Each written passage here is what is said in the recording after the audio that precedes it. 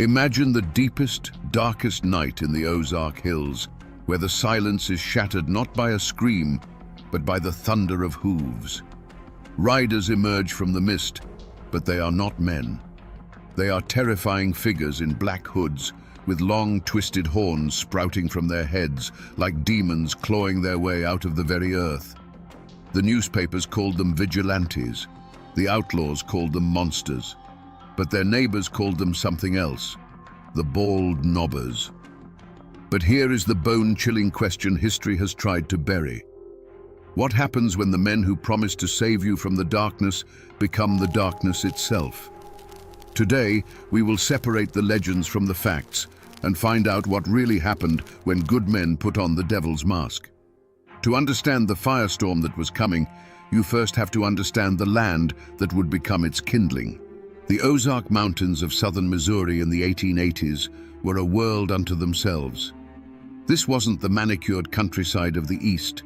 This was a rugged, isolated land of deep hollows, limestone bluffs, and spring-fed creeks that ran clear as glass.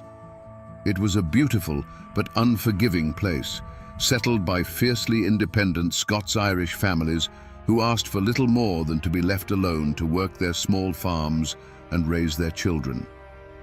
Life here was governed by the seasons, not the clock. Men like Nat Kinney were pillars of this community. A giant of a man, a Union Army veteran with a booming voice, he was seen as a leader long before he ever took the title.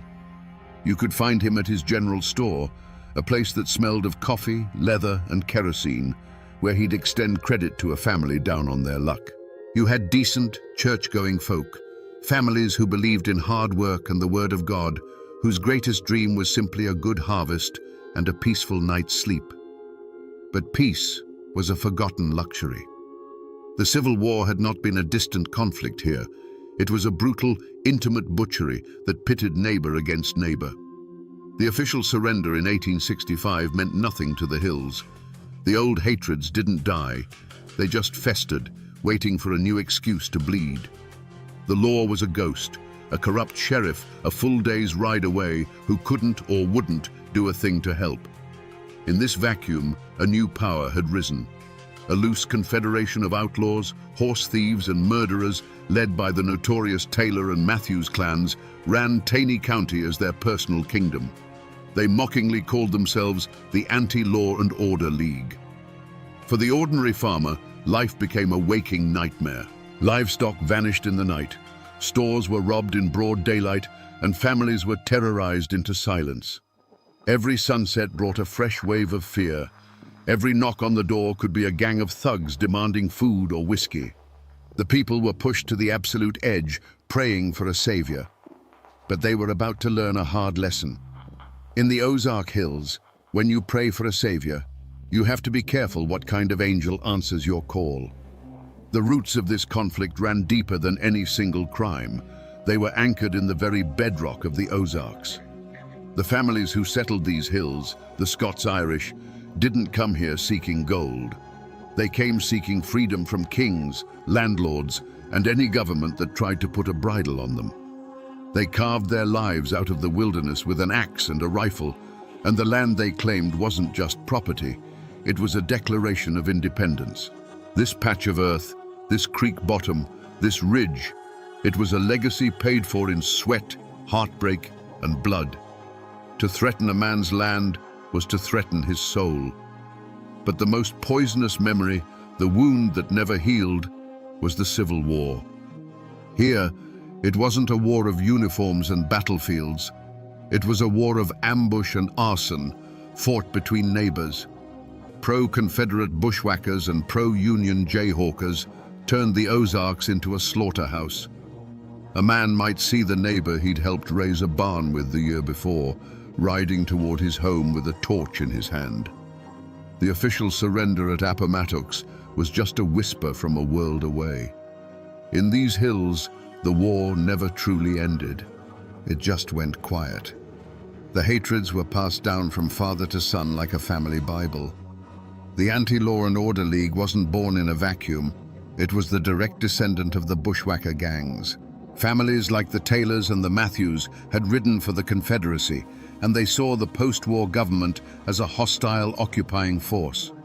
For them, robbing and terrorizing their old unionist neighbors wasn't just crime, it was a continuation of the war. They were settling old scores that the history books said were already settled. In this land, a family name was a heavy thing. It was your history, your allegiance, and your honor, all rolled into one. To be a Taylor or a Matthews meant you remembered the wrongs done to your kin during the war, and you never, ever let them go unavenged. To be a Kinney, a proud Union veteran, meant you believed in order, in the flag, and in the idea that the war was over and the law should be respected. The coming storm wasn't just about crime. It was the ghosts of the Civil War rising from their shallow graves, ready to fight one last time. The ground wasn't just fertile for a feud, it was salted with the blood of the last one. In a place as small and tight-knit as Taney County, there was no neutral ground. Friendships that had weathered droughts and hard winters now fractured under the weight of a single whispered question: are you for Kinney, or are you against him? The general store, the church, the blacksmith shop, these weren't just places of commerce or worship anymore. They were listening posts where every word was weighed and judged. Siding with the outlaws could get your barn burned by reformers. Siding with the reformers could get your throat cut by the outlaws. The simmering conflict gave old grudges a new, deadly purpose. A fistfight over a stray hog 10 years prior was suddenly remembered. A bitter argument over a boundary line marked by an old oak tree became a justification for violence. Men who had simply disliked each other for personal reasons now found themselves on opposite sides of a brewing war, giving their private hatred a righteous banner to fly under. The chaos was a perfect cover for settling old scores, and everyone knew it. Whispers became the currency of the hills, and they were poison. A story told at the grist mill in the morning would be a full-blown death threat by the time it reached the far hollows at dusk. Rumors traveled faster than a man on horseback, twisting and growing with every retelling. Did you hear that so-and-so was seen sharing a drink with one of the Taylor boys? Did you hear that man's wife say she thought Kinney was going too far? In this atmosphere, accusation was as good as a conviction, and suspicion was a death sentence waiting to be carried out. And then there were men like William Edens. He wasn't an outlaw. He hated the thieves and killers as much as anyone. But he was a stubborn, honest man who believed that justice delivered from the shadows was just another kind of crime. He spoke out, not in saloons, but in public, arguing that a secret committee of men acting as judge, jury, and executioner was a cure far worse than the disease. To Nat Kinney's supporters, this wasn't principled opposition, it was treason. Edens was marking himself and his family as an obstacle. He was a voice of reason in a world that was rapidly going deaf with rage. The community was no longer a community. It was a tangled web of fear, loyalty, and festering resentments. Every man was sizing up his neighbor, wondering which side he'd be on when the shooting started. The air itself felt heavy, charged with unspoken threats. It was a place holding its breath, waiting for the first man to reach for his gun. In the hollows, where old beliefs clung like moss to the north side of an oak, people felt the change in the air. The old folks would tell you the land itself was sick. They said the panthers cried with a human voice at night, a sound that meant blood was about to be spilled. A strange, unseasonable fog would roll in before dusk and refuse to burn off by morning, shrouding the hills in a ghostly silence. Women spoke in hushed tones of unsettling dreams, dreams of faceless riders and burning homes, of a darkness that had a shape and a name they couldn't quite speak. These weren't just superstitions, they were the collective dread of a community beginning to fracture under an unbearable pressure.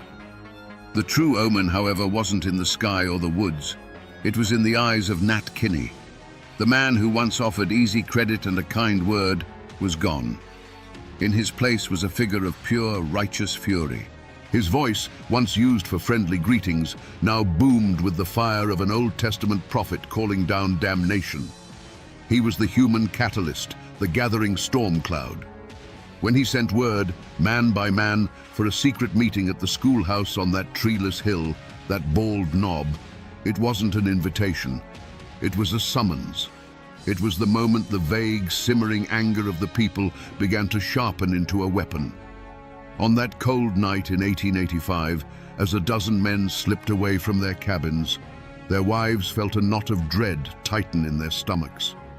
They saw their husbands clean their rifles, not with the calm focus of a man going hunting, but with the grim determination of a man going to war.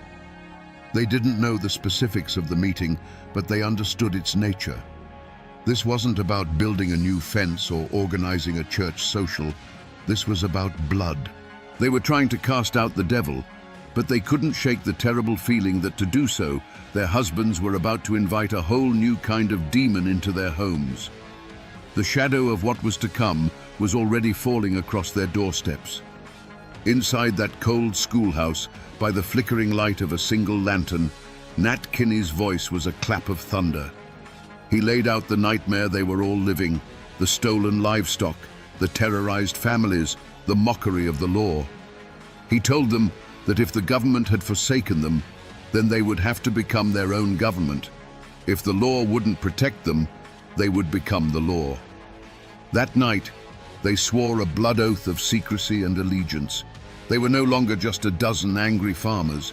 They were an army. They were the bald knobbers. And an army needs an enemy to fight. They didn't start with the hardened outlaws. Their first target was chosen carefully. A notorious wife-beater. A man despised by the community, but untouchable by the law. One moonless night, the silence of a lonely hollow was shattered by galloping hooves. The man was dragged from his bed, not by his neighbors, but by a circle of horned, silent demons. They tied him to a tree and whipped him raw with a hickory switch. They didn't speak a single word. When they were done, they melted back into the darkness, leaving him bleeding and terrified. It was a message, brutal and clear. There was a new power in the hills, a power that saw everything. The reaction was immediate. Decent folk, who had lived in fear for so long, breathed a collective sigh of relief. The whispers were no longer of fear, but of gratitude. Justice had been done. This success was like a drug to the bald knobbers. It emboldened them, swelling their ranks and hardening their resolve. They moved from punishing social outcasts to targeting the outlaws themselves. They burned down the corrupt saloons and gambling dens that served as the gang's headquarters, a direct assault on their power. The true point of no return came a few weeks later. A crude notice was nailed to the door of a known horse thief's cabin. It didn't have a signature, only a crude drawing of a horned mask. It gave the man and his associates 24 hours to leave Taney County. There was no negotiation, no trial. It was an ultimatum: leave or be found hanging from an oak tree. This was no longer about punishing a single sin. This was a declaration of war. The bald knobbers had taken it upon themselves to cleanse the entire county by force. The first drops of blood, drawn by a hickory switch, had been a test. Now, having found their power, they were promising a flood. The outlaws, for the first time, were scared. And a scared man with a gun is the most dangerous thing in the Ozark Hills. The war had begun. Power born from rage is a fire that eventually consumes the hand that wields it. The bald knobbers, once hailed as saviors, had begun to believe their own legend. Their enemy was no longer just the outlaw, it was anyone who questioned their methods. William Edens, the outspoken farmer who dared to call their shadow justice a crime, became the focus of their festering anger. On a cold night in 1887, they decided his voice would be silenced forever. This time, there were no ghostly horns, no pretense of demonic judgment. A large group of men, their faces bare in the moonlight, surrounded the small, isolated cabin. The pretense was over. This wasn't a warning, it was an execution. Inside, the Edens family and their house guest, Charlie Green, were asleep, unaware that their world was about to end. The first sound was not a knock, but a chorus of angry shouts from all sides, a predator's cry that left no room for escape. Then, the night exploded. It wasn't a single shot, but a deafening, continuous roar as dozens of rifles opened fire at once. The thin wooden walls of the cabin offered no protection. They might as well have been made of paper. The air filled with the shriek of splintering wood and the high-pitched shattering of the window panes. Inside, it was a hurricane of lead and splinters. The lantern on the table danced crazily from the impacts before its glass chimney burst, plunging the room into a terrifying darkness pierced only by the muzzle flashes from the tree line. Through the eyes of Edens' wife, it was a nightmare of incomprehensible chaos. She felt a searing pain in her own body as she fell. She heard a sharp final gasp from her husband, followed by the heavy, dull thud of his body collapsing onto the floorboards he had laid with his own hands. From the corner where their guest, Charlie Green, had been sleeping, there was a second thud, and then a profound silence. The attackers kept firing long after any movement inside had ceased, their fury needing to exhaust itself into the unresisting wood. And then, just as suddenly as it began, the shooting stopped. The silence that rushed back in was heavier, more terrifying than the noise. The only sound was the wind whistling through the new, ragged holes in the walls. The sharp, acrid smell of gunpowder hung in the air, thick enough to taste. It was the smell of murder. When the first rays of dawn finally crept into the shattered cabin, they illuminated a scene of utter devastation. The moonlight streamed through dozens of fresh holes in the walls, creating a horrifying constellation of death. There were no masks, no warnings, no hickory switches. This wasn't vigilante justice. This was a cold-blooded massacre. The bald knobbers had crossed a line from which there was no return. The heroes of the Ozarks were now just murderers. To the men who surrounded that cabin, this wasn't murder. It was a grim, necessary surgery. In their minds, William Edens was not an innocent man exercising his right to speak. He was a cancer. His words were a poison that threatened to undo everything they had accomplished. They had faced down killers and thieves. They had brought a semblance of peace to a land of terror. And now this one man, with his talk of process and law, was giving comfort to the enemy.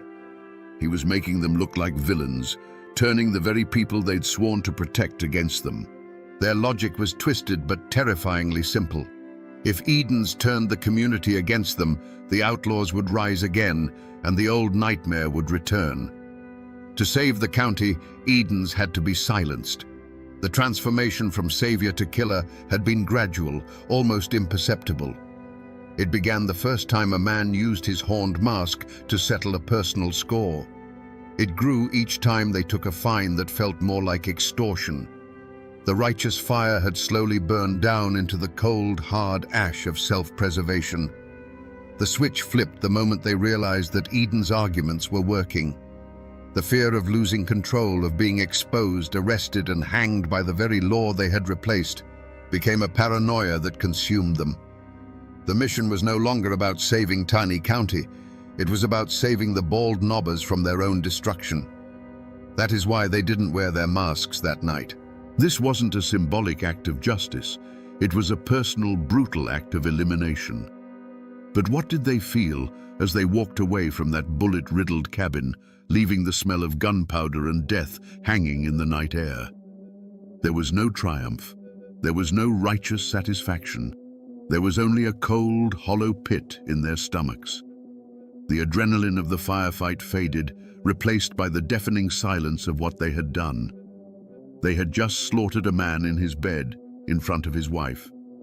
They had become the very monsters they once hunted, night-riding killers who brought terror to the innocent. On the dark ride home, a few might have tried to justify it with hollow bravado, muttering it had to be done. But in the quiet of their own homes, alone with their thoughts, the truth would be waiting. The image of that splintered door, the sound of the glass shattering, the memory of the final heavy silence from inside the cabin. They hadn't felt like judges or executioners. They had felt like butchers. And in that chilling, private moment of self-awareness, they finally understood. The horned mask wasn't something they wore anymore. It was something they had become. The silence that followed the gunfire was a living thing, a heavy blanket of horror that smothered the hollow. Inside the cabin, the cold night air began to creep through the dozens of new holes in the walls, carrying with it the sharp, metallic smell of gunpowder and fresh blood. For what felt like an eternity, the only movement was the moonlight shifting across the floor, illuminating the two still forms and the splintered wreckage of a once peaceful home. But there was a survivor.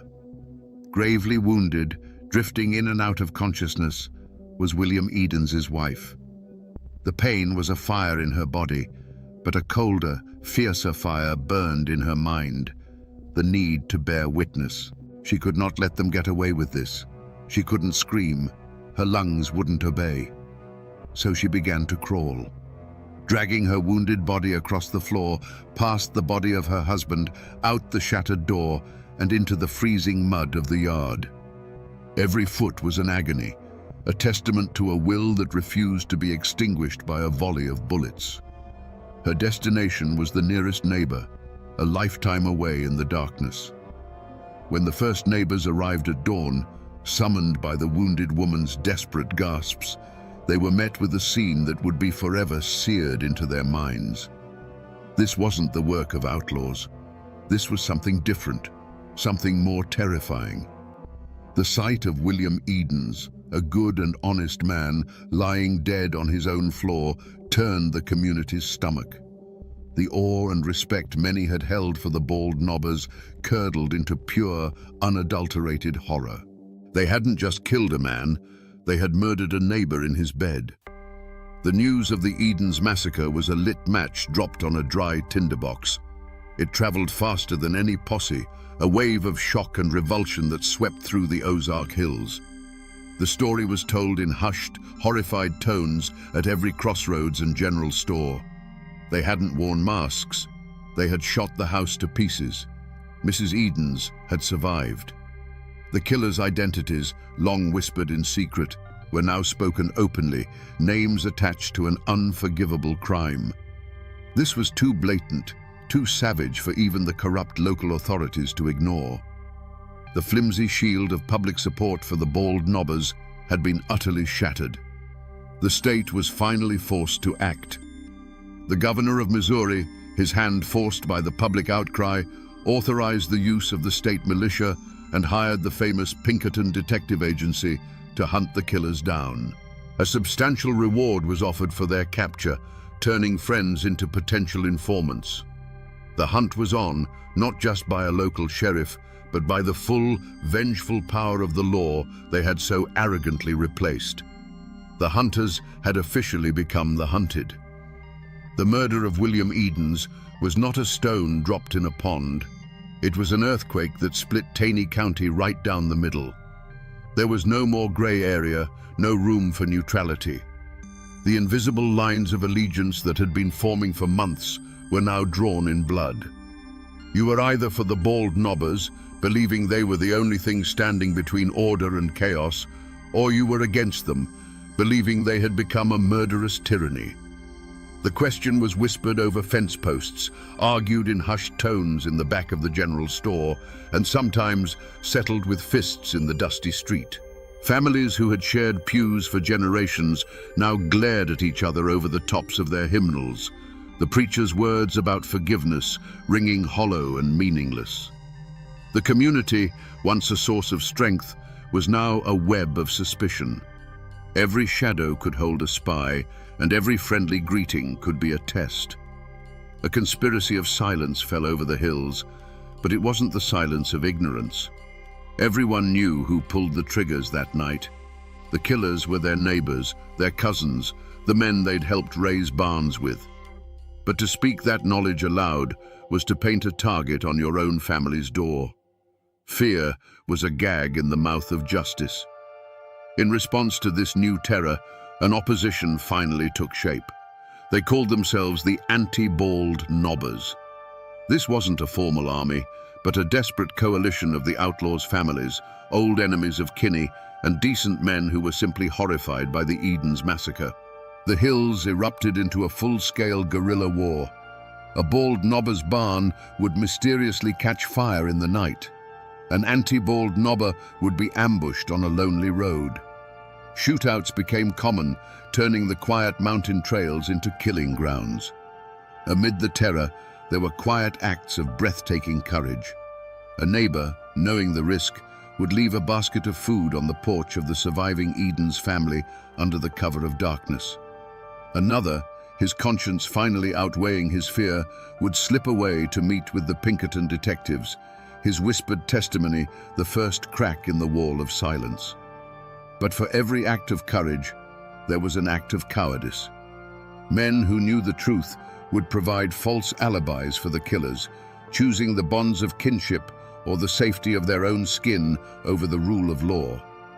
The community was eating itself alive, and the war for the soul of the Ozarks had begun in earnest.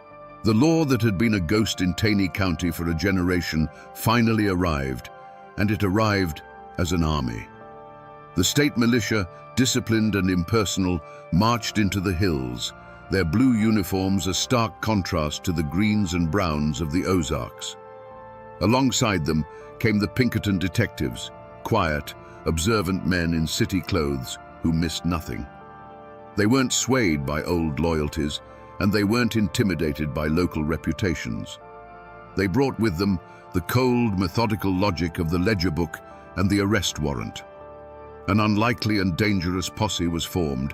It was a volatile mix of state troopers, professional detectives, and the raw, vengeful fury of the anti-bald nobbers.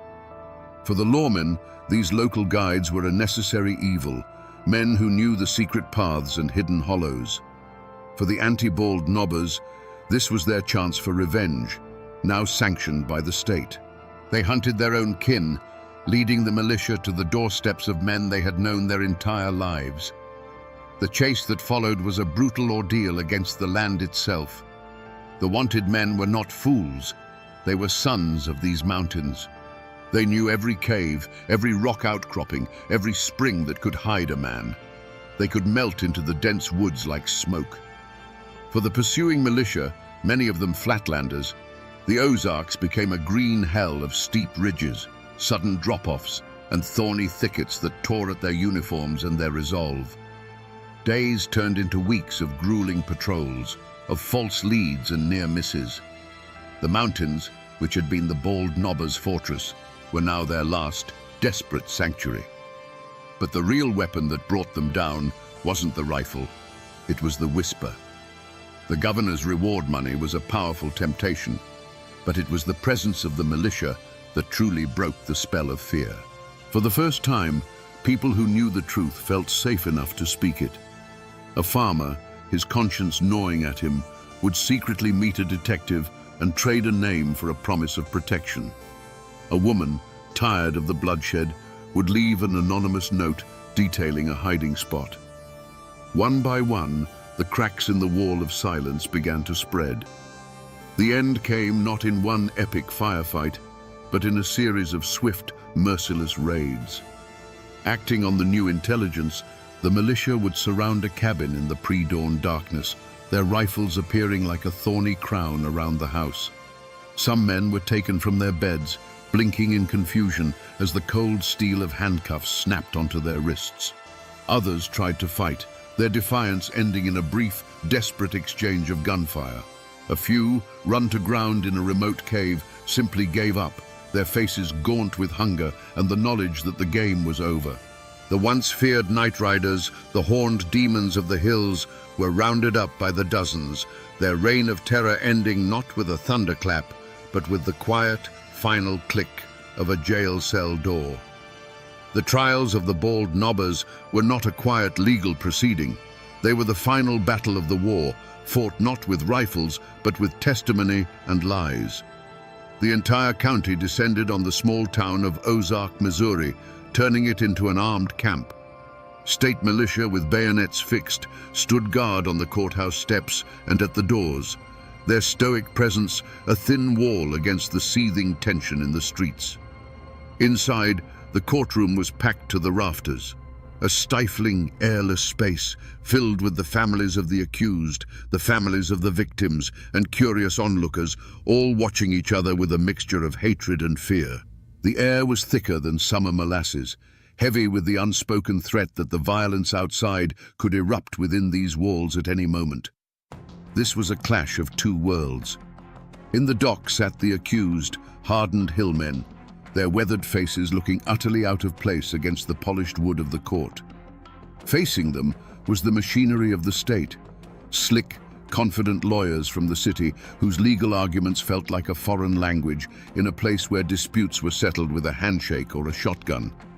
Witnesses were called to the stand, their hands trembling as they swore on the Bible.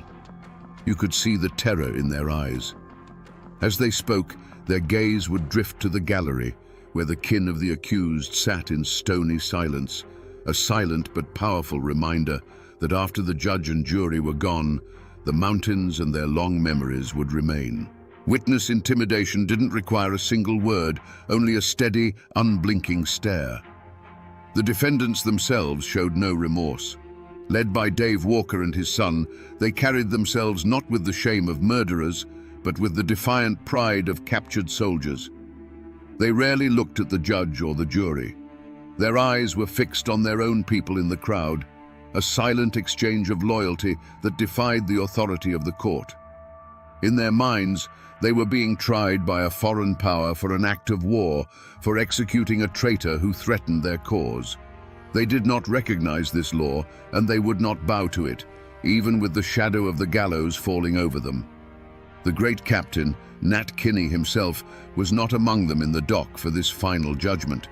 He had a solid alibi for the night of the Eden's murder and was acquitted in a separate trial, a legal technicality that felt like a dagger in the heart of true justice.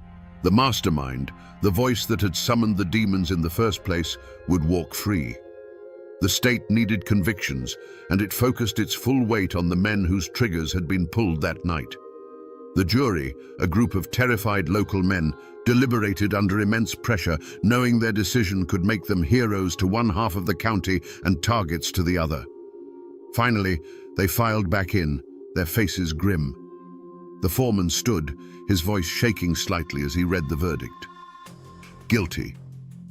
4 men, Dave Walker, his son Bill, John Matthews, and Tubal Matthews, were sentenced to be hanged by the neck until dead. A collective gasp sucked the air from the room, followed by a single piercing sob from the Walker family pew. The condemned men did not flinch. They simply stood, their faces like granite, and were led away.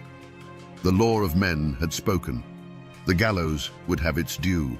But as the crowd shuffled out into the tense evening air, the question hung unspoken between them. With dozens of others who fired into that cabin walking free, with the leader of the whole movement absolved, was this justice? Or was it just a sacrifice, a few lives taken by the state to pretend that the war was finally over? On a bright spring day in May of 1889, a gallows was built in the town of Ozark. A crowd gathered, not to cheer, but to watch in grim silence as Dave Walker, his son Bill, John Matthews, and Tubal Matthews were led to the platform. The trapdoors fell, the ropes snapped taut, and the law of men had its final, brutal word. But for the Ozark Hills, this was not an ending. It was simply the beginning of a long and bitter reckoning. The great captain, Nat Kinney, had walked out of the courtroom a free man, but the Ozark Code of Justice he had unleashed had a long memory. In August of 1888, months before the hangings, he was standing in his own general store. His sworn enemy, Billy Miles, walked in, raised a shotgun, and fired. There was no fiery speech, no final plea, just the deafening roar of a shotgun and the thud of the giant falling behind his own counter. The man who had sought to bring his own law to the mountains died by that same law. For the dozens of other bald knobbers who were acquitted or never charged, there was no gallows, but there was a different kind of sentence. They returned to their farms to find themselves living in a prison without walls. They faced the silence of a neighbor turning his back in the street, the sudden chill in a once friendly general store. Their names were now a poison in the well of their reputation.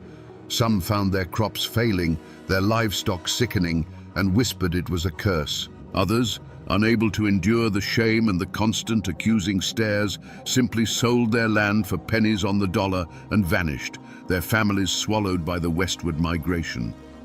And what of the survivors? For Mrs. Edens, the woman whose will to live had brought the whole machine of justice down on the bald knobbers, there could be no peace in Taney County. Every ridge, every creek, every familiar tree held the ghost of her husband and the memory of that terrible night. The land was tainted. Soon after the trials, she and her family packed what little they had left into a wagon and left the Ozarks forever, becoming refugees from their own home. The creak of their wagon wheels on the dusty road was the sound of a final, heartbreaking goodbye. The community, ripped apart by the violence and the trials, did not heal. It simply scarred over. A thick, heavy blanket of silence was pulled over the whole affair. People stopped talking about it. The names Bald Knobber and Edens became words spoken only in hushed whispers. It was a shared, unspoken agreement to forget. The story was too ugly, the wounds too deep. They buried the history, hoping that if they piled enough dirt on it, the ghosts would eventually stay down. For generations, the official history of Taney County was a story with a missing chapter. But the past never truly dies. It just goes to ground. Today, the descendants of both the Bald Knobbers and the anti-Bald Knobbers still live in those hills. They are farmers, business owners, and teachers. But they carry a heavy inheritance. A name like Walker or Matthews still carries a faint echo of that old war, a history that is rarely, if ever, spoken of aloud. It's a private knowledge, a story kept behind closed doors, because in a place this small, the great-grandchildren of the hanged man might still live just down the road from the great-grandchildren of the men who hanged him. The physical traces are harder to find, but they are there for those who know where to look. The old schoolhouse on the Bald Knob is long gone, reclaimed by the woods. But the hill itself remains, a quiet, windswept place that feels different from the land around it. In the old cemeteries, you can still find the tombstones. There's the grave of Nat Kinney, the murdered captain, and not far away, the final resting places of the men who were hanged. The simple, weathered stones, with just a name and a date, give no hint of the firestorm that consumed their lives. The mountains have quietly swallowed the evidence, leaving only the ghosts. But the story refused to stay buried. In 1907, an author named Harold Bell Wright published a novel called The Shepherd of the Hills. The book was a sensation, one of the most widely read American novels of its time. In its pages, the raw, bloody truth of the Bald Knobbers was sanded down, romanticized, and transformed into a mythic tale of heroic mountain men fighting for justice. Wright turned the complex and brutal vigilantes into archetypes of the American frontier spirit. He gave the world a legend it could stomach, and in doing so, he cemented the name Bald Knobbers in the nation's memory forever. And then came the final, strangest chapter of their legacy. As tourism came to the Ozarks and the town of Branson began its transformation, the story was sanitized one last time. In the mid-20th century, a family of entertainers started a country music show.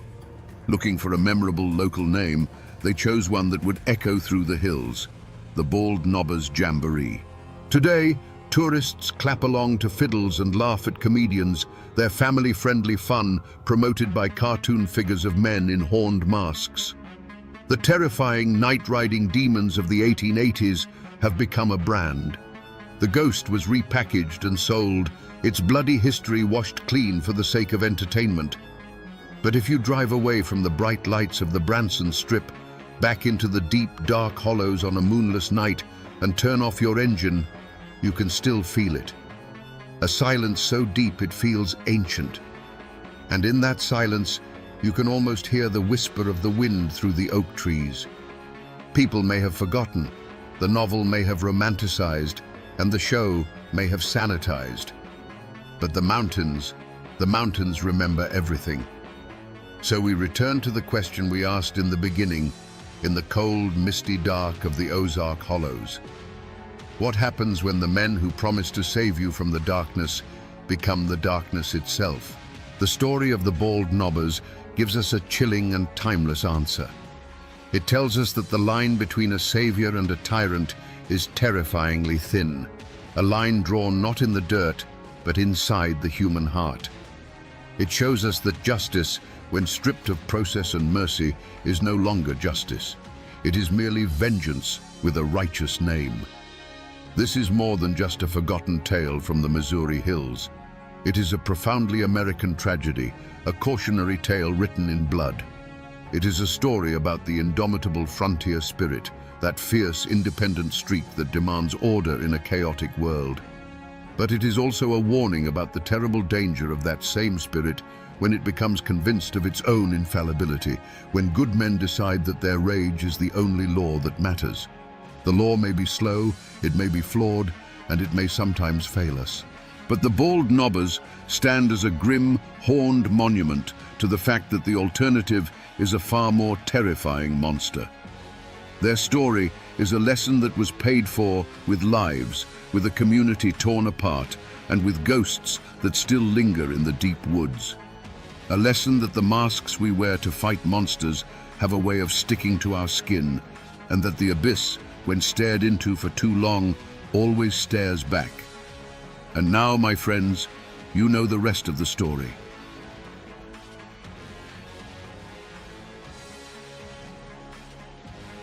Can the dead speak?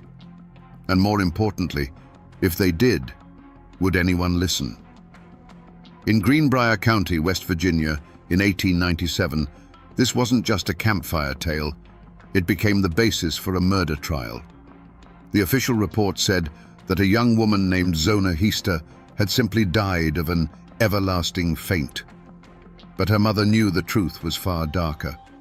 She swore that her daughter's spirit returned from beyond the grave to name its own killer. They say a ghost can't testify in court. But in the old mountains of Appalachia, the veil between this world and the next is paper thin. Before the whispers and the shadows, there was just Greenbrier County, a place carved out of the Appalachian Mountains where the hollows hold the morning mist like a secret and life moves with the rhythm of the seasons. It was a hard land, but an honest one. People here knew their neighbors, they knew the old stories, and they knew that some things in this world couldn't be explained by logic or law. This was the world of Elva Zona Heaster, a young woman as vibrant and untamed as the mountains she called home. Locals just called her Zona. She was a beauty, with a spirit that refused to be broken. In a time when a woman's reputation was a fragile thing, Zona had already weathered a storm, having borne a child out of wedlock. But shame wasn't in her nature. She held her head high, her laughter echoing in the hills, a testament to a soul that craved life and love without condition. She was a daughter of these mountains, and she was looking for a future as bright as her own spirit. Then, a sound. His name was Erasmus Shue, but folks called him Trout. He was a blacksmith, strong and handsome, with a smooth way of talking that could charm a bird from a tree. He was new, a man without a past, or at least without one he was willing to share. When his eyes met Zona's, a spark ignited that was too powerful for either of them to ignore.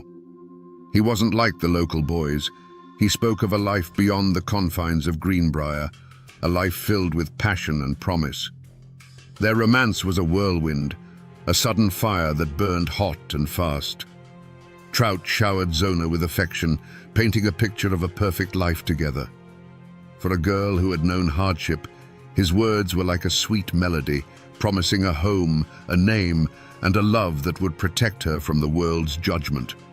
She was completely captivated, seeing in him not just a husband, but the fulfillment of all her dreams. But one person saw not a dream, but a nightmare. Zona's mother, Mary Jane Heaster, felt a chill every time Trout Shue was near. A mother's intuition is an ancient and powerful thing, and hers screamed that something was wrong. She saw a darkness behind his charming smile, a predator's stillness in his eyes. She warned Zona, begged her to be careful, but her daughter was blinded by the light of first love, deaf to the warnings of a woman who had learned to listen to the whispers of the mountains. In October of 1896, against her mother's wishes, Zona married Trout. They moved into a small house near the blacksmith shop, and for a fleeting moment, it seemed like Zona's dream had come true. She was Mrs. Shue, a wife with a home and a future. But the Appalachian winter was closing in, long and cold, and a darkness far deeper than the winter nights was gathering over that little house. The dream of a happy life, built so quickly, shattered just as fast. The Appalachian winter had settled deep into the bones of the mountains, but on January 23, 1897, a chill that had nothing to do with the weather ran through Greenbrier County.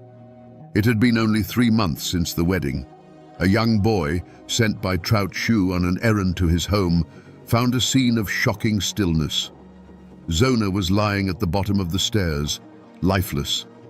The boy ran, his feet pounding the frozen earth, his heart hammering against his ribs, carrying the terrible news back to town. By the time help arrived, led by the local doctor George Knapp, the scene was already changed. Trout Shue had carried his wife's body upstairs and laid her on their bed, and sorrow that kept everyone at a distance. He was a man drowning in despair, or so it seemed. The doctor, faced with a hysterical husband and no obvious signs of a struggle, could only do so much. But as the community gathered to prepare for the funeral, Trout's behavior grew stranger, more controlling. Now, in those days, preparing a body for burial was a sacred ritual performed by family and female neighbors. It was a final act of care and respect. But Trout refused to let anyone touch his wife. He insisted on dressing Zona himself, a task he performed alone behind a closed door.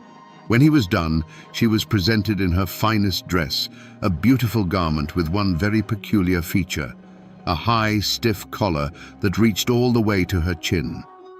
As if the collar weren't enough, Trout then wrapped a large scarf around her neck, explaining tearfully that it had been her favorite.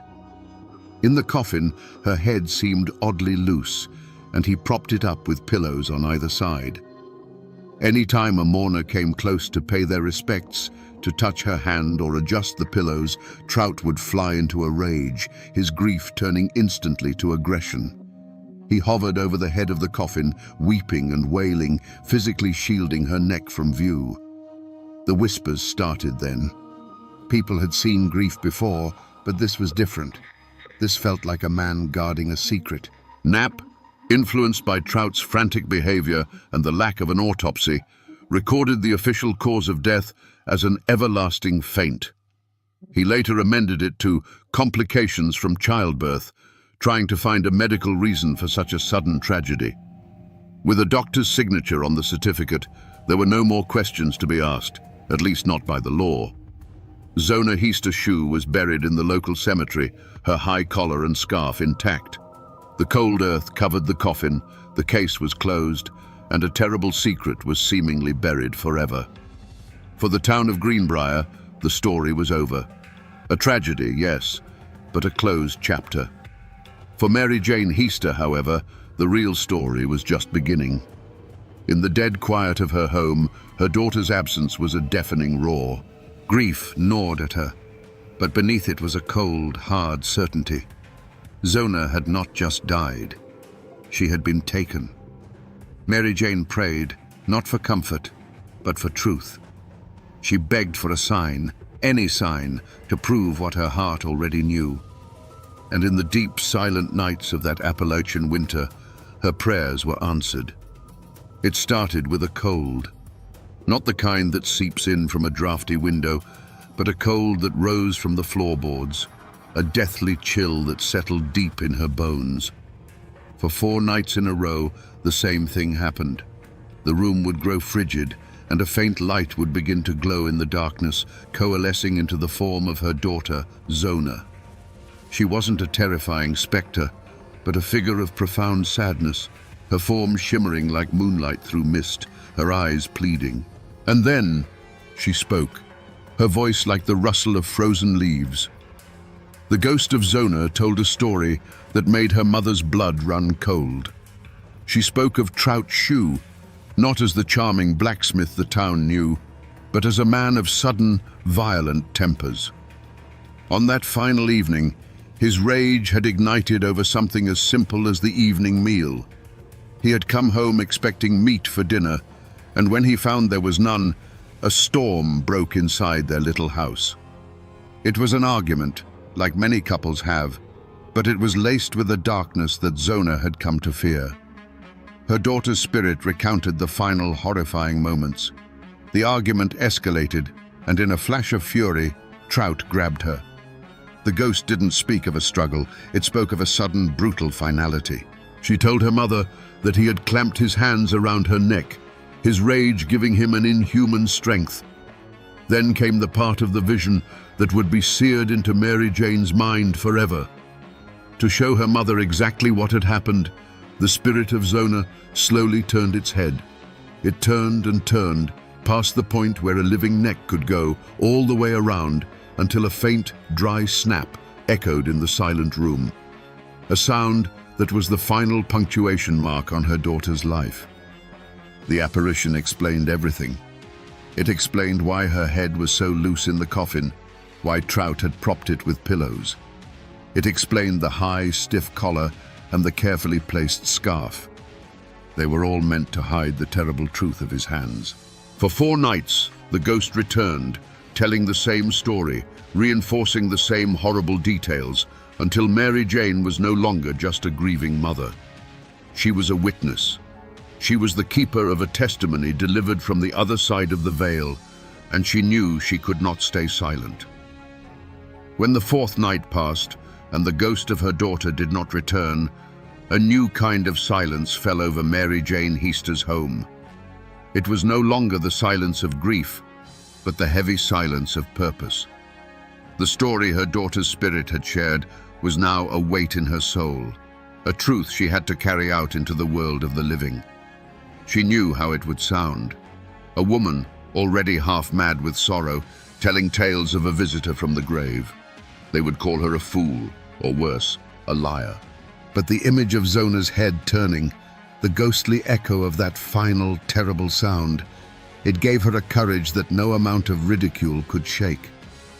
With a resolve as hard as the frozen Appalachian ground, she went to the county prosecutor, John Alfred Preston. You can just imagine the scene. A man of law and logic, sitting behind a desk piled with earthly matters, suddenly confronted by a woman whose chief witness was a ghost. Preston listened, his expression unreadable, as Mary Jane recounted the 4 nights of visitations. She didn't flinch or falter, describing the icy cold, the shimmering light, and the horrifying story that came with it. On its face, the story was unbelievable, the kind of mountain folklore that had no place in a courtroom. But Preston was a thoughtful man, and he remembered the whispers that had followed Zona's funeral. He remembered the reports of Trout Shoe's bizarre, possessive grief. He remembered the high collar and the scarf. Mary Jane's tale, as wild as it was, provided a chilling explanation for all of it. It was a single strange key for a lock no one else could open. Her story wasn't just a vision, it was a theory of the crime that made perfect, terrible sense. Risking his career and his reputation, Preston made a decision. He would listen to the ghost. He went back to Dr. Knapp and, armed with Mary Jane's conviction, persuaded him that something was deeply wrong. An order was given for the exhumation of Zona Heaster Shoe. On February 22, 1897, a small group of men stood in the cold silence of the cemetery. The work was grim, the sound of shovels striking frozen earth a violation of the peace. They raised the coffin, and in a makeshift autopsy room, the truth was finally brought into the light. The high collar and scarf were removed, and there, on Zona's neck, was the proof. Bruises, shaped like fingerprints, were still visible on her skin. Dr. Knapp's examination was thorough this time. He found that her windpipe had been crushed, and then he felt her neck. The first and second vertebrae were dislocated. Her neck had been broken. Every single detail from the ghost's testimony was now cold, undeniable, physical fact. The whispers of a ghost had led them to the evidence. The law, which had been so quick to close the case, now moved with swift and terrible purpose. The charm and the tears of Erasmus Trout-Shue were now meaningless. He was no longer the tragic widower. He was the monster from his dead wife's story. The manhunt was short because the culprit had been hiding in plain sight all along. Trout-Shue was arrested and charged with the murder of his wife. The trial of Trout-Shue became a sensation. Word of the Greenbrier ghost spread through the mountains like wildfire, drawing crowds to the courthouse in Louisburg. This wasn't just a murder trial.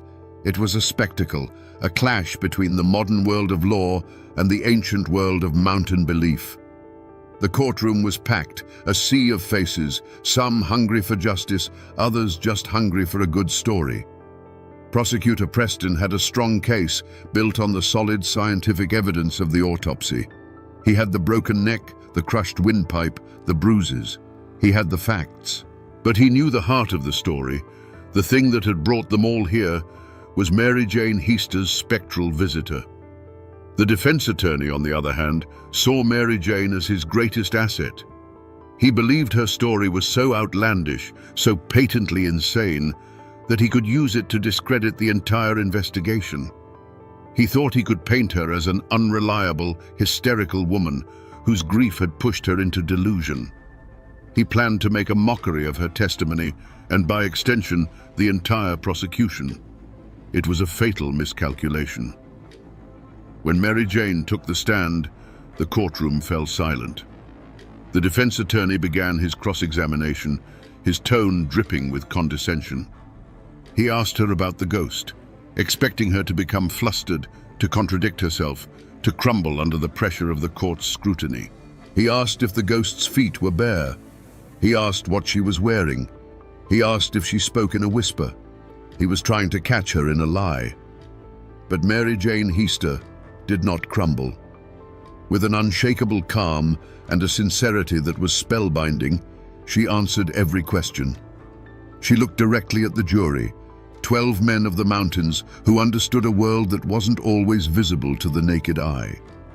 She told them, under oath, about the 4 nights her daughter came to her.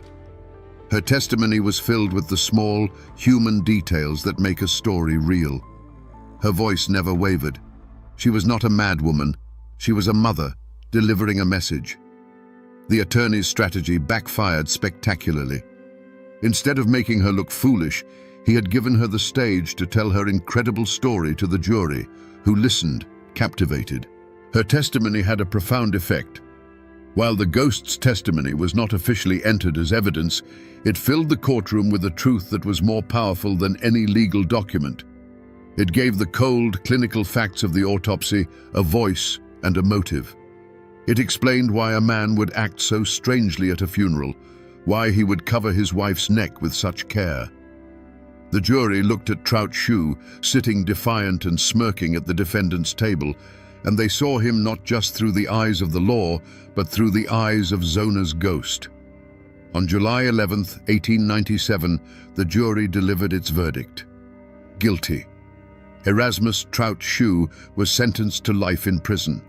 The law of man had delivered its justice, but everyone in that courtroom knew it had been guided by a justice from somewhere else entirely. Trout-Shue, the charming blacksmith, was sent to the state penitentiary in Moundsville, where he died just 3 years later, taking whatever was left of his secrets with him to the grave. The slam of the prison gate on Trout-Shue was not the end of this story.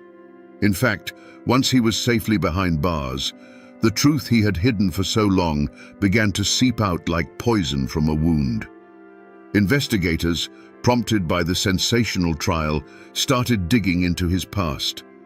It turned out Zona wasn't his first wife, or even his second. A dark, terrifying pattern began to emerge. His first wife had divorced him, citing extreme and brutal cruelty. His second wife had died just a year into their marriage under circumstances that now seemed chillingly familiar, a sudden, mysterious fall. The mountains had been sheltering a predator for years. The ghost of Zona Hista hadn't just sought justice for herself. Her voice from the grave had unmasked a man who was likely a serial abuser and murderer, a man who had used his charm to lure women to their deaths, confident that the isolation of these hills would keep his secrets buried. His conviction wasn't just a victory for one family, it was a reckoning that had been a long time coming. Today, if you travel those winding West Virginia roads into Greenbrier County, you can still find the physical traces of this story. You can visit the Soul Chapel Methodist Cemetery, a quiet, humble place where Zona Hista Shue is buried. Her tombstone stands as a silent testament to a life cut tragically short. For decades, it has been a pilgrimage site for those who know the story, a place to stand and wonder at the power of a mother's love and the thinness of the veil. But the most incredible piece of this story's legacy stands not in the cemetery, but alongside the road for all to see. It's a historical marker, the kind you see all over the country commemorating battles and births. But this one is different. Cast in metal for the state of West Virginia to acknowledge forever, the plaque reads, "Interred in a nearby cemetery is Zona Hista Shue. Her death in 1897 was presumed natural until her spirit appeared to her mother to describe how she was killed by her husband. An autopsy on the exhumed body verified the ghost's testimony." It ends with a sentence that still sends a shiver down the spine. The only known case in which testimony from a ghost helped convict a murderer. The court records are filed away. The people who filled that courtroom are long gone, but the mountains remember. The story of the Greenbrier ghost has become woven into the very fabric of Appalachian folklore, a tale told around fires and on front porches. It serves as a permanent reminder that in this land of mist and shadow, some bonds are stronger than death, and some truths will find a way to be heard, even if they have to cross the threshold of the grave to do it. So we come back to the question we started with. Can the dead speak? And would we listen if they did? Skeptics will say that Mary Jane Hista was a shrewd and desperate woman, that she cleverly took the town's whispers and her own suspicions and wove them into a ghost story, the only tool she had to force the hand of a legal system that had already dismissed her daughter's death. In a world where a woman's word meant little, perhaps the word of a ghost was the only testimony that could not be ignored. But whether you believe it was a spirit returned from the grave or the manifestation of a mother's unbreakable love, the truth that was unearthed is the same.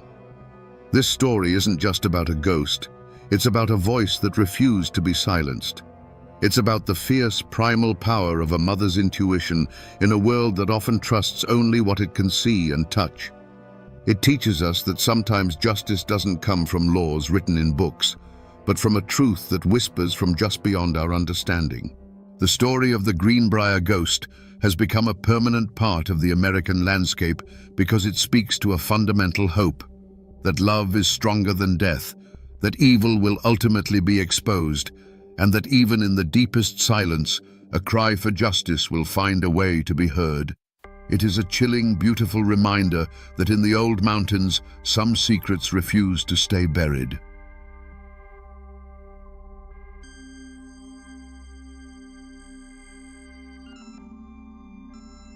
On a frigid December night in 1831, deep in the Blue Ridge Mountains, a man named Charlie Silver vanished from his one-room cabin. When the search party arrived, they found his body dismembered, burned in the hearth, and buried beneath the floorboards. His killer was his 18-year-old wife, Frankie. The newspapers screamed of a jealous monster who butchered her husband with an axe. But under the laws of that time, Frankie Silver was forbidden from speaking a single word in her own defense at trial. So what really happened in that isolated cabin? Was this the cold-blooded act of a she-devil, or was it the desperate last stand of a terrified girl with no other way out?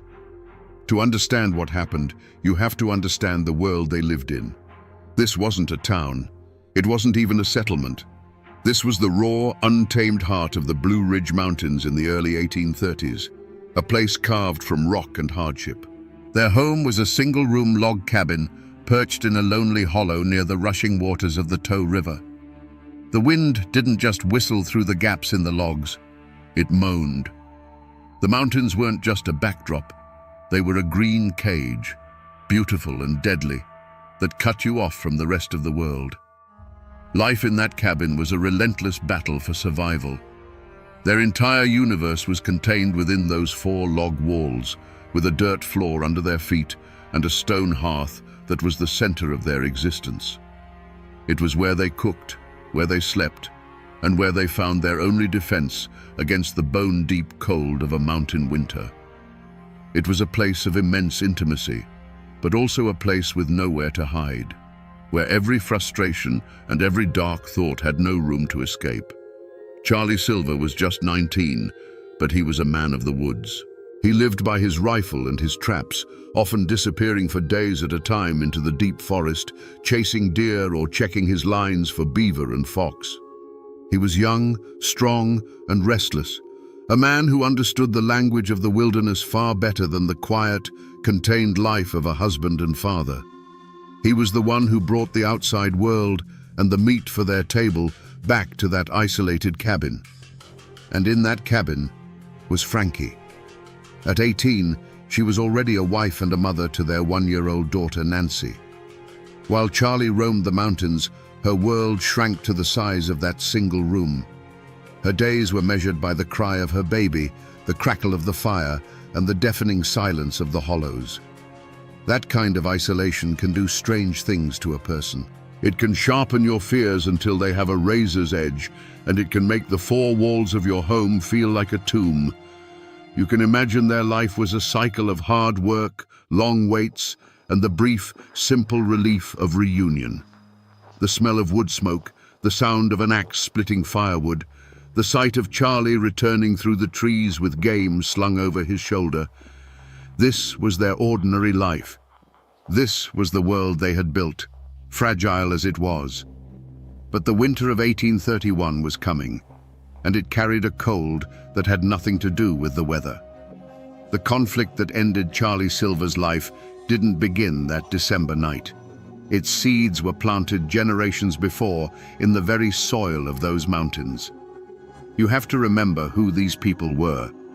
They were the descendants of Scots-Irish pioneers, a people known for their fierce independence and their stubborn refusal to bow to anyone. They hadn't been given this land, they had tamed it. They had wrestled a living from the rocky hillsides, fighting the woods, the winters, and sometimes each other for every acre. This land held memories of blood. It was not a peaceful place.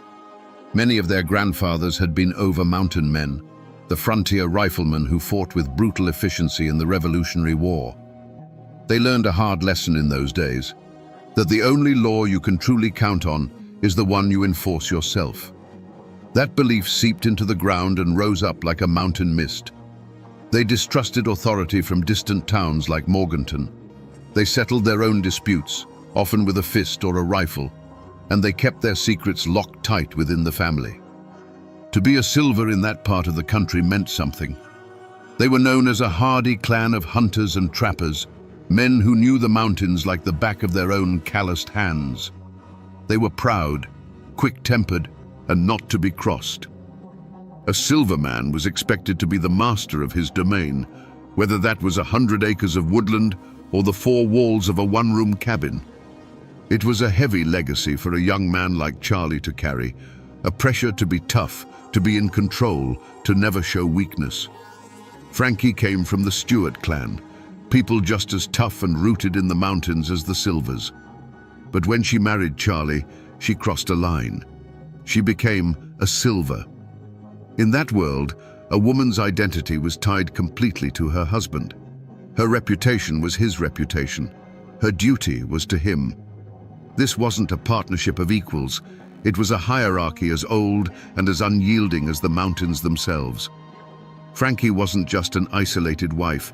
She was an outsider who now lived under the formidable shadow of the Silver name.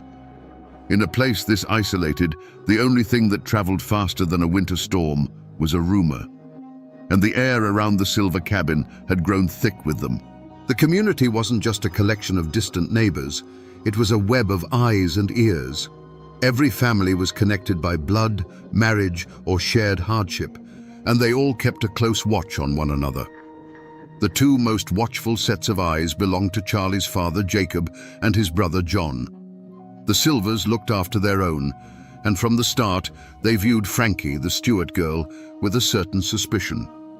They saw her as the outsider who had taken one of their boys. Whispers followed Charlie Silver when he came down from the mountains. Some said he had a temper that could flare up like a flash flood, especially when he'd been drinking. Stories of arguments that echoed through the hollow, of a young man growing restless and bitter with the heavy burdens of a wife and child, were passed from cabin to cabin. These weren't necessarily malicious tales. They were just observations, the way mountain people took the measure of a man. But each story added another thread to a net that was slowly tightening around that little cabin. The most poisonous rumor of all was that Charlie was planning to leave, not just for a long hunt, but for good. The story went that he'd been saving money and that he planned to take their daughter, Nancy, and head west, where a man could start over. Some versions of the rumor even gave his plan a name, another woman waiting for him somewhere down the trail. For a young wife like Frankie, alone and entirely dependent on her husband, this wasn't just gossip, it was a death sentence. You have to understand, these whispers weren't just idle talk. In a world built on honor and reputation, they were stones being thrown. Frankie would have felt their impact every day. A neighbor who wouldn't quite meet her eye. A sudden silence when she approached a group of women at the creek.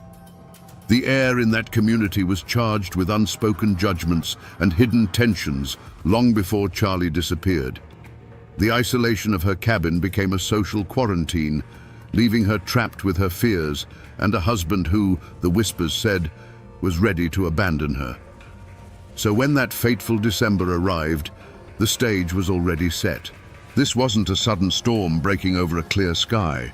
This was the culmination of months of pressure building up behind a cracking dam. The Silver clan was watching, the neighbors were whispering, and inside that one-room cabin, a silent, bitter war was being waged. The mountains have a way of talking to those who know how to listen, and in the weeks leading up to that Christmas, they were screaming. The old folks would later say the winter of 1831 came on with an unnatural bitterness, a cold that felt personal, like a premonition. They said the screech owls cried from the ridges with a sound that wasn't just a call, but a shiver looking for a spine to run down. In the folklore of those hills, a screech owl calling near a home was a death warning, a sign that a soul was about to be claimed. And the owls, they say, were crying nightly over the Silver cabin. But the most dangerous omen wasn't in the sky. It was sitting across the hearth. Charlie Silver had become a stranger in his own home. The restlessness that had always been part of him had curdled into something darker. He was a caged animal, pacing the confines of his small life, and his eyes were fixed on the distant promise of the West. Every mention of leaving, every coin he saved and hid away, wasn't just a plan, it was a threat. His presence in the cabin was no longer a comfort for Frankie, but a constant, grinding source of tension. He was the human catalyst, the walking, breathing prophecy of the disaster to come. And Frankie felt it. She felt it in the pit of her stomach, a cold knot that had nothing to do with the winter chill. She would stand in the doorway of the cabin with baby Nancy on her hip and look out at the woods. The familiar trees now seemed to cast long, grasping fingers of shadow. The wind whistling through the hollow sounded like it was whispering a warning she couldn't quite understand. It was a suffocating sense of dread, the feeling you get when you're standing on a precipice in the dark. She couldn't have known what was about to happen, but she knew with every fiber of her being that her world was about to be torn apart. The night of December 22nd, 1831, arrived cold and clear. Inside the silver cabin, the fire in the hearth would have been battling the bitter chill, casting flickering shadows that danced on the rough-hewn log walls. The baby, Nancy, was asleep, and in that suffocating little room, the final act began. We will never know the exact words that were spoken between Frankie and Charlie. The fire was the only witness, and it keeps its secrets, but we know that a line was crossed, a point from which there could be no retreat. Perhaps it happened just as the prosecution later claimed. Charlie, his mind set on a new life in the West, finally told her. Maybe he said it calmly, maybe he said it cruelly. He was leaving. He was taking the money they had scraped together. And most devastating of all, he was taking their daughter. For Frankie, this would have been a declaration of war, a sentence of slow starvation and disgrace in the wilderness. In that moment, he ceased to be her husband and became the man who was going to steal her child and destroy her world. Or maybe the mountain legend is true. Maybe Charlie came home that night not with a plan, but with a bottle's worth of rage inside him. Maybe an argument over nothing exploded into violence. The legend whispers that he threatened Frankie, that he even threatened to harm the baby. In this version, Frankie wasn't a woman scorned, she was a mother protecting her young. He wasn't a man with a dream of the West. He was a drunken monster who had brought the terror of the outside world into the one place she was supposed to be safe. Whichever story is true, the result was the same. A final, unbearable choice was forced upon Frankie Silver. And in that cabin, there was a tool. It was an axe. It was not a weapon of murder. It was an instrument of survival, used every single day to split the firewood that kept them from freezing to death. It was a familiar weight in a woman's hands. As Charlie turned his back, or as he fell into a drunken, snoring sleep by the fire, Frankie's hand closed around that smooth, worn handle. The decision was made. The argument was over. The whispers and the fears of the past months all converged into one single, terrible point of focus. The firelight glinted on the polished steel of the axe head. The sound of her own heart was likely a deafening drum in her ears. In the silence that followed the last angry word, she lifted the tool that had kept her family alive, and in the next moment, she would use it to end her husband's life. The first drops of blood were about to fall. We must now step into that cabin, into the moment after the axe has fallen. There was no scream. There was only a dull, wet thud that was nothing like the sound of splitting firewood. It was a soft, final sound. And then, a silence so complete it seemed to swallow the crackle of the fire itself. In that instant, the world stopped. Charlie Silver lay still on the floor, a dark stain spreading slowly from his head into the packed earth. The argument was over. The threats were silenced. And a new, more terrible reality had begun. Imagine the scene. The firelight flickers, casting long, wavering shadows across the room. The baby, Nancy, stirs in her sleep, but does not wake. For Frankie, this must have been a moment of pure, frozen terror. The man who had been her husband, the father of her child, was now just a body. An impossible problem. He was too heavy to move, too large to bury in the frozen winter ground. To leave him was to be discovered instantly. And in that small, isolated space, a desperate, gruesome plan began to form in the mind of a terrified 18-year-old girl. What followed was not an act of rage, but a feat of horrific, back-breaking labor. In the long, cold hours of that December night, Frankie Silver, a small woman by all accounts, began the task of dismantling her husband's body. She used the same tools they used for survival, the axe that had killed him, the knives they used for skinning deer. This was not the work of a monster reveling in gore. It was the frantic mechanical work of someone trying to erase a terrible truth, to make a man disappear. The only witness was the fire in the hearth. That fire, which had been the heart of their home, the source of warmth and life, now became a hungry mouth. Piece by piece, she fed the flames. The smoke that curled up the chimney and out into the cold mountain air would have changed, growing heavy and greasy, carrying a secret that would stain the very stones of the fireplace. The smell in that cabin must have been unimaginable, the air thick with the evidence of her work. Some parts would not burn. For these, she pried up the heavy puncheon floorboards of her own home. She dug into the cold, damp earth beneath the cabin and buried what the fire could not consume. With every handful of dirt she replaced, she was turning her home into a grave, a tomb sealed by her own hands. The pools of blood seeped down between the logs, a silent testament to the slaughter that had occurred just a few feet above. According to the stories, one piece was treated differently. The heart. It wasn't burned or buried with the rest. It was hidden away separately, found later in a hollowed-out stump near the cabin. Why? Was this a final symbolic act of hatred? Or was it something else, a moment of confusion in a mind pushed past the edge of sanity? We will never know.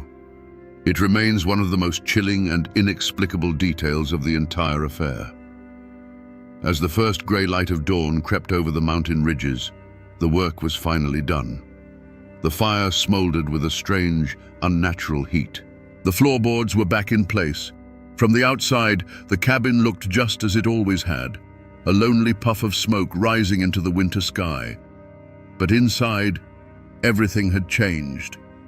Frankie Silver was alone with her child, and a secret that was buried in the ashes and under the floor, a secret that could never be contained. Let us, for a moment, try to do what the court never could. Let's try to step inside the mind of Frankie Silver in those terrifying hours. This is not to excuse what she did, but to understand the mechanics of how a human being can arrive at such a brutal act.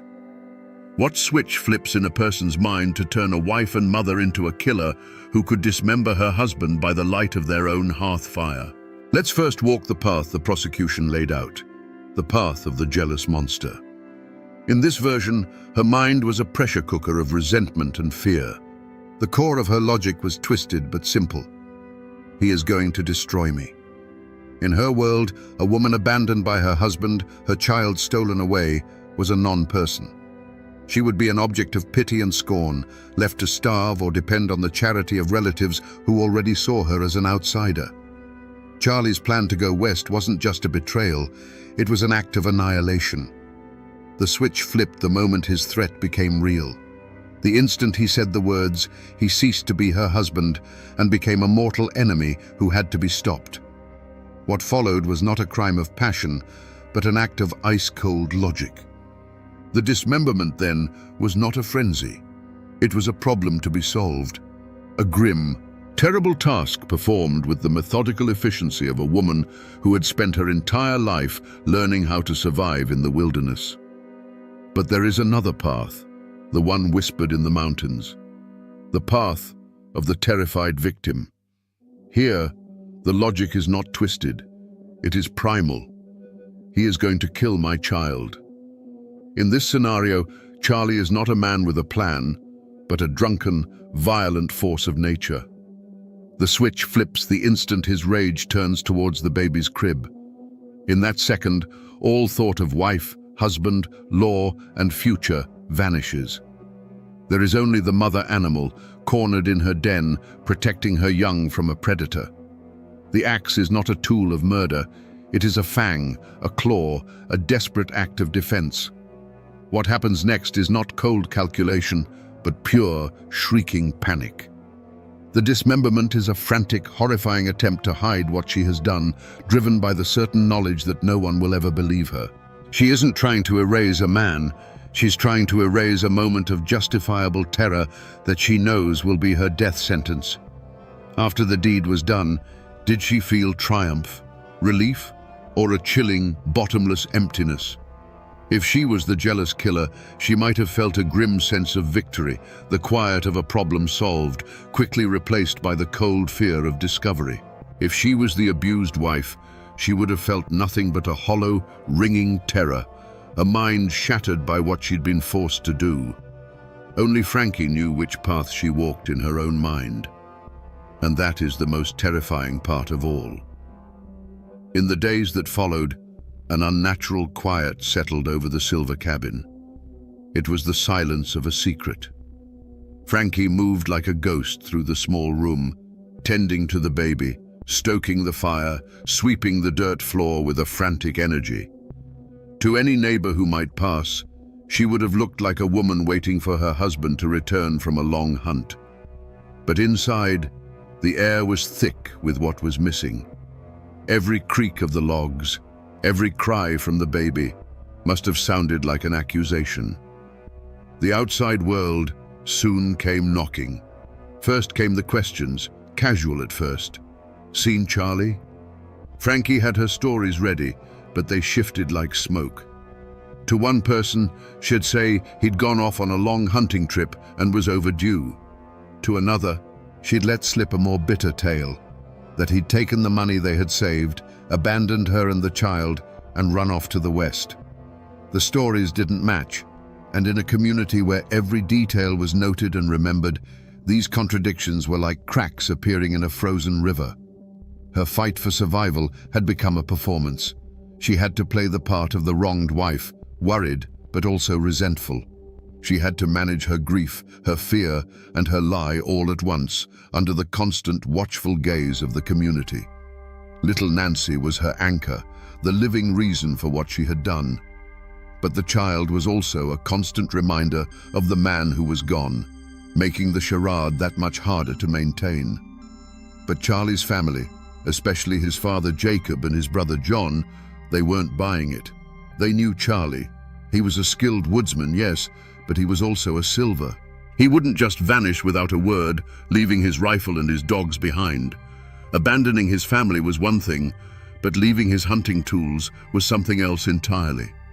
It was a detail that was fundamentally wrong, a note so out of tune it made their teeth ache. Their suspicion grew from a quiet unease into a certainty. Something terrible had happened to their boy. So they started the hunt. It wasn't a formal posse of lawmen, not at first. It was the clan, the family, taking matters into their own hands. They gathered their neighbors and began to search the woods, the creeks, the ravines around the cabin. Days turned into a week. They found no tracks, no sign of a hunting camp, no trace of a man lost in the wilderness. And with every failed search, all eyes turned back to the one place every trail led, the little log cabin where Frankie Silver waited with her shifting stories and a fire that never seemed to go out. The hunt for a missing man was about to become a search for a body. The moment the first piece of Charlie Silver's body was pulled from beneath the cabin floor, the whispers in the community turned into a roar. A line was drawn in the dirt, as clear and deep as the Tow River itself. You were either for the Silvers or you were for the Stewarts. There was no middle ground, no place for neutrality. The murder of one man had become a war between two clans, and every single person in that part of the mountains was forced to choose a side. The general store, the churchyard, the grist mill, these places became the tense gathering points for the factions. The Silver camp was loud, fueled by righteous fury and raw grief. Charlie was their son, their brother, their friend. They told the story of a cold-blooded she-devil who had lured their boy to his doom. Neighbors who had hunted with Charlie, men who owed Jacob Silver a favor, and those who simply believed in the old law of an eye for an eye, they all stood with the Silvers, their voices demanding justice, which to them meant a rope. On the other side, the Stewart clan circled the wagons. Frankie was their daughter, their blood. They may have been horrified, they may have been confused, but they would not abandon one of their own to the mercy of the Silvers. Their camp was quieter, more watchful. Their loyalty gave rise to a powerful conspiracy of silence. Many people knew Charlie had a temper. Many had heard the rumors of his planned abandonment. But who would dare speak of it now? To defend Frankie, even to suggest there might be another side to the story, was to paint a target on your own back. The Silvers were a powerful family, and their anger was a dangerous fire. Fear became a currency, and silence was the only way to stay safe. This division wasn't just abstract, it played out in small, defining actions. Frankie's own mother and brother were immediately suspected of helping her, of choosing the loyalty of blood over the law of men. A neighbor who might have seen them near the cabin that night would have looked the other way, his silence a shield for himself and an alibi for them. In contrast, another neighbor, seeing the greasy smoke pouring from the chimney for days, finally worked up the courage to tell Jacob Silver his suspicions. That act wasn't just sharing information, it was a public declaration of allegiance, a brave or foolish step, depending on who you asked. The community had fractured, turning lifelong friends into wary strangers and neighbors into potential enemies. After the verdict, Frankie Silver was a dead woman walking. But her family, the Stewart clan, refused to accept it. To them, the trial in Morganton had been a farce, a piece of legal theater orchestrated by the Silvers. Justice wasn't a blindfolded woman with a scale, it was a rope with a noose, and it was meant for their daughter. So her father, Isaiah, and her uncle concocted a desperate plan born from love and defiance. One night, a set of boys' clothes was smuggled into Frankie's cell. She was a small woman, and with her hair cut short, she could pass. They broke her out of the Morganton jail, and she vanished into the night. The Blue Ridge Mountains that had cradled her in her youth now became her last, best hiding place. With her father as her guide, Frankie fled back into the familiar labyrinth of ridges and hollows. They moved like ghosts, following game trails and creek beds, sleeping in caves and thickets. For a short, breathless time, she was free. She was no longer Frankie Silver, the convicted killer. She was just a boy, lost in the woods, a shadow among shadows. The mountains, which had been her cage, were now her sanctuary, their ancient silence her only shield. But back in the flatlands, a firestorm of rage had erupted. A posse was formed, led by the sheriff, but fueled by the cold fury of the Silver clan. They would not be cheated of their justice. A reward was posted, a substantial sum of money that echoed through the hills and hollows. It was a poison seed planted in the heart of the community. Suddenly, every neighbor, every old family friend had a price tag on their loyalty. The hunt for Frankie Silver became a hunt for gold. The chase was a desperate game of cat and mouse played out across miles of unforgiving terrain. The posse had numbers and dogs, but Frankie and her father had knowledge. They knew the secret paths, the places a stranger would never find. For days, they eluded capture, living off the land, always moving. You can just imagine the terror of it, the constant listening for the baying of hounds on the wind, the fear of a snapped twig giving away their position, the exhaustion that ground them down day by day. Finally, starving and exhausted, they were forced to seek help. They made their way across the county line into Rutherford, to the home of a family they thought they could trust. They took in the weary old man and the quiet, haunted-looking boy with him. For a moment, there was warmth, a hot meal, a chance to rest. But Frankie could not disguise her eyes. They were the one part of her that told her true story. The family recognized her, and the lure of the reward money was too strong. A quiet message was sent. The moment of capture wasn't a fierce firefight in the woods. It was a quiet, sickening betrayal. The sheriff and his men simply walked into the cabin. There was no struggle. Frankie, exhausted and cornered, knew the game was over. She had been run to ground not by the lawman's skill, but by a neighbor's greed. The mountains had given her a brief, wild freedom, but in the end, it was the people who lived among them who sealed her fate. The trial of Frankie Silver in March of 1832 was not a search for truth. It was a public spectacle. You have to picture the Morganton courthouse. It wasn't a sterile, quiet chamber of law. It was a tinderbox packed with bodies, smelling of wet wool and simmering hatred. Armed guards stood at the doors, not just to keep the prisoner in, but to keep the community from tearing itself apart. On one side of the room sat the Silver clan, their faces carved from stone, their eyes burning with a demand for vengeance. On the other side, huddled together, were the Stuarts, silent and grim, watching their world crumble. And in the middle of it all sat Frankie Silver. She was a small, silent figure, almost a child, swallowed up by the heavy machinery of the law. The most brutal fact of her trial was not the evidence against her, but the gag that the law itself had placed over her mouth. Under the legal customs of that time, an accused person could not testify in their own defense.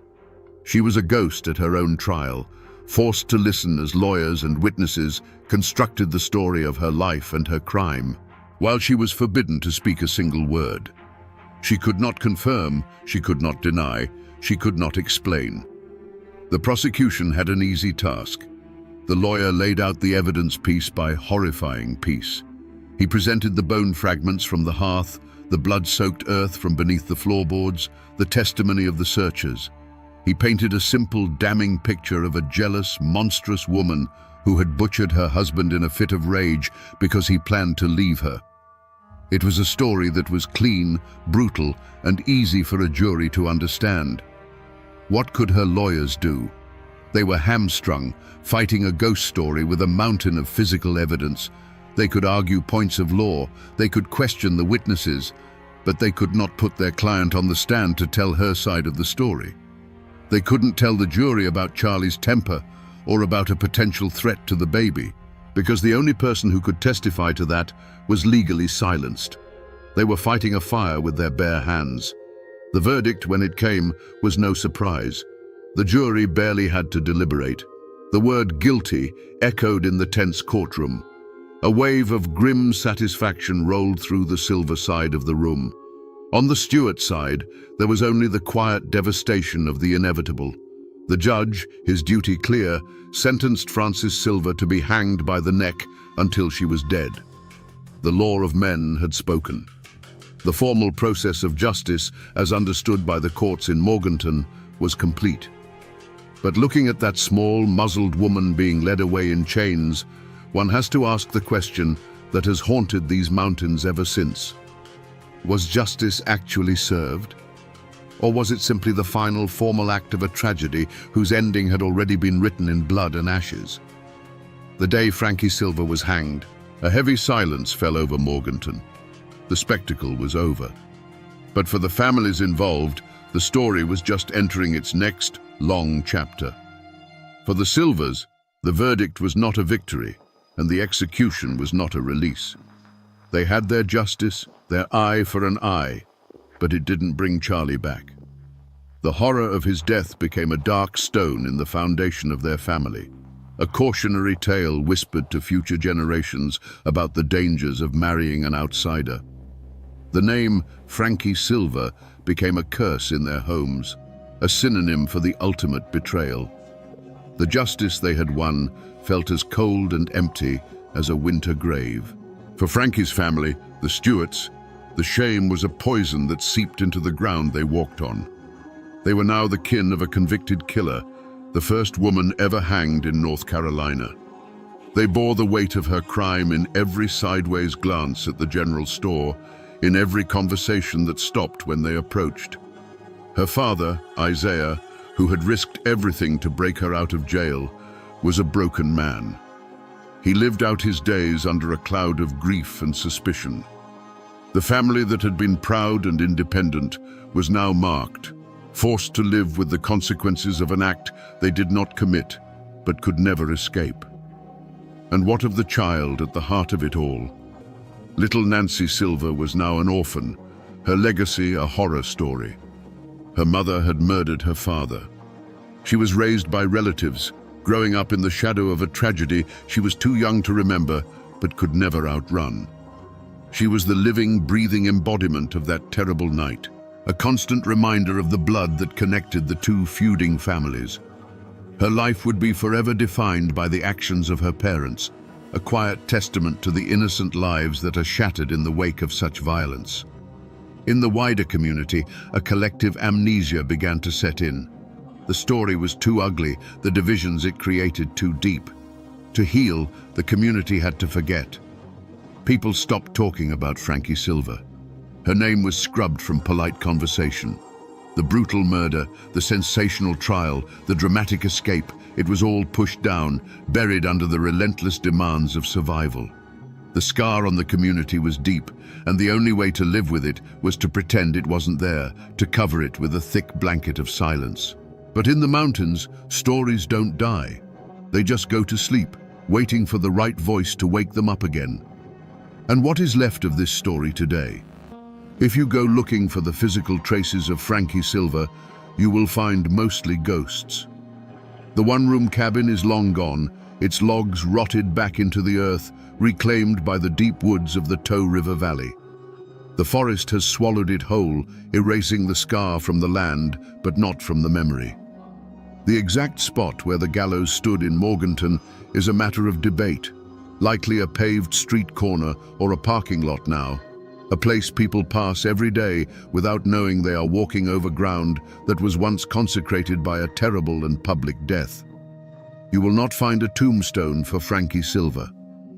After the hanging, her body was likely given to her father, who buried her in an unmarked grave, perhaps in the family plot, perhaps at a lonely crossroads, as was the custom for those who died in disgrace. The exact location is a secret that died with him. In a way, this lack of a final resting place is her most fitting memorial. It has allowed her to become more than a historical figure.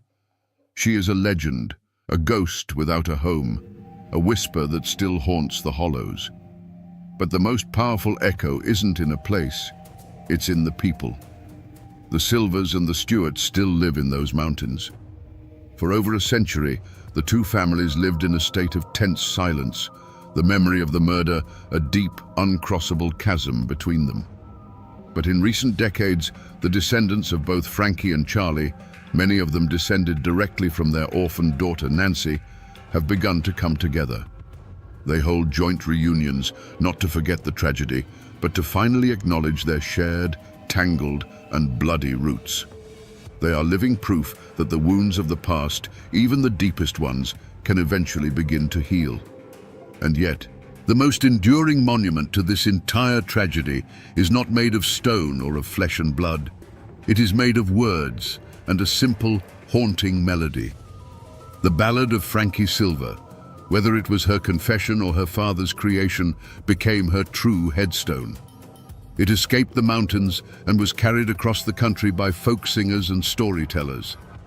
The ballad is what kept her story alive, ensuring that even when the community tried to bury it in silence, her name would never truly be forgotten. The people tried to move on, the buildings fell, and the graves were lost, but the mountains remember. And in the quiet hollows, if you listen closely, you can still hear the echo of that lonesome, tragic song. So we come back to the question we asked at the very beginning, standing in the cold ashes of that 1831 cabin. Was Frankie Silver a cold-blooded monster of jealousy? Or was she a terrified victim of abuse who made a desperate last stand? The honest answer is that we will never know. The law of her time did not care about her reasons, her fears, or her side of the story. It cared only about the horrifying evidence found under her floorboards. Because she was legally forbidden to speak, we are left forever with two competing ghosts, the ghost of a brutally murdered man and the ghost of his wife's untold truth. The official record calls her a killer. The mountain legend calls her a victim. The reality is buried with her in that unmarked grave, and it will remain there forever. This story, then, is more than just a grim tale of murder. It is a profound and chilling lesson about the power of a voice and the terrible consequences of silence. Frankie Silver was silenced by the law, but an entire community was silenced by fear and by a fierce clan loyalty that chose sides instead of seeking truth. Her story warns us what happens when justice becomes a synonym for vengeance, and when a person's humanity is stripped away until they are nothing more than the sum of their worst possible act. It is a story not just of cruelty, but of the immense weight of the past in these mountains, and how a single act of violence can send ripples of grief and division down through the generations. The court of men gave its verdict. The whispers of the mountains gave another. And now, you have heard the evidence, the rumors, and the legends that surround one of Appalachia's darkest and most enduring tragedies. The truth itself is lost to the wind that blows through the Tow River Valley. But the story, the warning, the mystery, the sorrow of it all, that story is now yours to keep. And now, my friends, you know the rest of the story.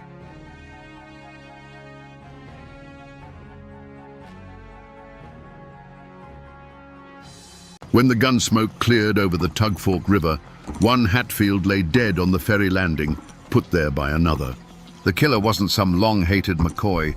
He was the law itself, Sheriff Bud Hatfield, and the man bleeding out in the dirt was his own cousin. This single act raises a chilling question that echoes through the hollows to this day. How does a man forged in the fires of the Hatfield feud, a clan that valued blood above all else, bring himself to kill his own family for a tin star? The newspapers of the day called it justice.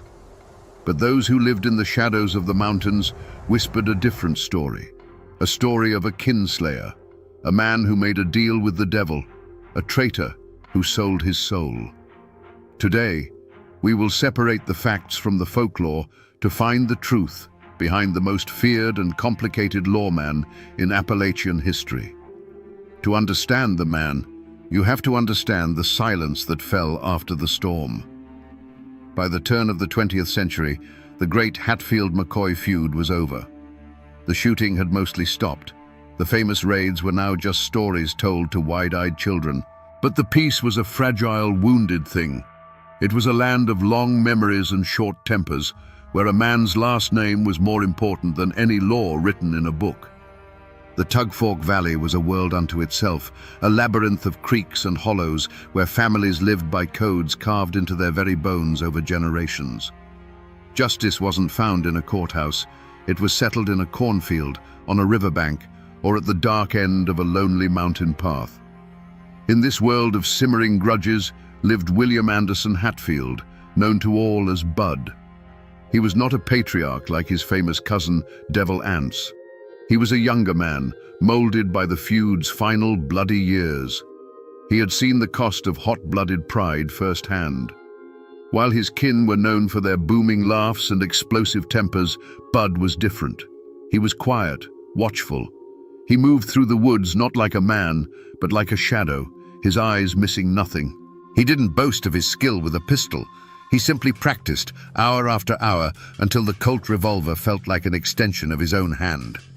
He learned the mountains as a hunter, but he wasn't just tracking deer. He was learning how men think when they're being hunted, where they hide when they're scared, and the fatal mistakes they make when they believe they're safe. He was absorbing the brutal lessons of the feud, not as a brawler, but as a student of violence. He was a weapon being forged in the quiet aftermath of a war, waiting for a purpose. His world was one of clan loyalty, where the only thing that mattered was protecting your own, no matter the cost. But a new sound was beginning to echo through the mountains, a sound louder than a rifle shot. It was the chugging of steam engines and the grinding of machinery. Coal companies with their fat checkbooks and their armies of private detectives from agencies like Baldwin Felts were pushing their way into the hills. They saw the mountains not as a home, but as a treasure chest to be cracked open. They brought with them a new kind of law, corporate law, and they had no patience for the old ways of the clans. The world that had created Bud Hatfield was about to be devoured, and he would soon have to make a choice that no Hatfield had ever faced. The conflict that would define Bud Hatfield's life didn't begin with a single gunshot. Its seeds were planted generations before, deep in the rocky Appalachian soil. The Hatfields, like many of the Scots-Irish families who first dared to cross the mountains, carved a kingdom for themselves, not with a pen and a deed, but with an axe and a long rifle. This land wasn't just property. It was their lifeblood, their fortress, and their identity. They owed allegiance to no distant government. They were kings of their own hollows, and they held their land with a fierce, possessive grip that outsiders could never understand. The deepest scar on this landscape was the Civil War. While the nation tore itself apart, the borderlands between West Virginia and Kentucky became a brutal theater of guerrilla warfare. The Hatfields were fiercely Confederate, seeing the Union as an invading force trying to impose its will upon them. Devil Anse himself led a band of irregulars, the Logan Wildcats, who fought a vicious war in the hills long after the main armies had gone home. They weren't just fighting for a political cause. They were fighting for their own sovereignty against any and all outside control. This deep-seated division bled directly into the Hatfield-McCoy feud. At its heart, it was a continuation of the war on a more personal scale, with the largely Confederate Hatfields pitted against the largely Unionist McCoys. The conflict was fueled by old loyalties and betrayals that the rest of the country was trying to forget. For these families, the war never ended. It simply smoldered under the surface, waiting for any spark, a stolen pig, a forbidden romance, to erupt into a full-blown inferno. In this world, a family name was everything. It was a heavy cloak of obligation and pride worn from birth. And to be a Hatfield meant you lived by an unwritten, unbreakable code. It meant you stood by your kin, right or wrong. It meant you settled your own scores, answered insults with your fists or your gun, and never backed down from a fight. Above all, it meant you never, ever turned to an outside lawman for justice, and you certainly never became one. The law was the enemy, the outsider, the threat to the clan's power. This was the legacy Bud Hatfield was born into, a legacy of fierce independence, deep suspicion, and a sworn duty to put blood before all else. The end of the feud didn't bring unity. It left a vacuum. With no common enemy to fight, the old clans began to turn on themselves. The Tugfork Valley became a tangled web of personal slights and simmering resentments. The supporting cast wasn't just Hatfield and McCoy anymore. It was the Hatfields who sold timber rights to the coal companies versus the Hatfields who refused. It was the families who wanted schools and roads versus the families who saw every change as an invasion. It was a community teetering on a knife's edge, where everyone was watching everyone else, waiting for the first sign of weakness or betrayal. At the center of the old guard's resistance was Bud's own cousin, another Elias Hatfield, but this one went by a different name, Bad Lias. He was everything the old Hatfields were supposed to be, wild, violent, and utterly contemptuous of any law but his own. He drank, he brawled, and he took what he wanted. While Devil Anse was growing old and making calculated deals with the coal barons, Bad Lias was a living, breathing reminder of the clan's lawless past. He was a festering wound, a source of both pride and shame for the family, and his violent exploits kept the old animosities burning bright. The air itself grew thick with gossip. On the porch of the general store, men would speak in low tones about which Hatfield was seen talking to a Baldwin Felts man. Women would whisper over their washboards, speculating on who was behind a mysterious fire that burned a small logging operation. The McCoys and their allies, though quiet, were watching with hungry eyes. They saw the cracks forming in the great Hatfield dynasty and knew that a house divided against itself could not stand. Every fistfight, every land dispute, every drunken threat was fuel for a fire that had never truly been extinguished. This was a world where suspicion was a survival tool. A friendly wave from a man whose grandfather fought for the Union might be a genuine greeting, or it might be a trick to get a better look at the rifle you were carrying. A business deal gone sour wasn't a civil matter. It was a mortal insult that could lead to an ambush on a lonely stretch of road. It was a poison that seeped into the wells, turning neighbor against neighbor and cousin against cousin. The community wasn't healing. It was rotting from the inside out with paranoia and fear.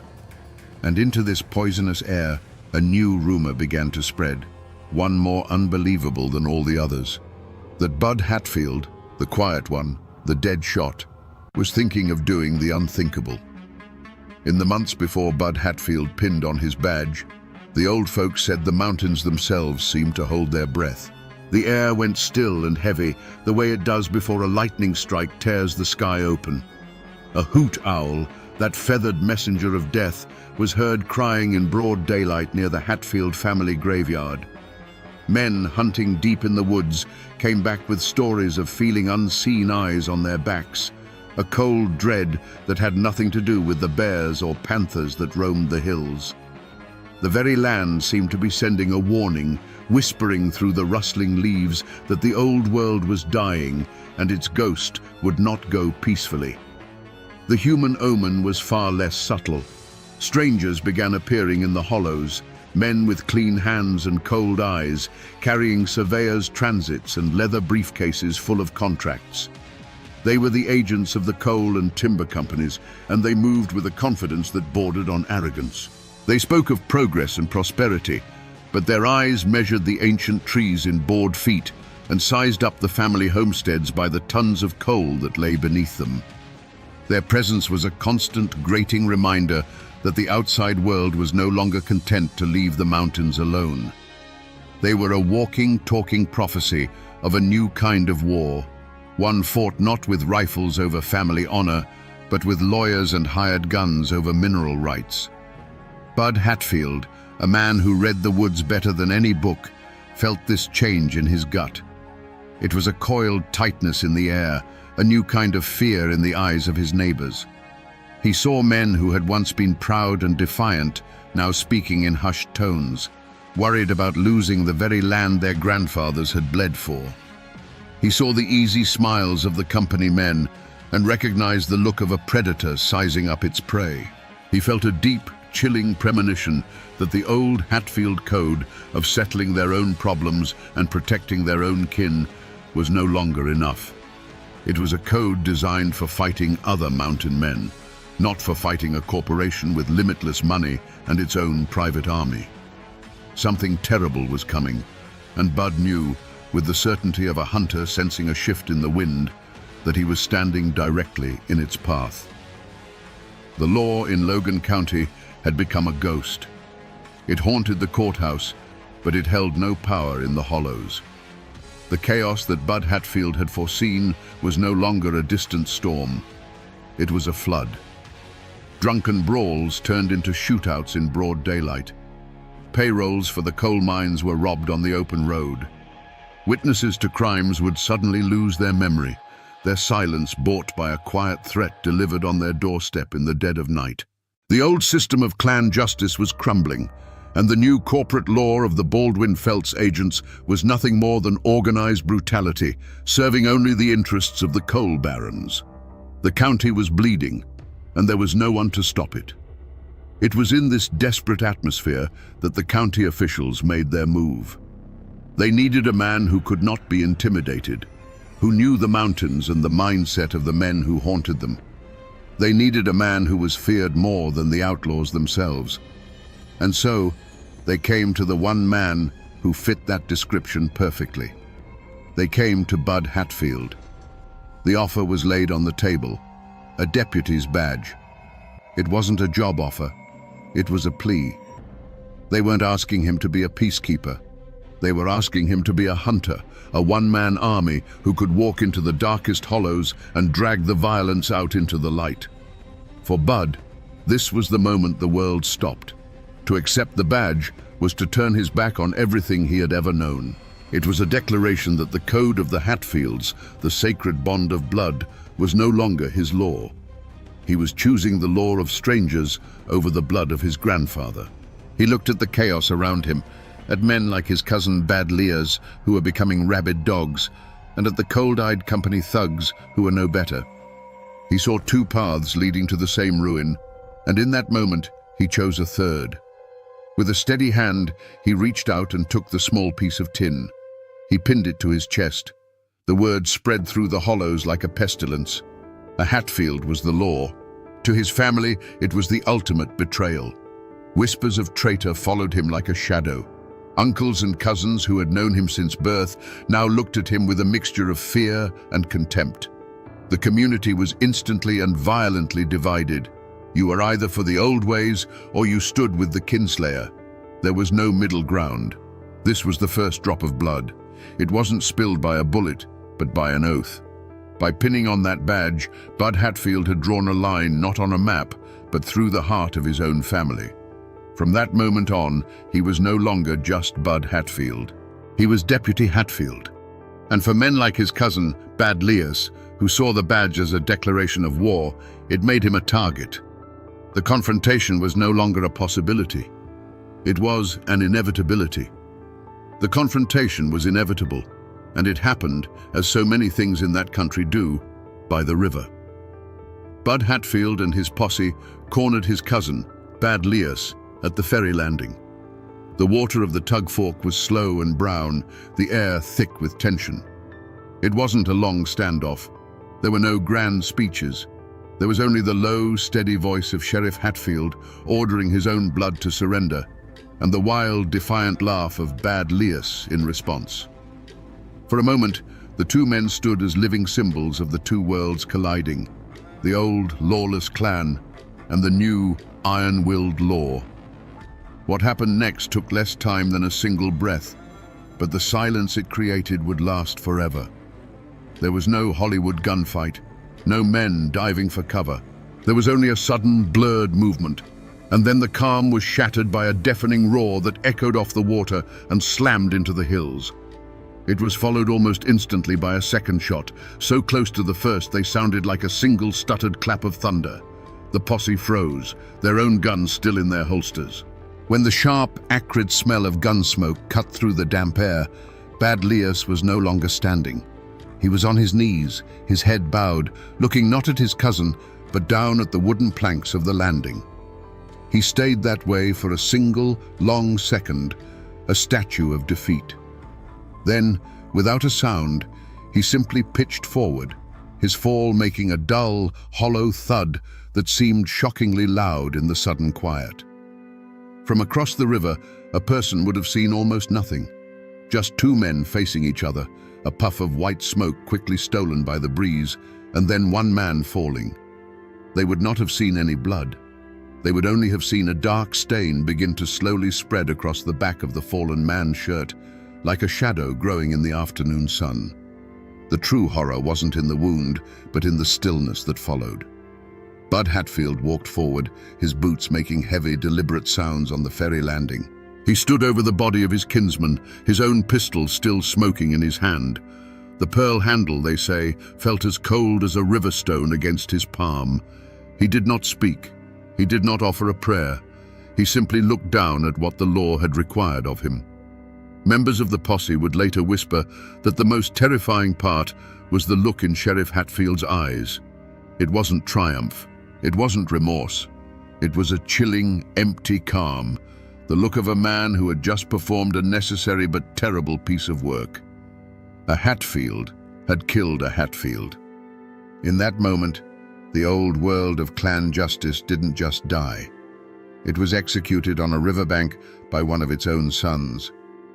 To understand what went through Bud Hatfield's mind on that ferry landing, you must first understand that he likely didn't see himself as a killer. He saw himself as a surgeon.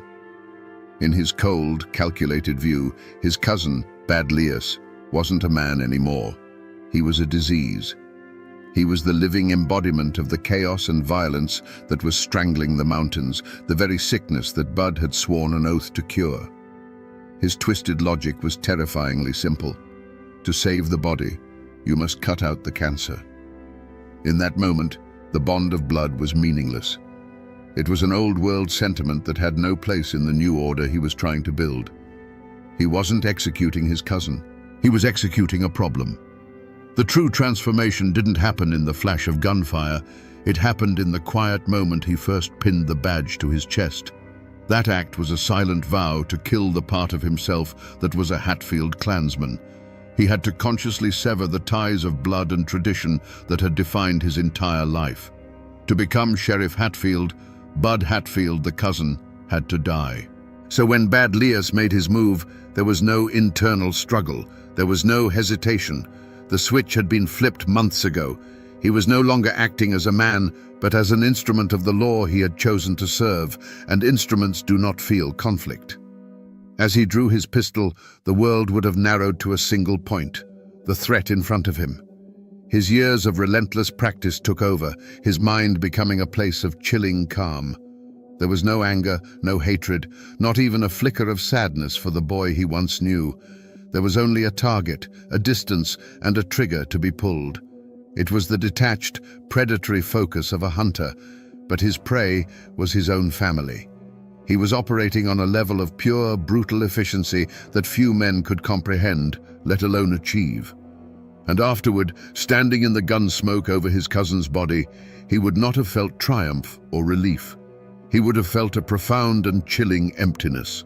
It was the quiet that comes after a storm has passed, the silence of a void created where something used to be. He had proven his loyalty to the law, but the price was a piece of his own soul. He had become what the county needed him to be, a monster to hunt monsters, but in doing so, he had become a stranger to his own kin and perhaps even to himself. The legend of the fearless lawman was born in that moment, but so was the ghost of the kinslayer that would haunt him for the rest of his days. The silence that fell on the ferry landing was heavier than a tombstone. Bud Hatfield's posse stood frozen, men who had seen their share of violence now stunned into stillness, not by the death, but by the identity of the killer and the killed. Sheriff Hatfield broke the spell. His voice was flat, devoid of any emotion, as if he were cataloging supplies. He gave orders to secure the body and retrieve his cousin's weapon. He treated the scene with the cold, methodical procedure of a man clearing away a fallen tree from a road. There was no room for grief or hesitation. The law had been served, and now the paperwork had to follow. The body of Bandits was brought back to town, laid out on the back of a wagon. That grim procession was the only announcement needed. The news didn't travel by wire. It moved like a ghost, whispered from porch to porch, from one hollow to the next. A Hatfield has killed a Hatfield. The words carried a terrible weight, a sacrilege against the deepest code of the mountains. It was a wound cut into the very soul of the clan, a wound that would fester and poison everything it touched. For the Hatfield family, it was a moment of profound and terrible clarity. The lines were drawn. Doors that had always been open to Bud were now silently, permanently barred. Eyes that once held kinship now held a cold, hard judgment. They did not raise their guns against him, not yet. Their reaction was a silence more menacing than any threat. He was no longer one of them. He was an outsider, a tool of the very government they had fought for generations. He was a kinslayer. In the eyes of his own blood, his badge was not a symbol of honor, but the brand of a traitor. The official reaction was the polar opposite. The county prosecutor reviewed Bud's report, a document as blunt and efficient as the man who wrote it. It was a lawful killing. Bad liars had resisted arrest. He had drawn his weapon. The men of the posse, shaken but loyal to their sheriff, corroborated the story. The officials who had hired Bud let out a collective sigh of relief. They had unleashed a force of nature, and it was working. He had done the unthinkable, the very thing no one else had the stomach to do. They saw a hero, a man bringing order through righteous, necessary violence. His power was solidified, his legend cemented in the halls of the courthouse. But for Bud, the hunt was just beginning. It was not a hunt for another outlaw, but a lifelong hunt for a peace he would never find. He had made his choice, and now he had to live in the world he had created, a world where he was feared by all and trusted by none. The ashes of his old life were all around him, the family he had forsaken, the traditions he had shattered. He was the law, but he was utterly alone, a solitary figure standing in the chilling silence that follows the final, fatal shot. The killing of Bandits split the county like a bolt of lightning hitting a 100-year-old oak. There was no middle ground left, no place for neutrality. Every single person, from the coal baron in his fine house to the farmer scratching a living from a rocky hillside, was forced to choose. The general store became a silent battlefield. A man's loyalty could be judged by who he tipped his hat to and whose gaze he avoided. A woman buying flour would fall silent if a known supporter of the sheriff walked in, the friendly chatter dying as if a cold wind had blown through the room. It was a war fought with averted eyes, tight-lipped smiles, and doors that suddenly wouldn't open. An unspoken conspiracy of silence descended upon the hills. Many knew the official story of the shooting was too clean, too simple. They'd heard whispers of a different tale, that Bad Lias was trying to surrender, that the second shot was unnecessary. But who would dare say so? To speak against Sheriff Hatfield was to invite a visit in the dead of night. People who had once been proud and outspoken now looked at their own children and chose to hold their tongues. Fear was a more effective lawman than Bud Hatfield could ever be, and it kept the community locked in a state of terrified paralysis. The truth, whatever it was buried alive under the weight of that silence. But even in the deepest fear, there were small acts of courage and cowardice that revealed the true heart of the people. A merchant, once a friend of Bad Lias, now made a point to give Sheriff Hatfield a discount, a public display of his newfound allegiance. A preacher, caught between his fear of the lawman and his fear of God, delivered a sermon on the sin of Cain that was so full of careful, veiled language that both sides could claim it as their own. Then there were the quiet acts of defiance. An old woman from a distant branch of the Hatfield family walked 10 miles to lay a single wildflower on Bad Lias's unmarked grave. A miner, his face black with coal dust, was heard to mutter "Kinslayer" as Bud rode past, a single word of rebellion that could have cost him his life. And the McCoys, the old enemies, they said nothing at all. They just watched, their silence one of grim satisfaction as their great rival, the House of Hatfield, began to devour itself from within. The death of Bad Lias was not an end, it was a declaration. With that single act, Sheriff Bud Hatfield had served notice to every outlaw, moonshiner, and hot-blooded brawler in the county. The old ways were over. His posse was no longer made of Hatfield cousins riding to defend the clan's honor. It was a new breed of man. They were young, grim-faced deputies who owed their loyalty not to a family name, but to the paycheck and the terrifying man who signed it. They followed him into the darkest hollows, not out of camaraderie, but out of a deep-seated fear of what he would do to them if they refused. They knew they were not his kin, they were his tools. The hunt for fugitives under Sheriff Hatfield became a new kind of Appalachian horror story. He didn't send his deputies, he led them. And when he went into the mountains, he was no longer a lawman. He was a predator returning to his natural habitat. The very skills the feud had taught him, how to track a man through dense rhododendron thickets, how to read a footprint in a creek bed, how to move through the woods without making a sound, were now turned against the very people who lived by that same code. The mountains that had for generations served as a fortress for the clans, hiding them from the outside world, had now become Bud Hatfield's personal hunting preserve. When a warrant was issued, a chilling game of cat and mouse began. The fugitive would run to the hills, believing himself safe in the familiar terrain. But he wasn't just being chased, he was being stalked. Bud was relentless, a force of nature that did not sleep or tire. Men on the run would tell stories of going days without seeing him, only to find the ashes of a campfire still warm, just 100 yards from where they had slept. They would hear a branch snap in the dead of night and know, with a certainty that chilled their blood, that it wasn't a deer. The psychological toll was immense. They weren't just running from the law, they were running from a ghost who knew every secret trail and every hidden cave. The moment of capture was rarely a chaotic firefight. More often, it was a scene of terrifying quiet. After days of being worn down by exhaustion and paranoia, the cornered man would look up to see Bud Hatfield standing at the edge of his camp, a Colt revolver held loosely at his side. He wouldn't shout or make demands. He would just stand there, his eyes flat and cold, his presence promising a swift and final violence if the wrong choice was made.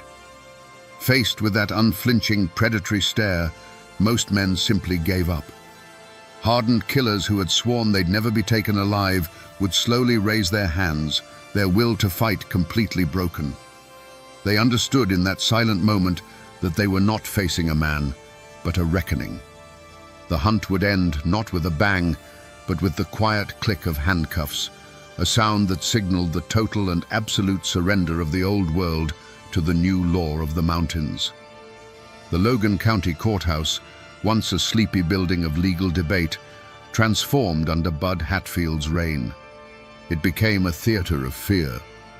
When the sheriff brought a prisoner to trial, the room was packed not with curious onlookers, but with a silent, tense audience of clan members and enemies, all watching each other. Armed deputies, loyal only to Bud, stood at every exit, their presence a constant, unspoken threat. The air was thick with a tension that had nothing to do with legal arguments.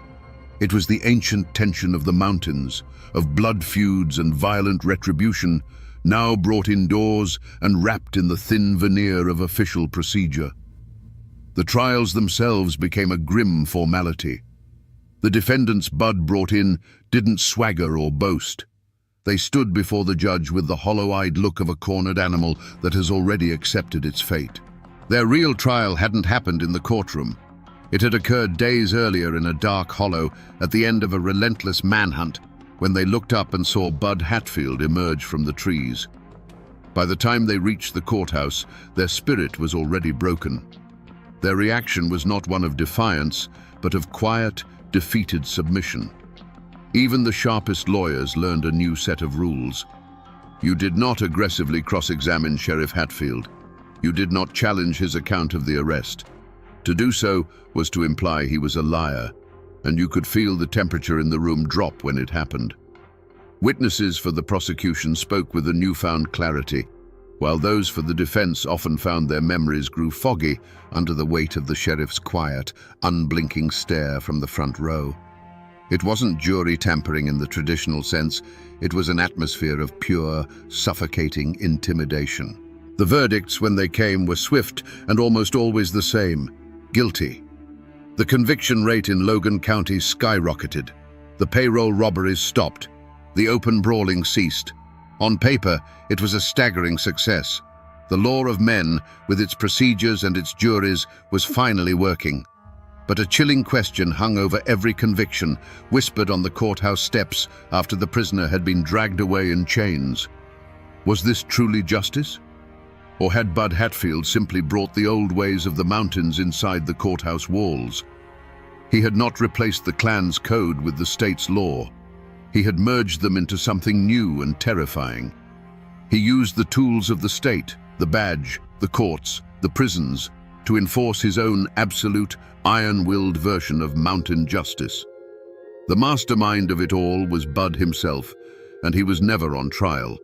He was the judge, jury, and executioner long before any gavel fell. The people of Logan County had order, but many wondered if they had sacrificed justice to get it. After the trials were over and the jail cells were full, the Hatfield clan did not declare open war on their cousin. They did something far colder, far more final. They simply erased him.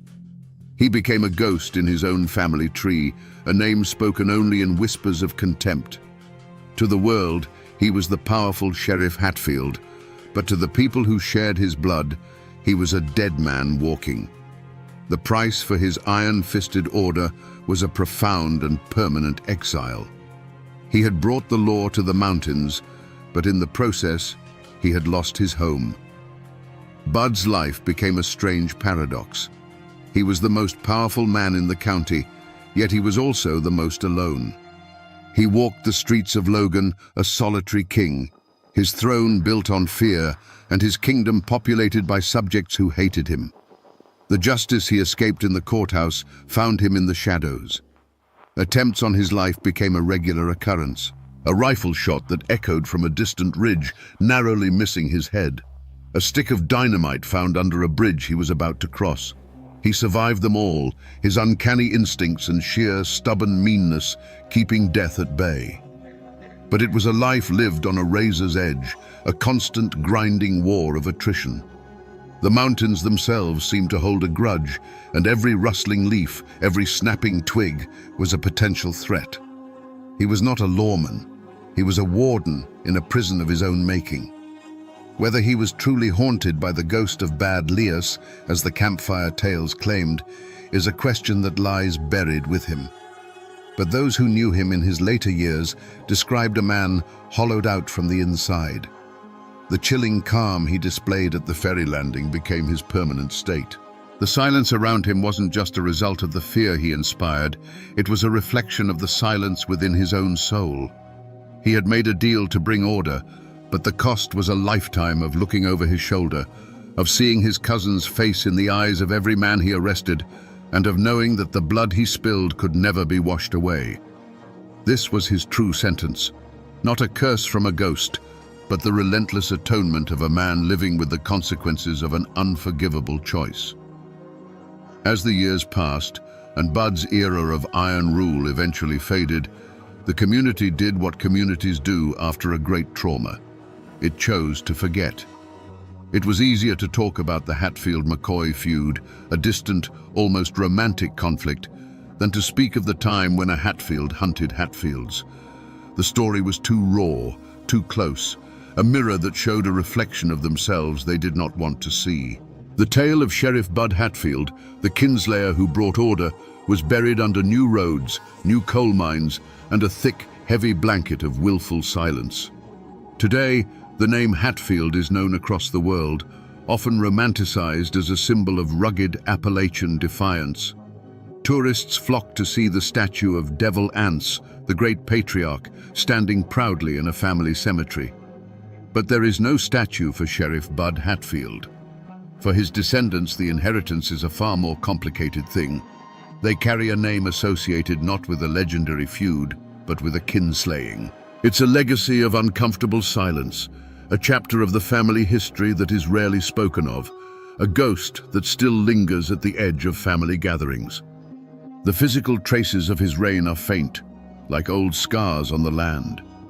The courthouse in Logan may have been replaced by a newer building, but the spot where it stood remains a symbol of his absolute power, a place where the law of men was bent to the will of one man.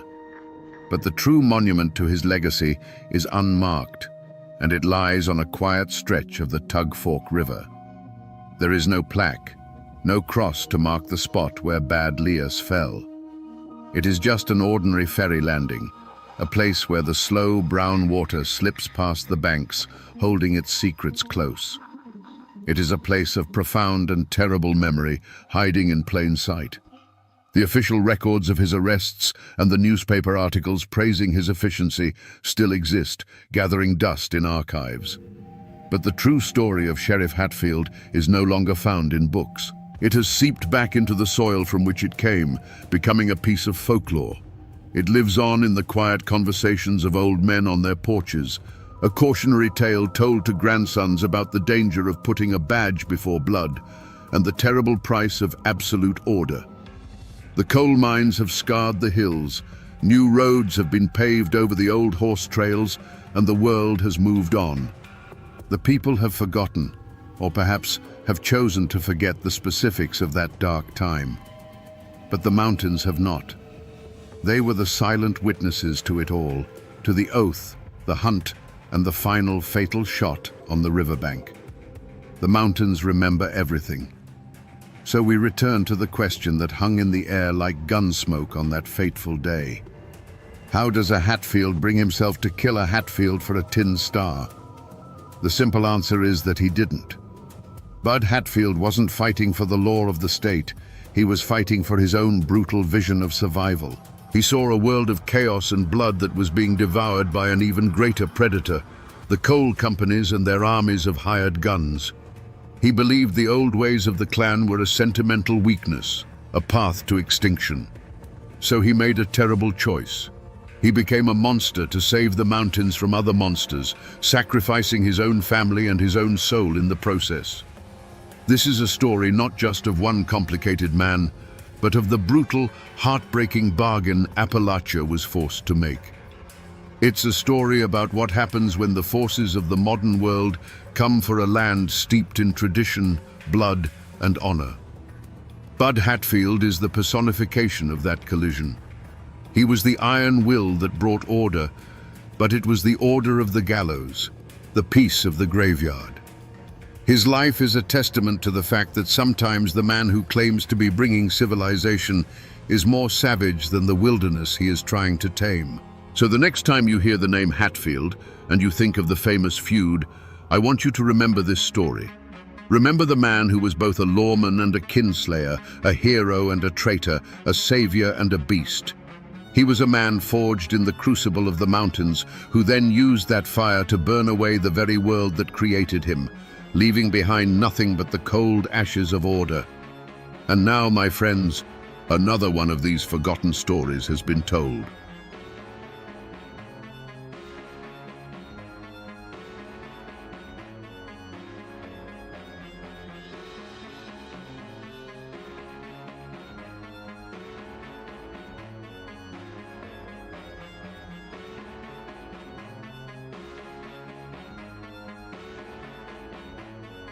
The first shot echoed through the Hillsville courthouse like a clap of thunder, and then the world went mad.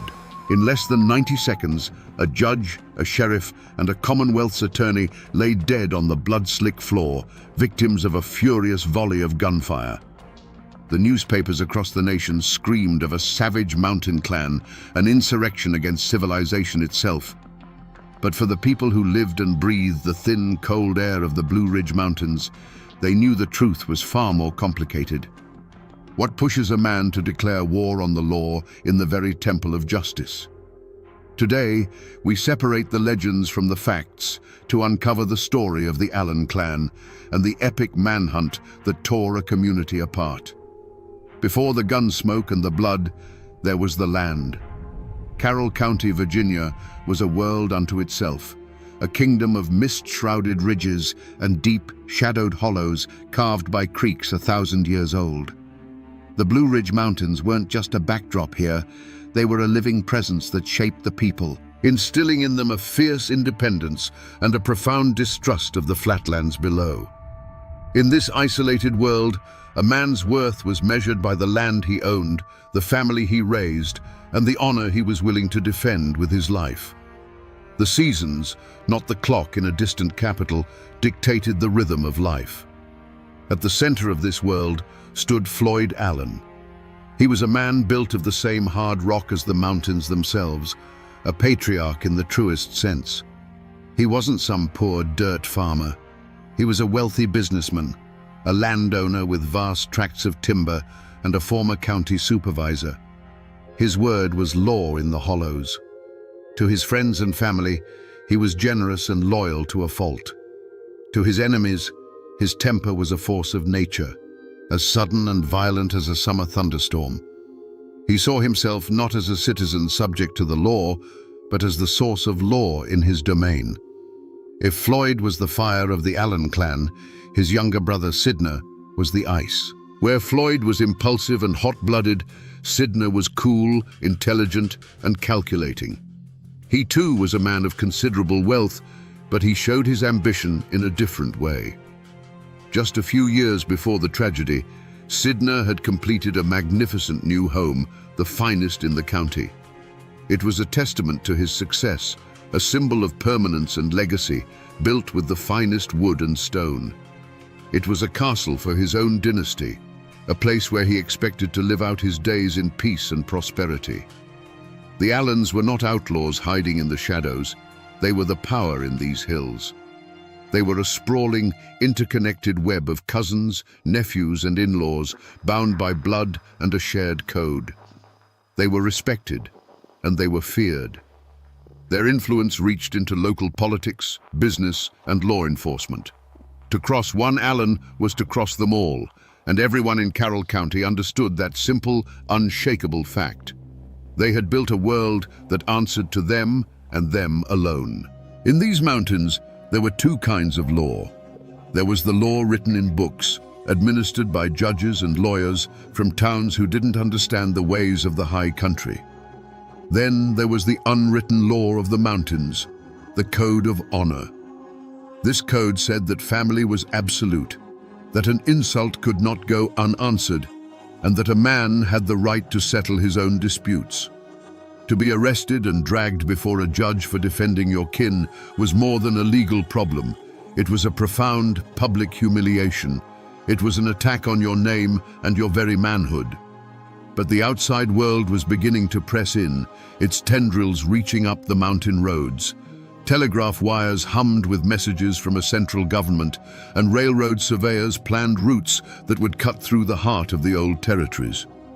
A new kind of law was coming with them, an impersonal, unbending law that had no respect for a man's reputation or the weight of his name.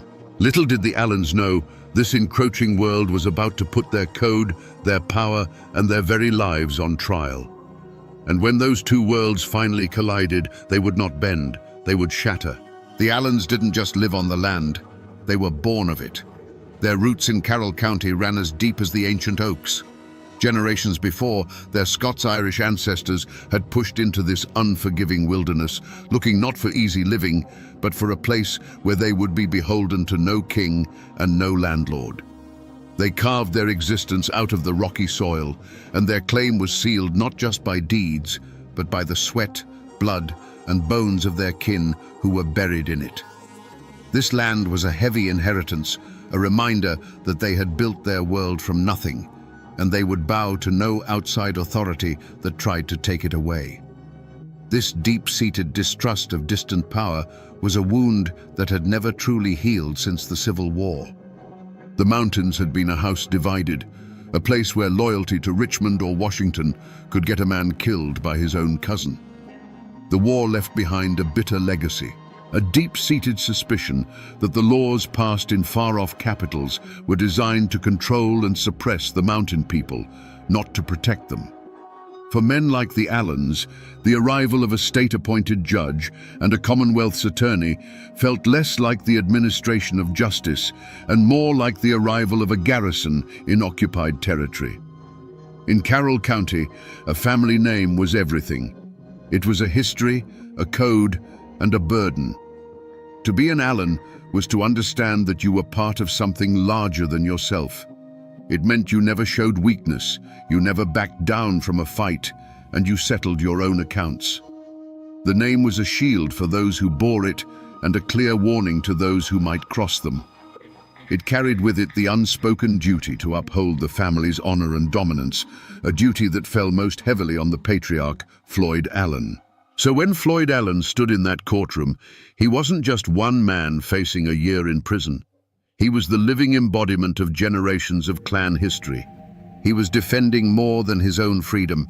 He was defending his family's name and the very principle that an Allen did not submit. The courtroom wasn't just a room.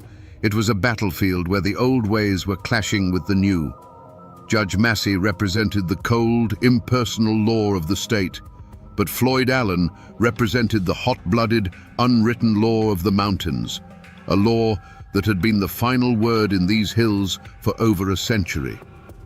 In the weeks leading up to Floyd Allen's trial, Carroll County was holding its breath. This wasn't just about one man's freedom, it was a reckoning. In the general stores, in the churches, and in the dark corners of saloons, the lines were being drawn. To speak in favor of the court was to risk the wrath of the Allen clan. To defend the Allens was to mark yourself as an enemy of the state's progress. Families who had been neighbors for generations suddenly looked at each other with suspicion.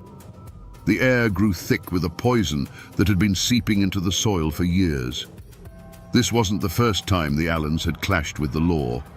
There were stories, old fistfights at county fairs that were settled with a handshake instead of a warrant, disputed land claims where an Allen's fence post mysteriously moved overnight, and business deals where the other party always seemed to get the short end of the stick. More recently, there had been a simmering feud between Floyd and Sheriff Lewis Webb.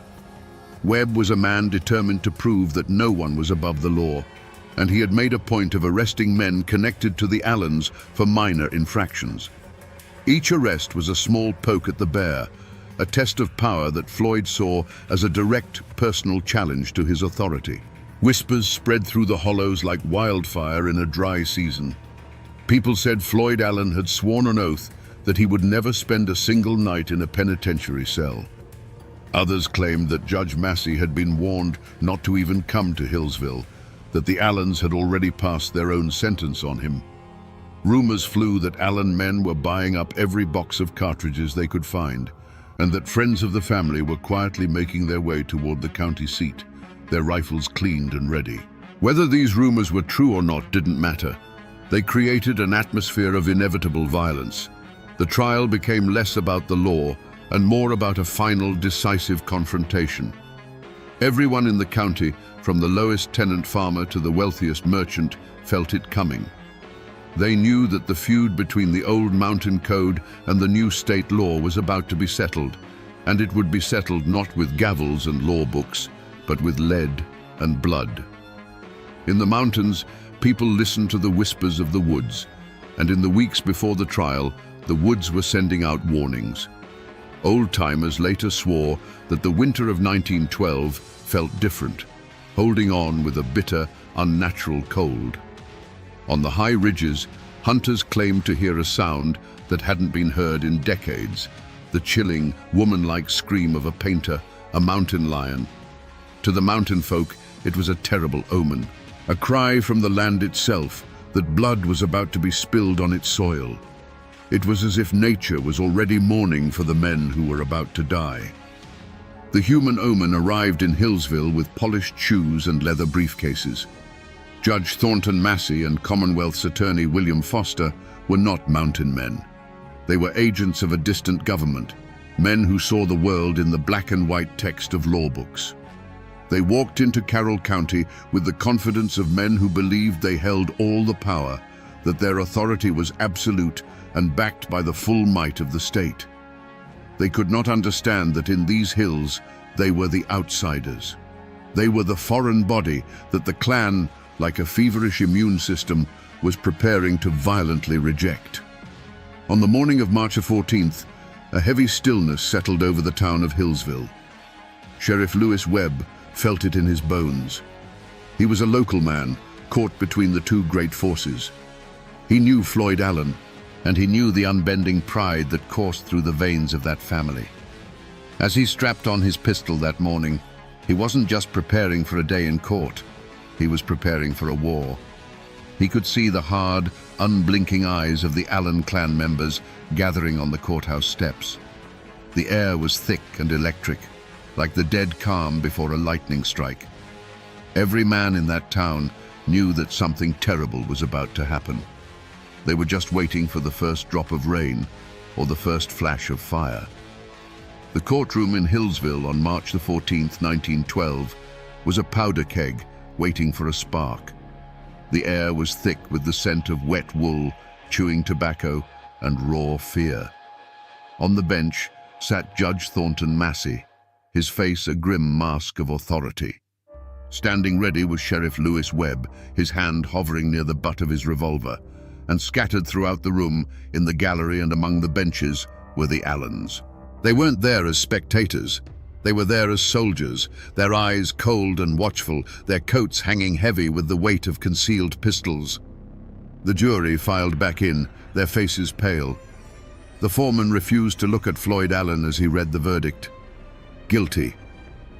A low murmur rippled through the crowd, a sound like a distant rock slide. Then came the sentence. 1 year in the state penitentiary. For a man like Floyd Allen, a patriarch who had ruled his corner of the world with an iron will, this was an unimaginable disgrace. It wasn't the loss of a year of freedom. It was the public destruction of his honor, a declaration that his power meant nothing here. In that moment, something inside Floyd Allen broke. He rose slowly to his feet, his wounded pride radiating from him like heat. He looked not at the judge, but at the men of the court, the men of his county. And then he spoke the words that would ignite a war, a sentence that would be carved into the memory of those mountains forever. "Gentlemen," he said, his voice calm but edged with steel, "I ain't a-goin'." It was a declaration of independence. It was a final, absolute rejection of the court's authority. Judge Massey, stunned by the defiance, quickly ordered the sheriff, "Get your man." As Sheriff Webb took a step forward, the world seemed to slow down. Hands went to guns. Every man in that room held his breath, balanced on the knife's edge between law and anarchy. And then it happened. A single deafening crack of a pistol shot shattered the silence. To this day, no one knows for sure who fired it. Was it Floyd Allen making good on his promise? Was it Sheriff Webb trying to enforce the judge's order? Or was it Floyd's son, Claude, firing from the gallery to protect his father? It doesn't matter. That first drop of blood was all it took.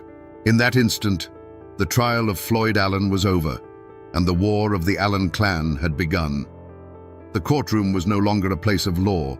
It had become an execution ground. That first gunshot did not begin a duel. It detonated the world. The courtroom erupted into a volcano of sound and fury. It was not a chaotic panic. It was a coordinated, devastating volley. From the gallery, from behind benches, from the doorways, the Allens unleashed a storm of lead. The sharp cracks of pistols blended into a single continuous roar, a deafening thunder that shook the very foundations of the building and the law it represented. Through the eyes of a terrified witness huddled on the floor, the scene was a nightmare of flickering shadows and brilliant flashes of fire. Judge Thornton Massey was slammed back into his high-backed chair as if struck by an invisible fist. For a moment he sat upright, his face a mask of shock, before sliding silently from the bench. His gavel clattered onto the wooden planks, the last sound of order in a world now ruled by chaos. The symbol of the law was the first to fall. Sheriff Lewis Webb, caught in the open as he moved toward Floyd, never had a chance to draw his weapon. He crumpled to the floor, his life extinguished in an instant. Commonwealth's attorney William Foster staggered back, a look of disbelief on his face, before collapsing amongst the very law books and papers he had used to condemn Floyd Allen. Men who had moments before been arguing points of law were now diving for their lives under tables and behind railings. The air grew thick and heavy with gun smoke, so dense it choked the lungs and burned the eyes. The constant splintering of wood and shattering of glass was punctuated by the screams of the wounded and the terrified. Augustus Fowler, a juror who had simply done his civic duty, was caught in the crossfire and fell, a random victim in a war he had no part in. For 90 seconds, the Hillsville courthouse was the heart of a maelstrom, a place where the only authority was the muzzle of a gun. And then, as suddenly as it began, it was over.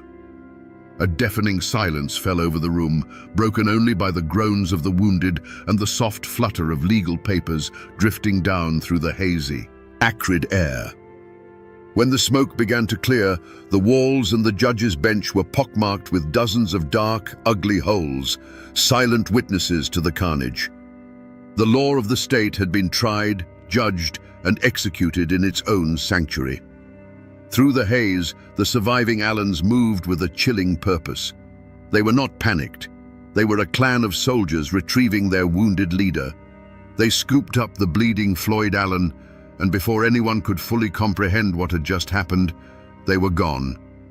They melted out of the courthouse and vanished into the misty streets of Hillsville, leaving behind a scene of unimaginable slaughter.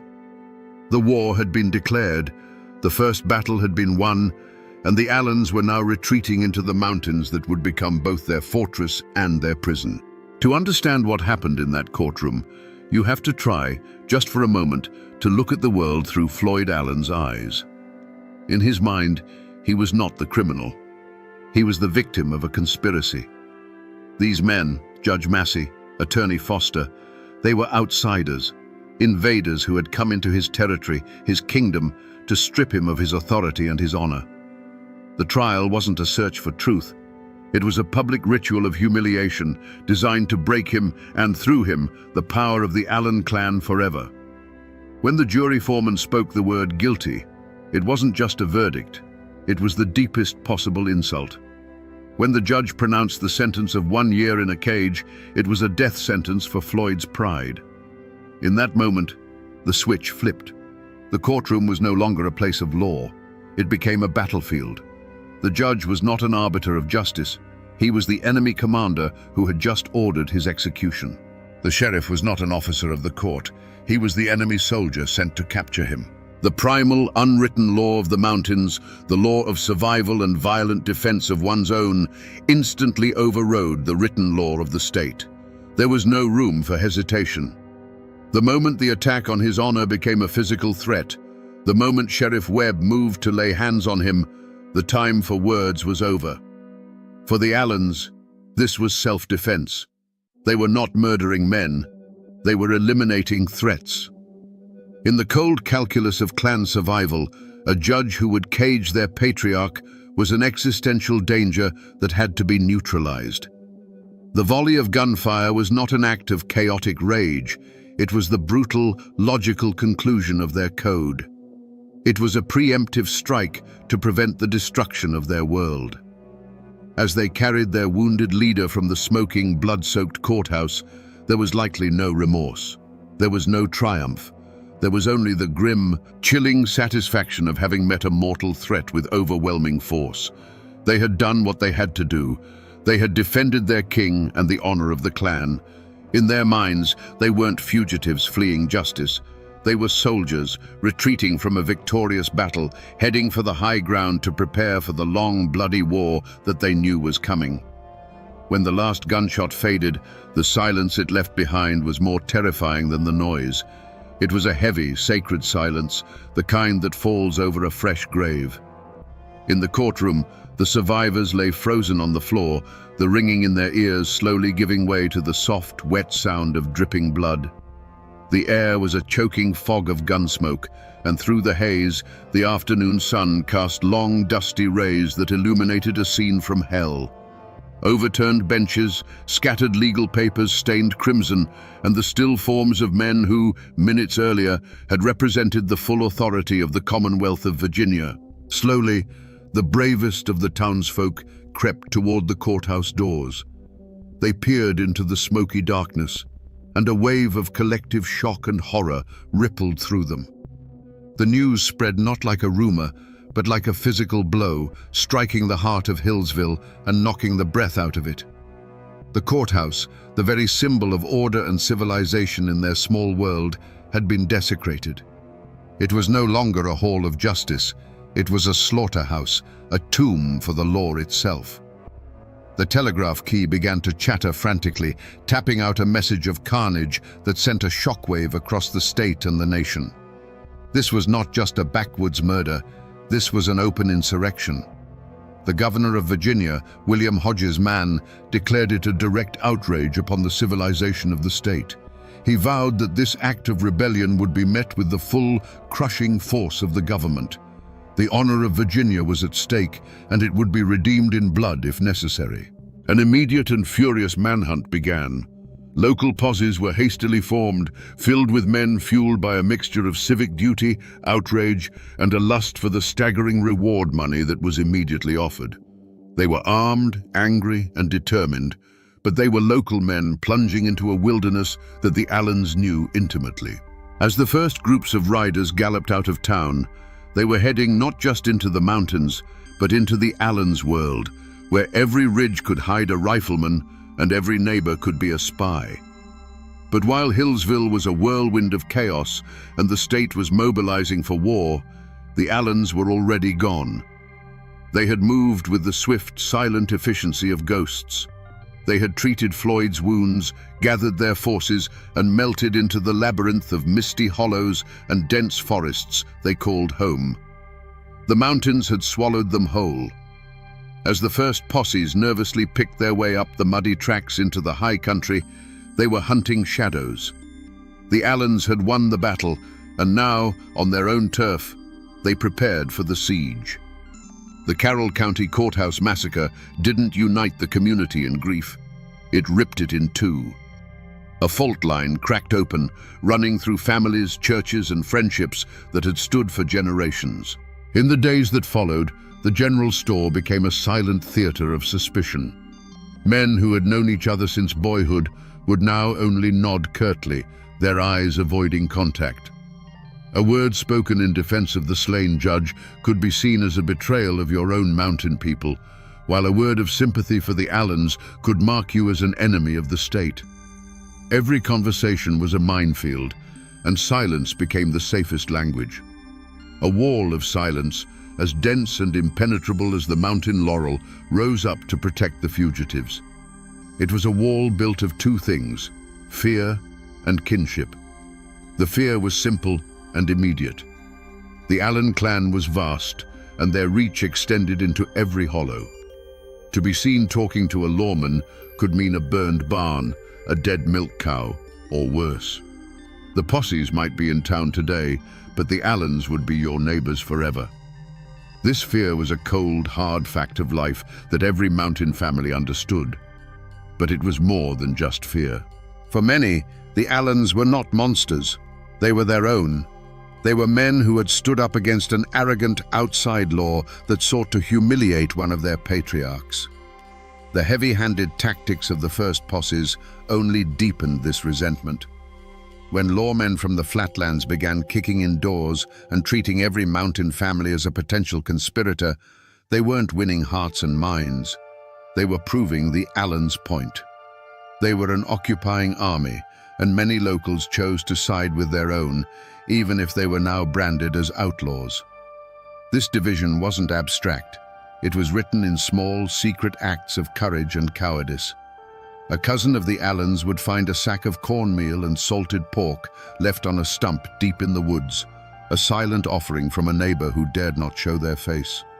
A farmer whose land bordered an escape route would see tracks in the mud and say nothing. At the same time, another man would look a deputy straight in the eye and swear on a Bible that he had been with one of the Allen boys miles away from the courthouse on the very afternoon of the shooting.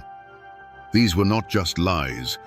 They were oaths of allegiance to the unwritten code of the mountains, a code that was now at open war with the laws of Virginia. The local posses were doomed from the start. They were good men, but they were hunting legends in a landscape that belonged to the legends. For weeks, they crashed through the underbrush, chasing rumors and echoes.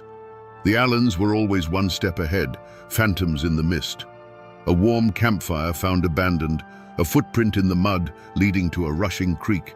It was like hunting ghosts who knew every secret path, every hidden cave, and every sympathetic ear in 100 square miles.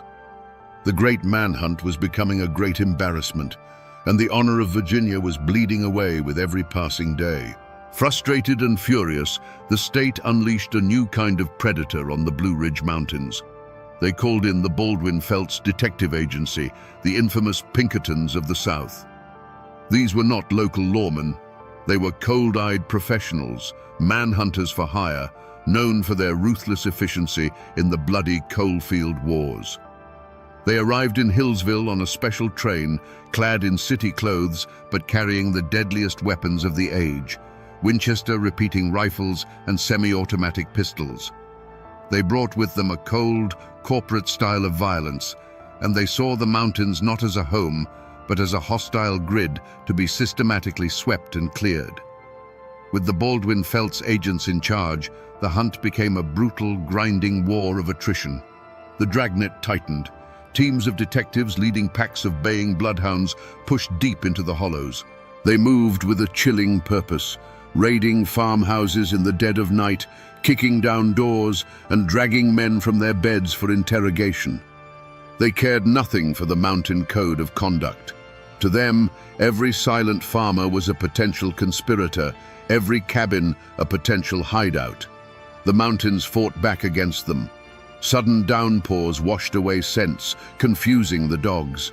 The treacherous terrain lamed their horses and broke the axles of their wagons.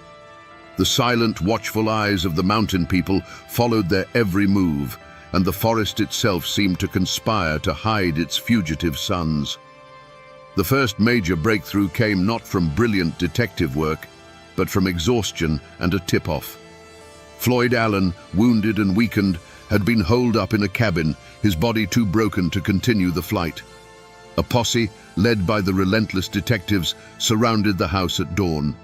There was no final gun battle. Floyd, feverish and in pain, knew the game was up. He surrendered. The fiery patriarch finally captured. His personal war brought to an inglorious end. His son Claude was captured soon after. The state had its prize, the man who had declared, "I ain't a-goin'." But as the detectives celebrated their victory, a chilling realization began to dawn on them.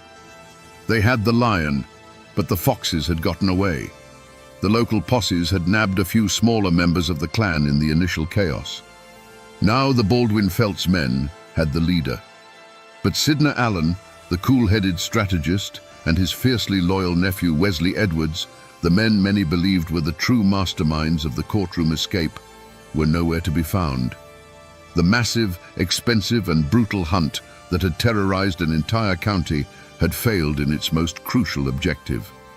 The shadows of the Blue Ridge had been searched, but the cleverest of the fugitives had simply vanished, as if the earth had opened up and swallowed them whole. The trial of Floyd and Claude Allen could never have been held in Hillsville. The ghost of Judge Massey still haunted that blood-stained room, and the town was a tinderbox of raw nerves and divided loyalties. Instead, the proceedings were moved to Wytheville, and the trial began under the watch of armed militia. Sharpshooters were posted on the courthouse roof, their rifles glinting in the sun. Inside, every spectator was searched for weapons. This was not a simple trial. It was a show of force, a demonstration by the state that its authority, once shattered, had been restored with steel and gunpowder. Floyd Allen was carried into the courtroom each day, a wounded lion in a cage. His body was broken, but his eyes still burned with the same defiant fire that had lit the fuse of the massacre. He showed no remorse, no fear. He sat there as a captured king, listening to the legal arguments of a system he had never recognized as his own. Beside him, his son Claude was a study in stoic loyalty, his face a hard mask, ready to share his father's fate. They were not begging for mercy. They were facing the consequences of their war, their silence a final act of defiance. The trial itself was a theater of conflicting truths. The prosecution, backed by the full power of the state, painted the Allens as savage anarchists, a clan of killers who had declared war on civilization. Their lawyers, in turn, fought back fiercely, arguing that the first shot had come from Sheriff Webb, that the Allens had been caught in a trap and had only fired to defend their patriarch's life. Witnesses took the stand, their hands trembling, their testimony often shifting like shadows depending on which lawyer was asking the questions. The truth of those 90 seconds was buried under an avalanche of fear, loyalty, and intimidation. But in the end, the outcome was never truly in doubt. The state needed a conviction. It needed to prove that its laws were supreme. The jury, after deliberating under immense pressure, returned with the inevitable verdict: guilty. Guilty of murder in the first degree. As the foreman spoke the words, a heavy silence fell over the packed courtroom.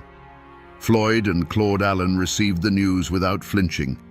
They had gambled everything on their code, and they had lost. The sentence was death. Not by the rope, the old way of the mountains, but by the new, clean terror of the electric chair. It was the final, modern symbol of the state's power. But as the verdict was celebrated in the state capital, a deep and troubling question hung in the mountain air. Was this justice for the men who died in the courthouse? Or was it a calculated act of state vengeance, an execution designed to break the spirit of the mountains and make a terrifying example of the Allen clan? Was the state simply answering one massacre with another, more methodical one? The law of men had won its victory, but many felt it was a victory that left the scales of true justice unbalanced. The state of Virginia was not content with a verdict. It required a final, undeniable demonstration of its power. On a cold spring morning in 1913, Floyd and Claude Allen were led from their cells. They walked to the electric chair not as broken criminals begging for mercy, but as defeated soldiers facing a firing squad. They met their end with the same stoic defiance they had shown in the courtroom. With the pull of a switch, The fire of the Allen clan's rebellion was brutally and officially extinguished. The state had made its point. The old code of the mountains was dead, and this was its public execution. But while the state was executing its prisoners, two ghosts still haunted the law. Sidney Allen and Wesley Edwards had vanished. The great manhunt had failed. For 6 months, they were whispers in the wind, their escape feeding the growing legend of the clan's cunning. But they weren't in the mountains. They had slipped through the net and made their way hundreds of miles west to Des Moines, Iowa. Shaving their mustaches and taking on new names, they lived a quiet life, working as carpenters.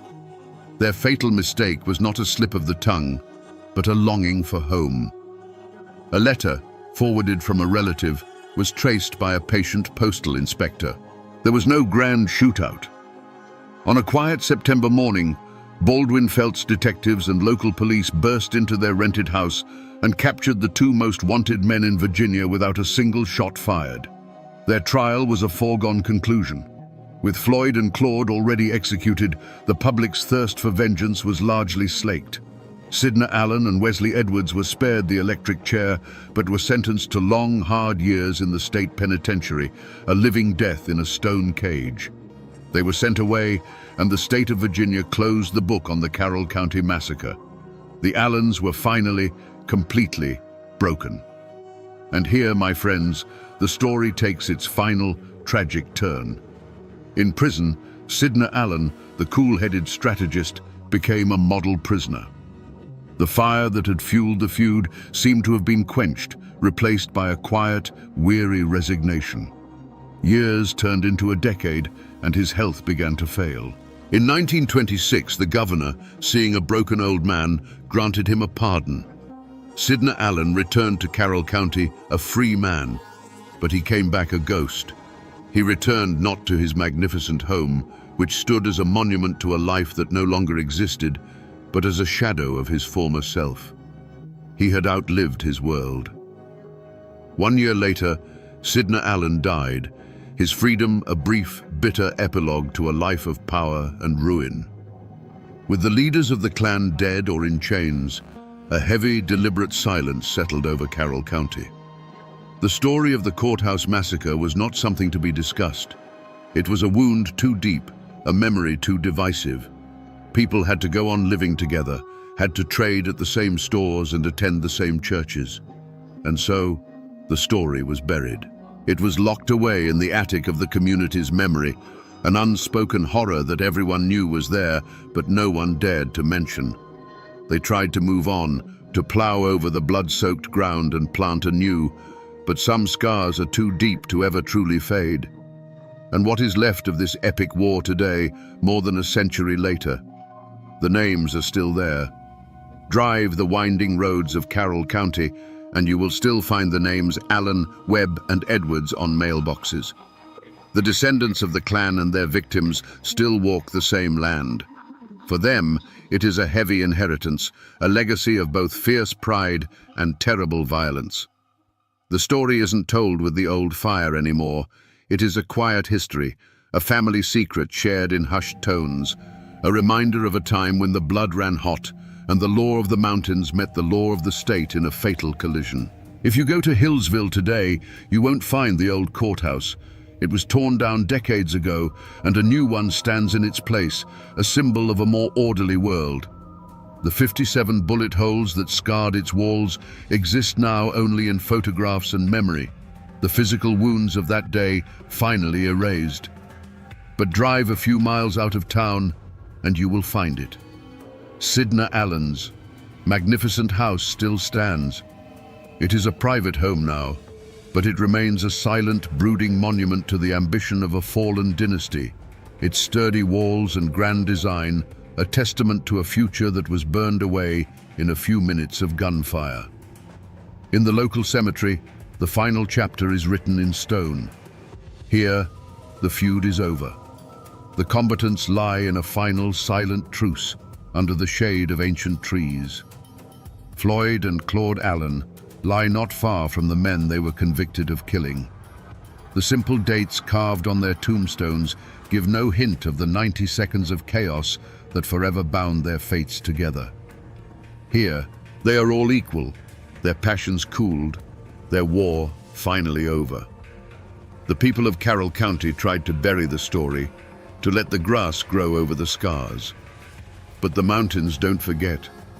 They were here long before the Allens arrived, and they will be here long after the last stone on their graves has crumbled to dust. The wind that whispers through the pines on the Blue Ridge still carries the echo of those gunshots. The dark hollows where Sydney and Wesley hid still hold the memory of their flight. The land itself is the final witness, the keeper of a story that is now part of the very soul of this place. So we return to the question that echoed from that bloody courtroom. What pushes a man to declare war on the law in its own temple? After walking through the smoke and shadows of this story, we can see the answer is not a simple one.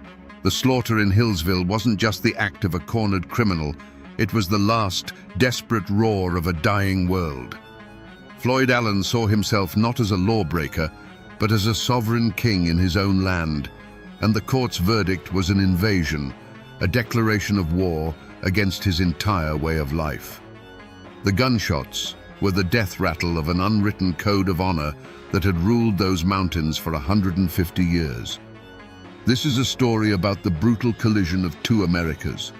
It is a story of family loyalty pushed to its most violent and tragic extreme.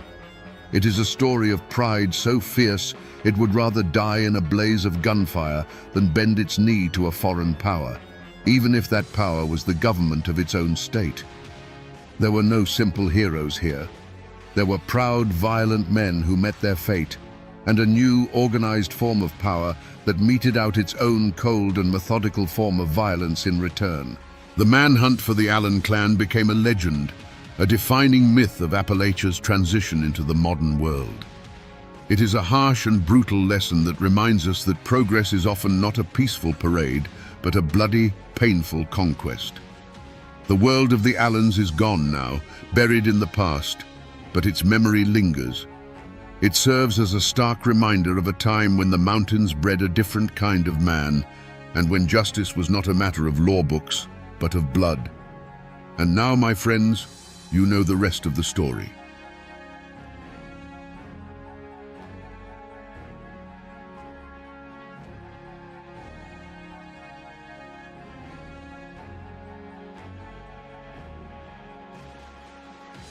They say that on the day of her trial, the air in the Russellville courthouse was thick with hate.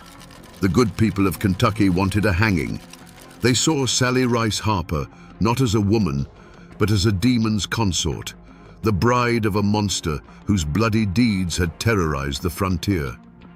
Yet when she spoke, frail and broken, her testimony of the horrors she'd endured was so chilling it swayed a jury sworn to convict her. She walked free, a survivor who looked a devil in the eye and lived. But the question that haunted the courtroom that day still echoes through the hollows. Was she the ultimate victim or the ultimate performer? To understand the woman in that courtroom, you have to travel back, before the blood and the fear, to the hard-packed dirt floor of a minister's cabin in Knox County, Tennessee. This was Sally Rice's world, a tiny island of order carved out of a vast, chaotic wilderness. Her father, John Rice, was a Methodist minister, a man who fought the frontier's savagery not with a long rifle, but with the Holy Bible. He built her a life fenced in by scripture and piety, where the days were measured by chores and prayer, and a woman's virtue was her most precious possession.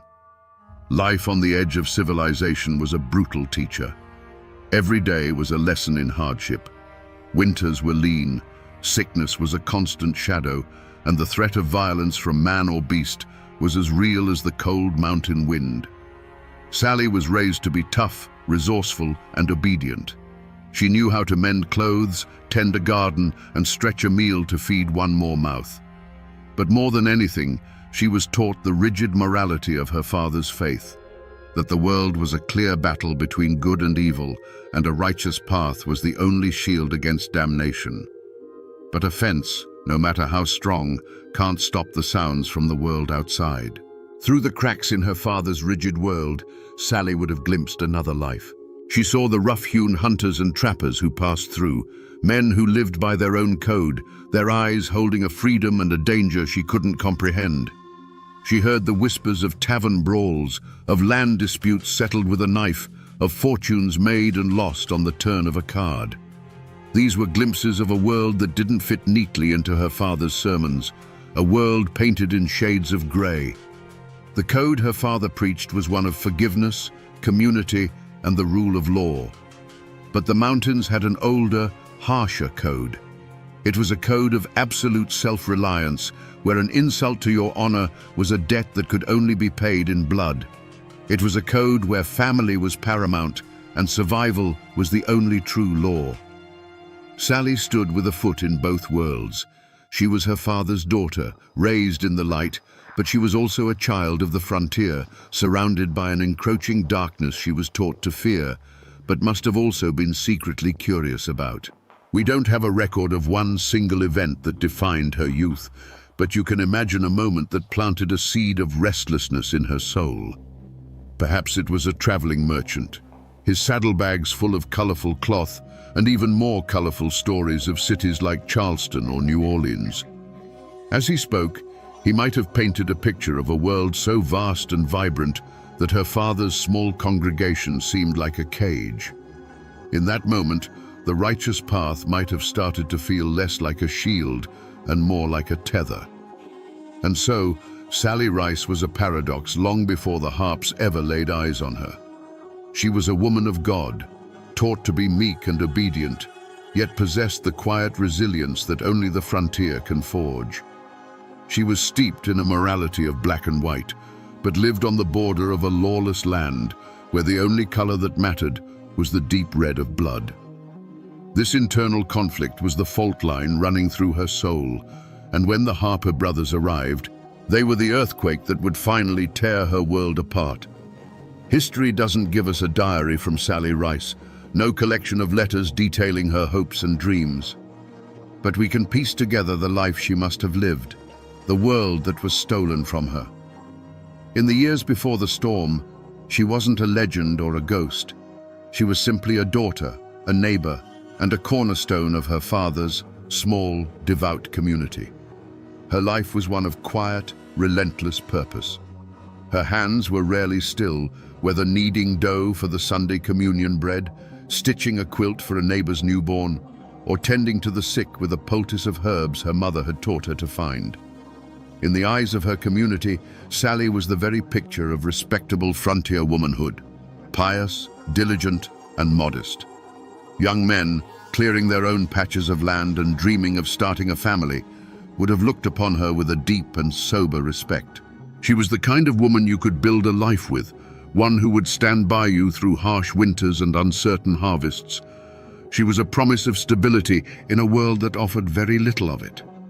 Her relationships were woven into the very fabric of this small settlement. There was the deep, if perhaps demanding, love for her father, a man whose approval was her guiding star. There was the easy camaraderie with the other women, a bond forged over shared labors at the washing creek and whispered conversations by the hearth. This wasn't just a place she lived, it was an identity. She was John Rice's daughter, a good Christian woman, a future wife and mother. Her name was clean, her path was clear, and her future seemed as solid as the Appalachian mountains themselves. This was the world at stake. Not a great fortune or a vast tract of land, but something far more precious. A good name, a place in her community, and a future unburdened by shame. It was a simple, fragile world, built on faith and mutual reliance, where the sound of hymns on a Sunday morning could, for a little while, drown out the howl of a wolf in the woods. This was the life Sally Rice knew, a world of simple decency and hard-won peace. And it was about to be burned to the ground. But in every fortress, there is a weak point, and in every soul, a hidden crack. For all her piety and obedience, Sally Rice harbored a fatal flaw, one common to so many people trapped in a life they did not choose. A deep, and restless curiosity. It was a yearning for a world larger than the one she could see from her father's doorstep, a hunger for a story that wasn't already written for her in the pages of a hymn book. She was a good daughter, but a part of her spirit chafed under the bit of rigid righteousness. There's a story, a piece of local law that never made it into the official records, that speaks to this hidden side of Sally. They say that sometimes, when she was supposed to be gathering firewood or checking rabbit snares, she would instead climb the highest ridge behind her family's cabin. Up there, clinging to the rocky outcrop, with the wind whipping her hair, she could see the world unfold. Valley after valley, painted in shades of blue and green, stretching out to a horizon that seemed to promise everything and nothing all at once. It was a small, secret act of defiance, a moment of tasting a freedom her father would have called a sin. This hunger for the horizon was a double-edged sword. On the one hand, it gave her a resilience, an inner strength to endure the monotony and hardship of her daily life. But on the other, it made her dangerously naive. She craved experience so badly that she lacked the wisdom to judge its character. She could see the allure of the unknown, but she was utterly blind to its perils. Her father had built a wall of faith around her to protect her from the world's evils, but in doing so, he had left her with no weapons to fight them should they ever breach the walls. And so the crack in her armor was not malice or wickedness, but a deep and dangerous yearning. She was a bird in a well-made cage who spent her days dreaming of the sky, never once considering that the sky was also home to hawks. When the Harp brothers eventually rode into her life, they were not just men. They were the embodiment of that wild, untamed horizon she had only ever glimpsed from the top of a mountain. And her flaw, her desperate curiosity, would prevent her from seeing the shadow of the hawk until its talons were already sunk deep into her flesh. They didn't arrive like a storm, but like a low, unsettling rumble on the horizon. Two men emerging from the deep woods on horseback, their figures dark against the tree line. They approached the rice cabin not with the caution of strangers, but with an unnerving ownership, as if the entire frontier belonged to them. The smaller man, Wiley, was wiry and watchful, but it was the giant Mikaja Harp who seemed to suck the very air from the clearing. He was a mountain of a man, his face a mask of hardened leather and dark scowls, and he carried himself with the predatory grace of a bear. Minister John Rice, bound by the sacred frontier code of hospitality, met them at the door. He offered them water and a place to rest their horses, his voice steady with the authority of a man of God. But Big Harp's gaze passed right over him. His eyes, dark and possessing, settled on Sally. And in that moment, the unforgivable affront occurred. It wasn't a shouted threat or a drawn weapon. It was in the way Harp looked at her, not as a person, but as a prize, a piece of property he had just discovered and intended to claim. In his stare, all of her father's laws, all of God's commandments, were dismissed as meaningless. For Sally, this should have been a moment of pure terror. Her father's world was being challenged by a raw, masculine power that was its complete opposite. But her fatal flaw, that restless curiosity, flared to life. This man was not like the shuffling, deferential farm boys from the congregation. He was the wilderness given human form. He was dangerous. He was chaos. He was real in a way that felt more potent than any sermon she had ever heard. The fear was there, a cold knot in her stomach, but beneath it was a terrifying, exhilarating flicker of fascination. This was the spark. The choice that history has debated ever since wasn't really a choice at all. The myth says he seduced her with promises of adventure. The official record says he dragged her screaming from the cabin. The truth likely lies in the murky space between. Perhaps he spoke a few words to her, his voice a low growl that promised to show her that horizon she had always dreamed of. And perhaps for one foolish, fatal second, she listened. Her curiosity, for the briefest of moments, outweighed her fear. That hesitation was all the opening Big Harp needed. The seduction, if there ever was one, ended there. The instant she was within his reach, the mask of the charismatic rogue fell away to reveal the monster beneath. The affront that began with a look was completed with an act of brutal possession. He grabbed her, and the spell was shattered. The dream of the horizon instantly became the nightmare of a cage on wheels. Her father's shouts, her mother's screams, they became the fading sounds of a world she had just lost forever. The fuse had been lit, not by a grand battle, but by a single damning look and a young woman's naive hunger for a life she was never meant to know. The romance of the horizon, if it ever existed, died within the first mile. Sally Rice's new world was the sweaty flank of a horse, the hard ground at night, and the constant suffocating presence of Big Harp. The warnings were not whispered words from concerned friends, they were actions, each one a brutal lesson in the nature of the beasts who now owned her. The first time Big Harp backhanded her for being too slow to make camp, the shock of it was a deafening bell toll, signaling the end of her old life. This was not an escape. It was a new and more terrible cage. The first door to a life she might have salvaged slammed shut on the banks of a Kentucky river. They had fallen in with a traveler, a man named Langford, who shared his meager rations with them. For a few hours, the conversation was almost normal, a fleeting reminder of common decency. Sally might have felt a flicker of hope. Then, without a word of warning, little Harp's tomahawk came down.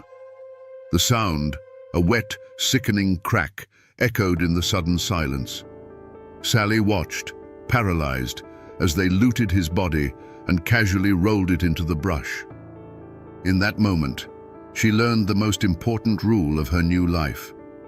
Any kindness shown to her was a death sentence for the one who showed it. To cry for help was to murder the helper. Opportunities to flee must have presented themselves, each one a poisoned chalice. Perhaps one night, with the brothers passed out from a jug of stolen whiskey, she stood at the edge of the firelight, the dark woods promising escape. But where would she go? The wilderness that had once seemed a symbol of freedom was now an accomplice to her captivity, an endless maze of shadows filled with predators, both animal and human. To run was to choose a different, slower death. So she stayed, banking the fire, her inaction a choice made for her by the absolute certainty of what lay in wait, both in the woods around her and in the sleeping forms of the men behind her. With every passing week, her old self, the minister's daughter, began to die a quiet death. The path of no compromise was not a refusal to back down from a fight. It was a total submission to the logic of survival. She learned to read Big Harp's moods in the set of his jaw, to anticipate Wiley's twitchy violence. She learned to make herself small, to be useful, to become a piece of the scenery. Her prayers at night, if she still dared to offer them, must have changed. She no longer prayed for rescue, but for the strength to endure another sunrise.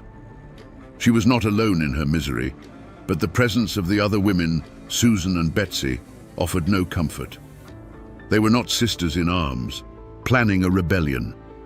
They were three separate souls trapped in the same hell, each one a rival for the sliver of tolerance that might spare them a beating. Their shared glances were not of solidarity, but of mutual, desolate understanding. They were a tribe of the damned, and their silence was a pact of survival that isolated each of them completely. The warnings had all been ignored because they were impossible to heed. Each murder she witnessed, each body filled with stones and sunk in a cold river, was another chain binding her to the gang. She was no longer just an innocent captive in her own mind. The blood had spattered too close. The path back to her father's world was turning to ash behind her. To leave now, even if she could, would be to carry the stench of their crimes with her, branding her forever. Her only path forward was the one the Harps carved through the frontier, a trail of blood leading deeper and deeper into a darkness from which there was no return. It came on a humid afternoon at a small, fly-blown trading post on the Green River. For a few brief hours, the world felt almost normal.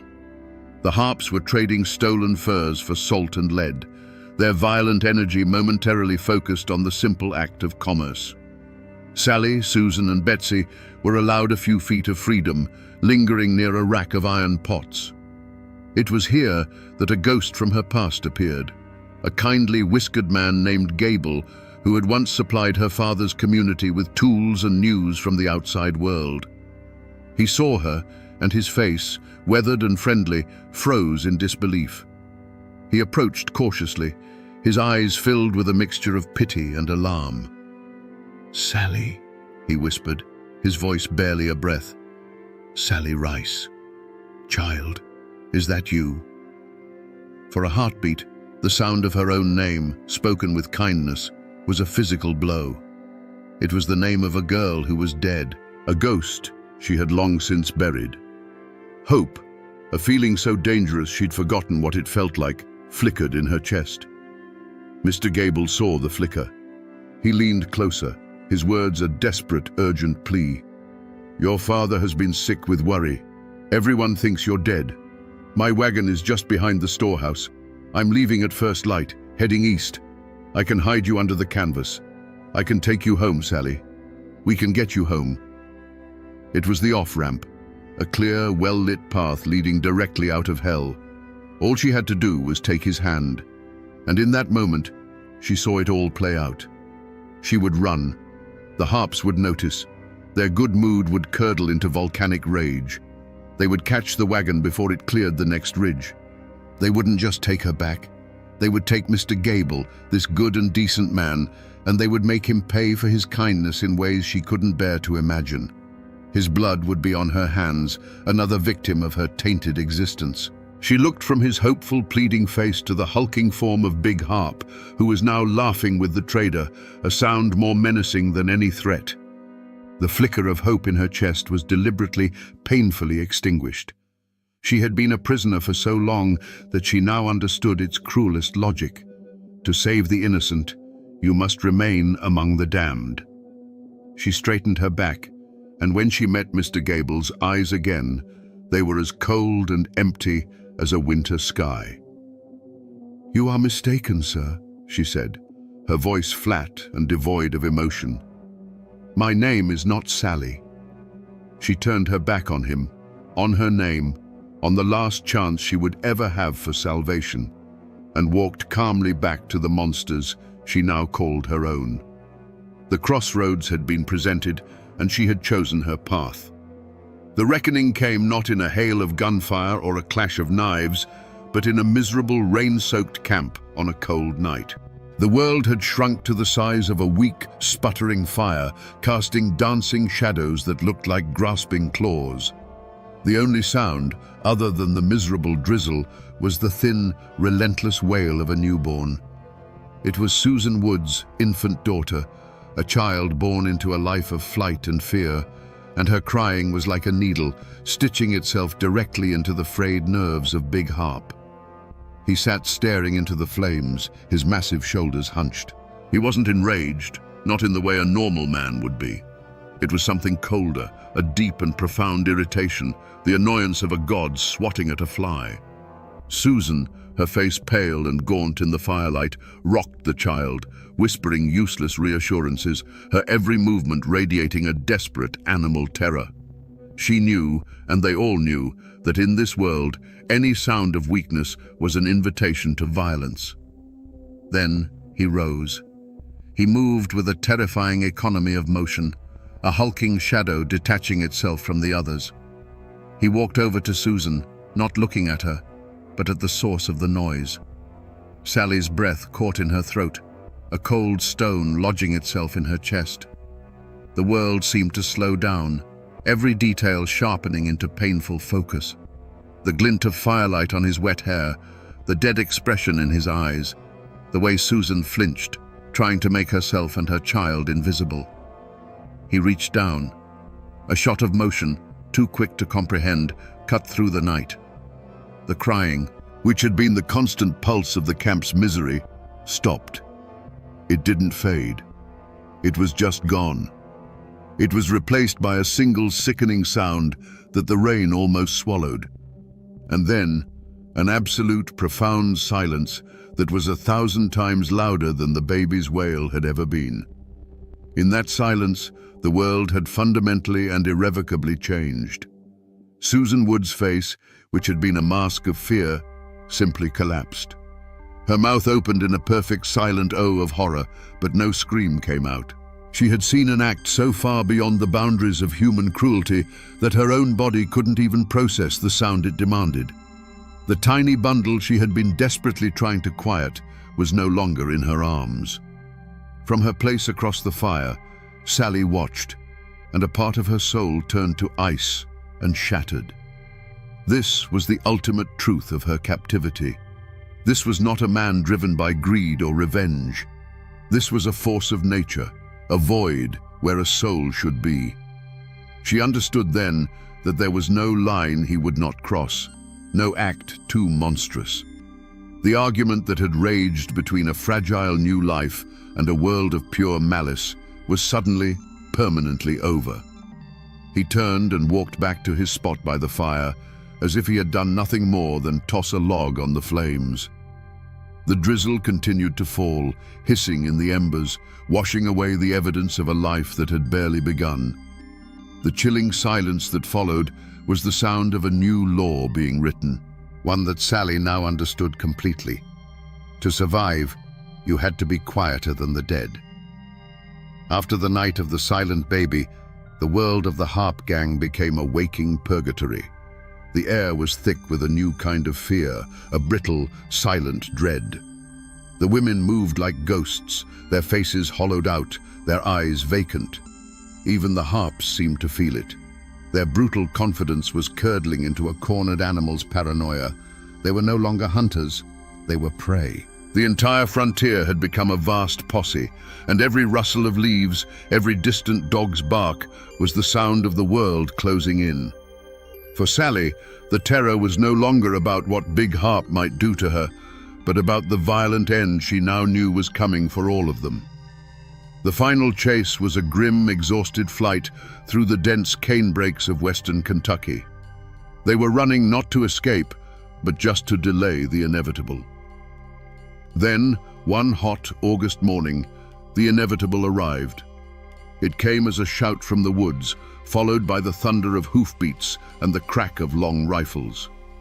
The posse, led by the vengeful Moses Stegel, descended upon their camp like a righteous flood.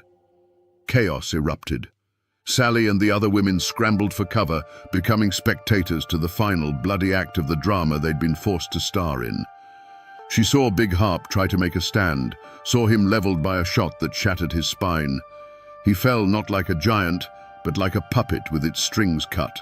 As the posse swarmed his crippled, roaring form, Sally watched with a profound and chilling detachment.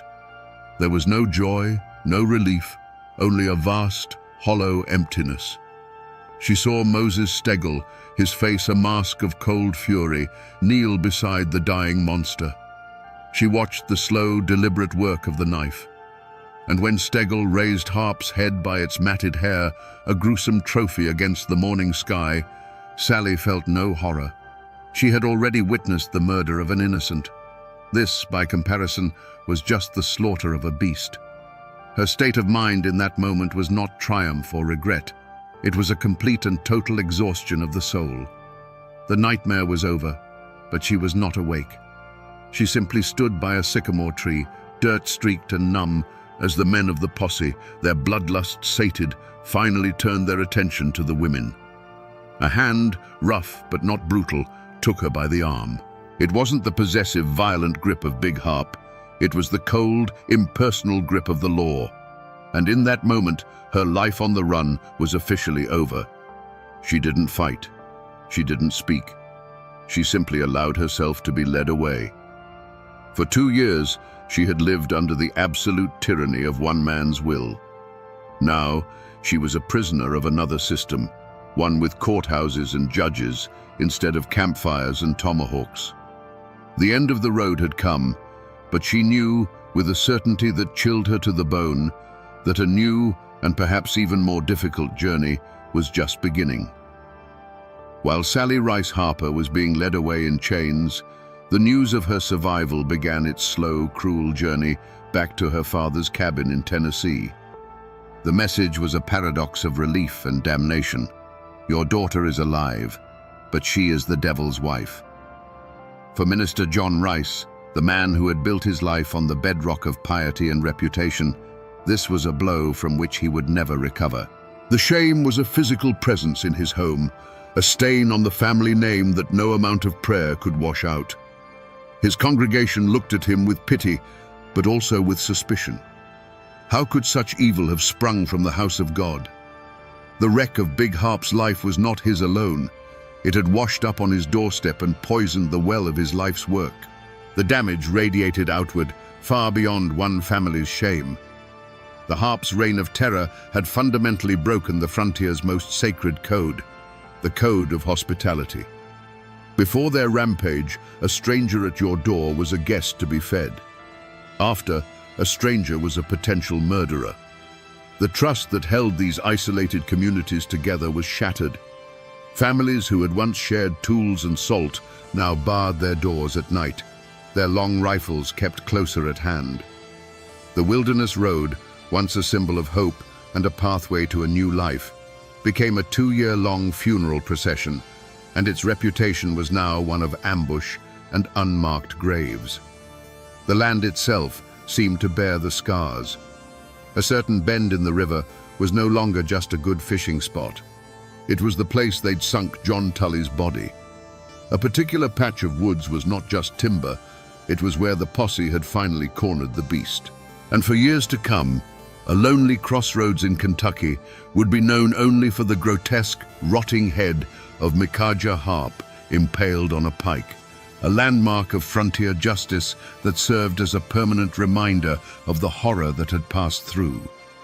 The geography of the region had been rewritten, its landmarks now serving as tombstones. And then there were the other families, the ones whose names were not tied to the killers, but to the victims. For the wives, children, and parents of men like Thomas Langford and John Graves, the death of Big Harp brought no closure. It only cemented their loss. Their lives were now defined by an empty chair at the table, by a future that had been stolen by a moment of senseless, random violence. The Harps' legacy was not just in their own death and infamy, but in the countless quiet tragedies they left in their wake, in the dozens of families whose stories were now permanently rerouted down a path of grief and hardship. The tragedy of the Harper brothers, you see, did not end when a knife sawed through Big Harp's neck. That was simply the end of the killing. The true wreckage was in the survivors, in the communities paralyzed by fear, and in the shadow of suspicion that would fall over Sally Rice's family for a generation. The violence was a stone thrown into the placid pool of the frontier, and its ripples would disturb the waters for decades to come. The Russellville courthouse was little more than a log cabin with a judge's bench, but on the day Sally and the other women were brought to trial, it was the center of the universe. It was packed to the rafters with the husbands, sons, and brothers of the Harps' victims, their faces grim, their hands resting on the butts of the pistols in their belts. This was not a crowd seeking justice. They were a congregation demanding a sacrifice. To them, these women were not captives. They were the devil's brood, witches who had lured good men to their deaths. The air was thick with a righteous, murderous hum. This was the ultimate clash of cultures. The court, with its powdered wigs and leather-bound books, operated on the principles of evidence and testimony, of a world governed by man's law. But Sally's defense was based on an unwritten, brutal code that no one in that room, save the other two women, could truly understand. The mountain code of absolute survival. The prosecutor's questions were logical, but to Sally, they were absurd. "Why didn't you try to escape?" he would thunder. How could she explain that escape meant a slower death by starvation or a quicker one upon recapture? Why did you not cry for help? How could she describe the cold certainty that her cry would be a death sentence for whoever was foolish enough to listen? Here, in the crucible of the courtroom, Sally Rice Harper gave the performance of her life. She did not stand tall and defiant. She was the very picture of a broken victim. Frail, emaciated, her voice a fragile whisper, she painted a picture of unendurable horror. She spoke of her abduction, of the constant beatings, of the soul-crushing fear that was her daily bread. She understood her audience perfectly, a jury of stern, patriarchal frontiersmen who believed in the inherent weakness and moral purity of women. She could not be their equal. She had to be their ward, a fallen dove in need of their protection. Her trump card, the story that would save her life, was the murder of Susan Wood's infant daughter. As she recounted the tale, a hush fell over the hostile courtroom. She described the baby's relentless crying, Big Harp's cold annoyance, and the final sickening moment of silence. She looked at the 12 grim-faced men on the jury, her eyes brimming with tears she had learned to summon on command, or perhaps they were horrifyingly real. What chance, her voice cracked, did an unarmed woman have against a beast who would snatch his own child from her mother's arms and silence her against a tree? That single, horrific image shattered the prosecution's case. It was a truth so monstrous it transcended legal arguments. In that moment, the men on the jury no longer saw an accomplice. They saw their own wives, their own daughters, and imagined them in the grip of such an inhuman force. The code of the mountains, the law of survival, had finally been translated into a language the court could understand. It was the language of pure, unrestrained evil, an evil against which, they reasoned, no woman could possibly stand. The verdict, when it came, was a shock that rippled through the courtroom. Not guilty. Sally Rice was acquitted. A murmur of disbelief and anger went through the crowd, but the law had spoken. True justice, however, remained an open question. Was this a triumph of empathy, a rare moment where a court understood the realities of coercion and abuse? Or was it the ultimate con, a masterful manipulation by a hardened survivor who knew exactly what a roomful of men needed to hear to let her go free? The law had rendered its judgment, but the mountains and the whispers of the people who lived in them would keep their own verdict for centuries to come. While Sally walked free, the story of the Harps was not yet fully written. The main antagonist, the hulking Big Harp, had already met a gruesome end, his head left to the sun and the crows. But the other side of that evil coin, his brother wily Little Harp, had cheated the hangman's rope. Before he could be tried and executed, he and Betsy Roberts managed to escape the flimsy Russellville jail, slipping through the bars like a shadow and vanishing back into the wilderness that had spawned them. The law had failed. The monster was not dead. It had merely shed its skin. For a time, Little Harp prospered in the only way he knew how. He changed his name, calling himself John Seton, and fell in with another notorious gang of river pirates led by Samuel Mason.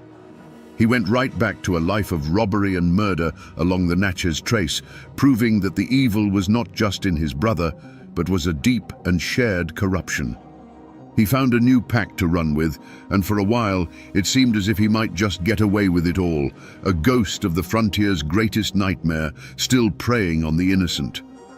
But the story of Wily Harp ends with a final bitter twist of irony. It wasn't a lawman's rifle or a judge's gavel that ended his story.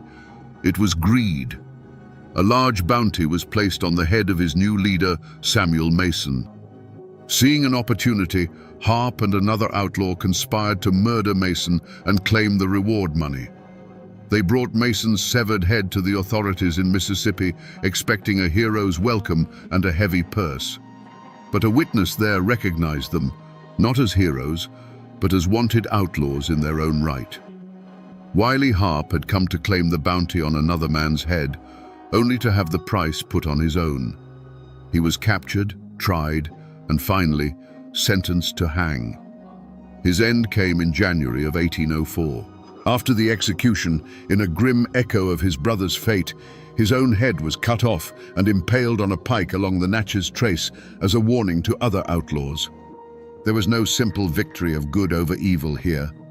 Little Harp was brought down by his own boundless avarice, a victim of the same brutal, self-serving code he had lived by.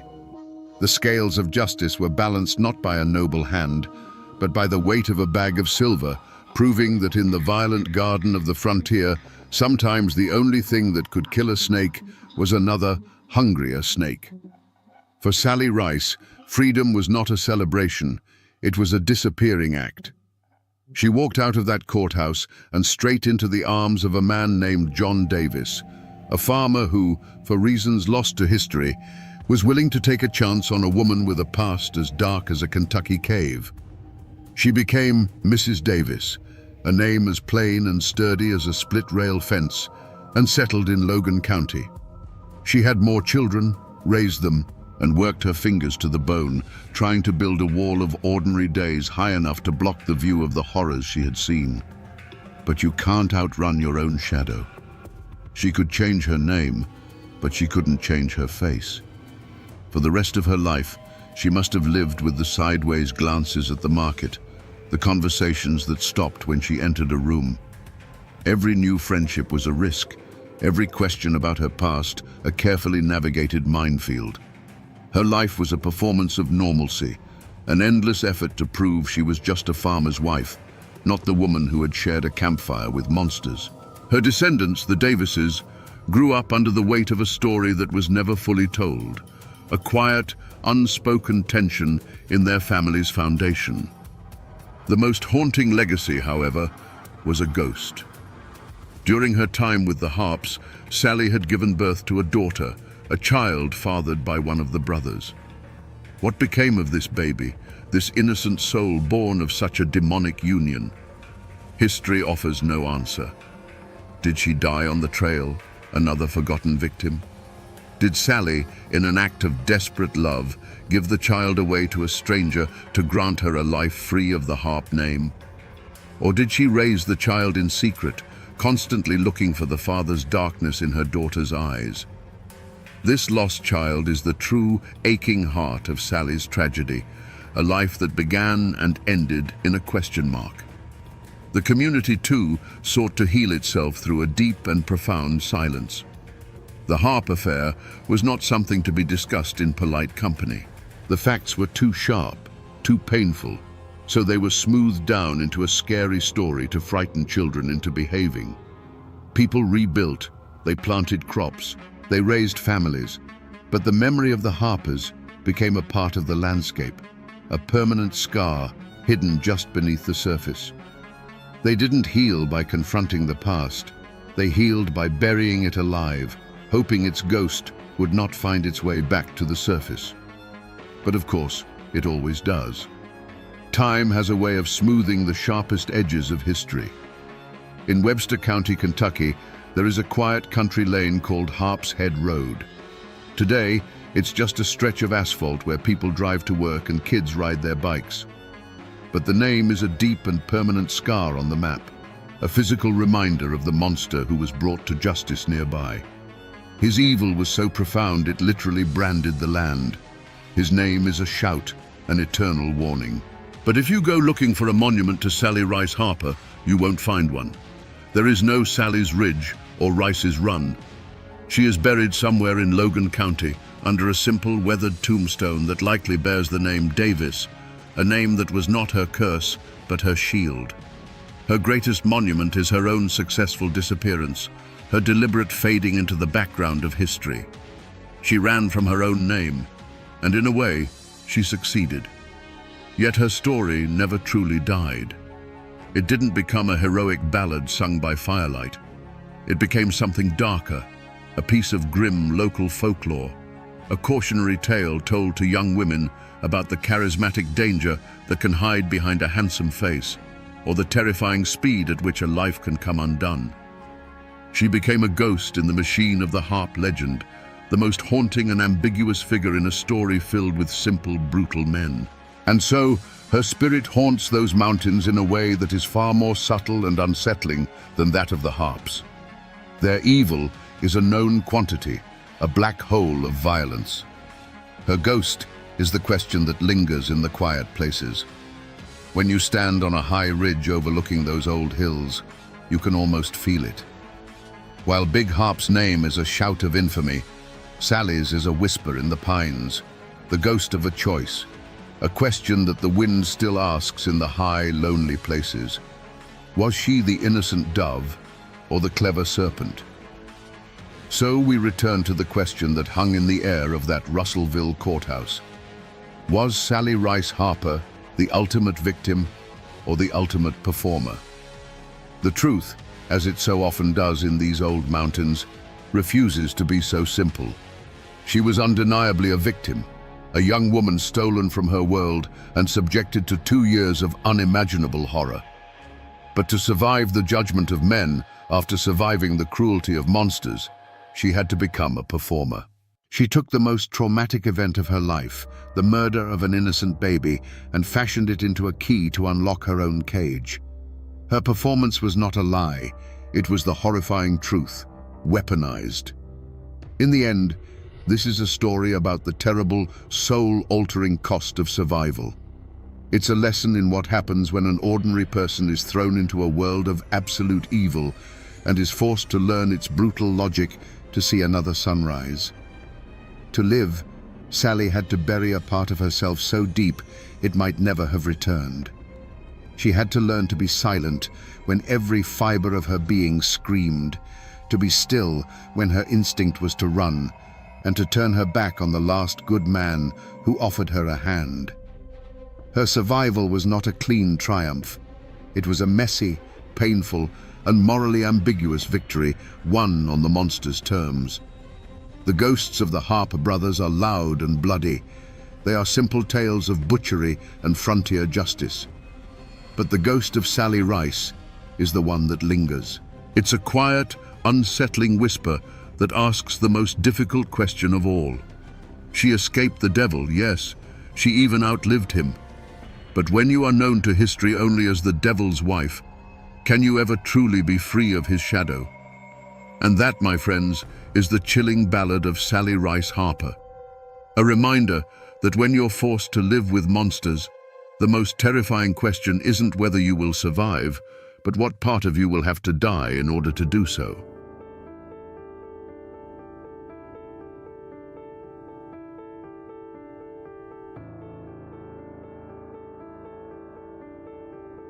Two days shy of her 41st birthday, shotgun blasts ripped through the quiet hills of the Indian Territory. She was shot in the back, a coward's ambush. The woman they called the Bandit Queen lay dead in the dirt, just feet from her own gate. The dime novels painted her as a female Jesse James, a ruthless outlaw. But that's the legend. How does a girl who mastered Greek and the piano, born to a respectable family, end her days this way? Today, we separate the truth from the lies to find the real Myra Maybelle Shirley and to ask the question that still haunts these hills. Who wanted her dead? Before the legend, there was a girl named Myra Maybelle Shirley. She wasn't born in a dusty outlaw camp, but into a life of relative comfort in Carthage, Missouri. Her father, John Shirley, was a respected farmer, innkeeper, and judge, a man of property and standing. Their home sat on the very edge of civilization, where the rolling prairies gave way to the rugged ancient Ozark Hills. It was a land with a soul much like Appalachia's, a place of tight-knit clans, fierce independence, and memories as long and deep as the valleys themselves. The roots of that spirit ran deep in Myra's blood. Her mother, Elizabeth Hatfield Shirley, came from the same line as the notorious Hatfields of the West Virginia-Kentucky border. This wasn't just a distant relation, it was a heritage. It meant that Myra was born into a world where honor was defended with fists and firearms, where loyalty to family was the highest law, and where an insult was a debt that would one day be paid in full. This was the unwritten code of the mountains, a code she understood long before she ever read a law book. On the surface, however, Myra was being molded into a proper Southern lady. Her father sent her to the Carthage Female Academy, a place of refinement and learning. She studied the classics, mastered Greek and Latin, and could fill the Shirley home with the beautiful, complex notes of a piano sonata. She was intelligent, articulate, and poised, everything a daughter of a prominent family was expected to be. She was destined for a life of quiet dignity, of ball gowns and polite conversation. But beneath the corset and silk beat the heart of a rebel. The same girl who could quote Greek philosophers was more at home in the saddle, racing her horse through the woods with a freedom most women of her time could only dream of. She preferred the company of her older brother, Bud, and his friends, learning from them the ways of the wilderness. She could handle a shotgun with a skill that shamed grown men and knew the hidden trails of the Ozarks as if they were lines on the palm of her hand. Two worlds were at war inside this young woman: the polished, respectable world her father was building for her, and the wild, untamed world of the hills that flowed in her Hatfield blood. For a time, she could walk in both. But a storm was gathering on the horizon of America, a storm of fire and steel that would sweep across the nation, and it would force Myra Maybelle Shirley to choose, once and for all, which world she truly belonged to. Little did she know that choice would burn the life she knew to the ground. If the Ozark Hills were the anvil of Myra's character, the Civil War was the hammer that shattered it and reforged it into something hard and sharp. When the war came, it didn't just divide the nation, it ripped through Missouri, turning neighbor against neighbor in a savage guerrilla conflict. The Shirley family didn't hesitate. Their loyalty was to the Confederacy, and their home soon became a clandestine way station for the most feared Southern partisans, the bushwhackers. Men like William Quantrill and Bloody Bill Anderson, men who fought with a cold fury, found refuge under the Shirley roof. And riding with them were boys who would become legends in their own right, the James brothers and the Younger brothers. This was the world that consumed Myra Maybelle. She saw these men not as outlaws, but as heroes defending their homes. And her greatest hero was her own brother, Edwin, whom everyone called Bud. He was everything she admired: brave, defiant, and free. When he joined the bushwhackers, Myra's war began. The polite young lady from the academy vanished, replaced by a cunning operative for the Southern cause. Legends say she would use her charm and education to flirt with Union officers, prying information from them about troop movements, which she would then pass on to her brother and his comrades. She became a scout, a spy, a vital part of the shadow war being fought in the Missouri hills. For a time, it must have felt like a dangerous, righteous adventure. She was fighting alongside her brother, defending her family's beliefs. The risk was real, but so was the adrenaline, the sense of purpose. She was no longer just a girl playing piano, she was a player in the great bloody drama of her time. But this was no adventure, and the price of this war was about to be brought to her door in the most brutal way imaginable. In 1864, the hammer fell. Federal troops, tired of the constant raids and ambushes, hunted down Bud Shirley. He was trapped, cornered, and killed. For 16-year-old Myra, the news wasn't just devastating, it was the end of her world. The light of her life, her protector, her idol, was gone, slain by the very men she saw as foreign invaders. In that moment, her girlish patriotism and grief curdled into something far darker, a cold, permanent, all-consuming hatred. A hatred for the government, for its uniforms, for its laws. They had taken her brother, and in doing so, they had taken a part of her soul. The war might end for the country, but for Myra Shirley, it would never be over. She would spend the rest of her life fighting the victors. After the war, the Shirley family fled to Texas, seeking a new life from the ashes of the old. But for Myra, peace was a foreign country. Her heart, forged in hatred, was drawn to the fire. She found that fire in the eyes of the men who, like her brother Bud, refused to surrender. Men like the charismatic Cole Younger, a childhood friend and now a notorious outlaw.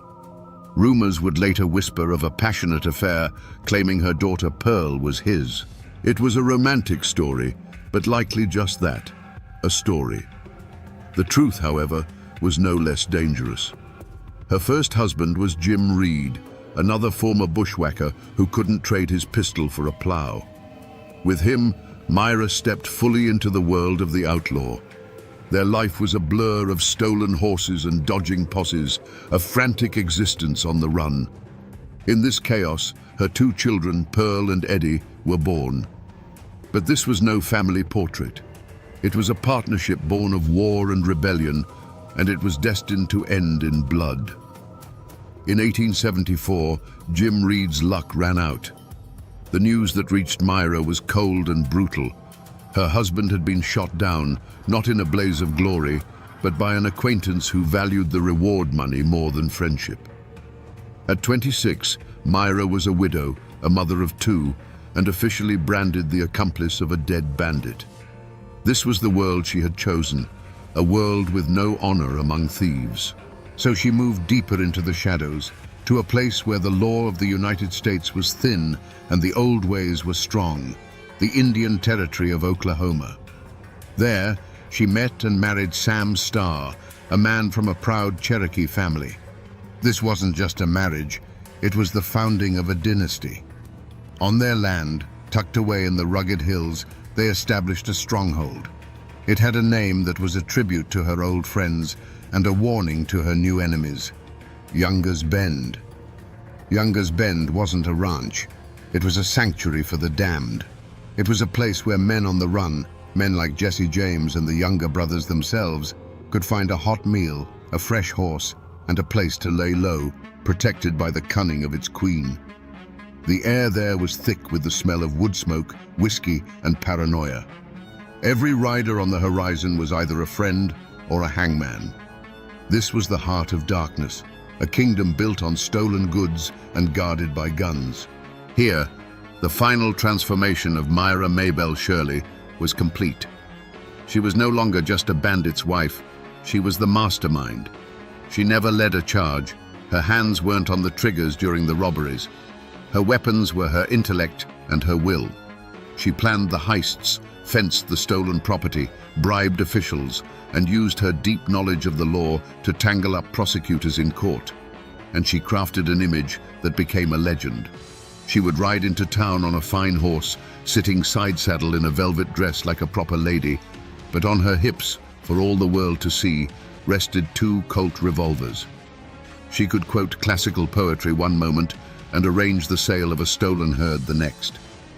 This walking contradiction, the refined lady and the criminal queen, was her armor and her declaration of war.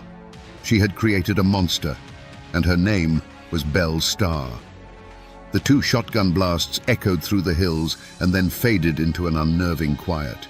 Belle Starr's horse, spooked and riderless, galloped the rest of the way to the ranch house, its panicked whinny the first alarm. Her daughter Pearl, hearing the sound, ran out to see what was wrong. The discovery she made in the mud of the road, just outside their own gate, would become the final bloody chapter of her mother's legend. The bandit queen was dead, her velvet riding habit stained with the earth and her own blood, her back riddled with buckshot. News of a murder like that travels fast, even in the isolated Indian Territory. It moved from ranch to ranch on the lips of breathless riders, then crackled across the telegraph wires to the newspapers in Fort Smith and beyond. The death of Belle Starr was an event. For the lawmen, it was the closing of a long and frustrating case file. For the dime novelists, it was a dramatic ending they couldn't have written better themselves. For the locals, it was a source of fear and feverish gossip. The queen was dead. But who had dared to kill her? Soon enough, Deputy U.S. Marshals rode down the trail to Younger's Bend.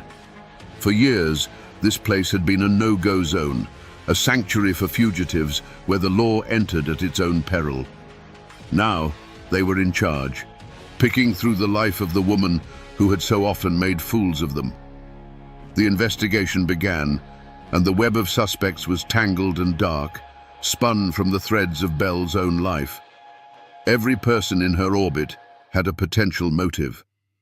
The first and most obvious suspect was a man named Edgar Watson. He was a tenant on Bell's land, a man with a shadowy past from Florida, rumored to be wanted for murder himself. They had argued bitterly.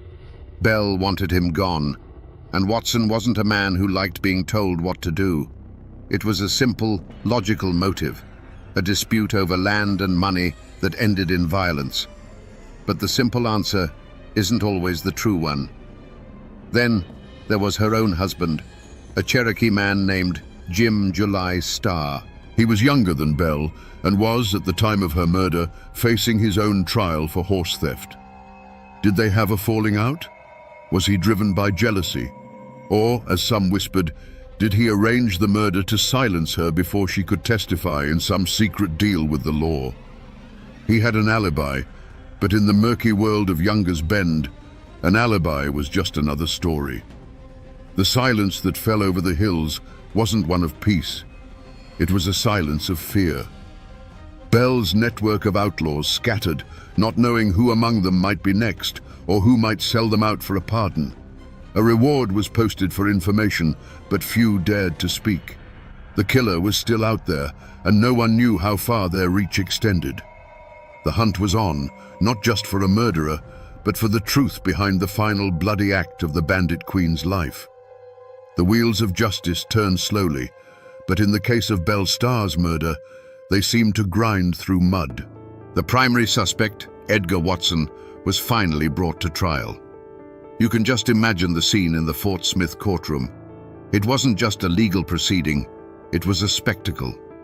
The room was packed with a tense mix of lawmen, curious townsfolk, and shadowed figures in the back rows, friends and enemies of the dead woman, all there to see how this final chapter would play out.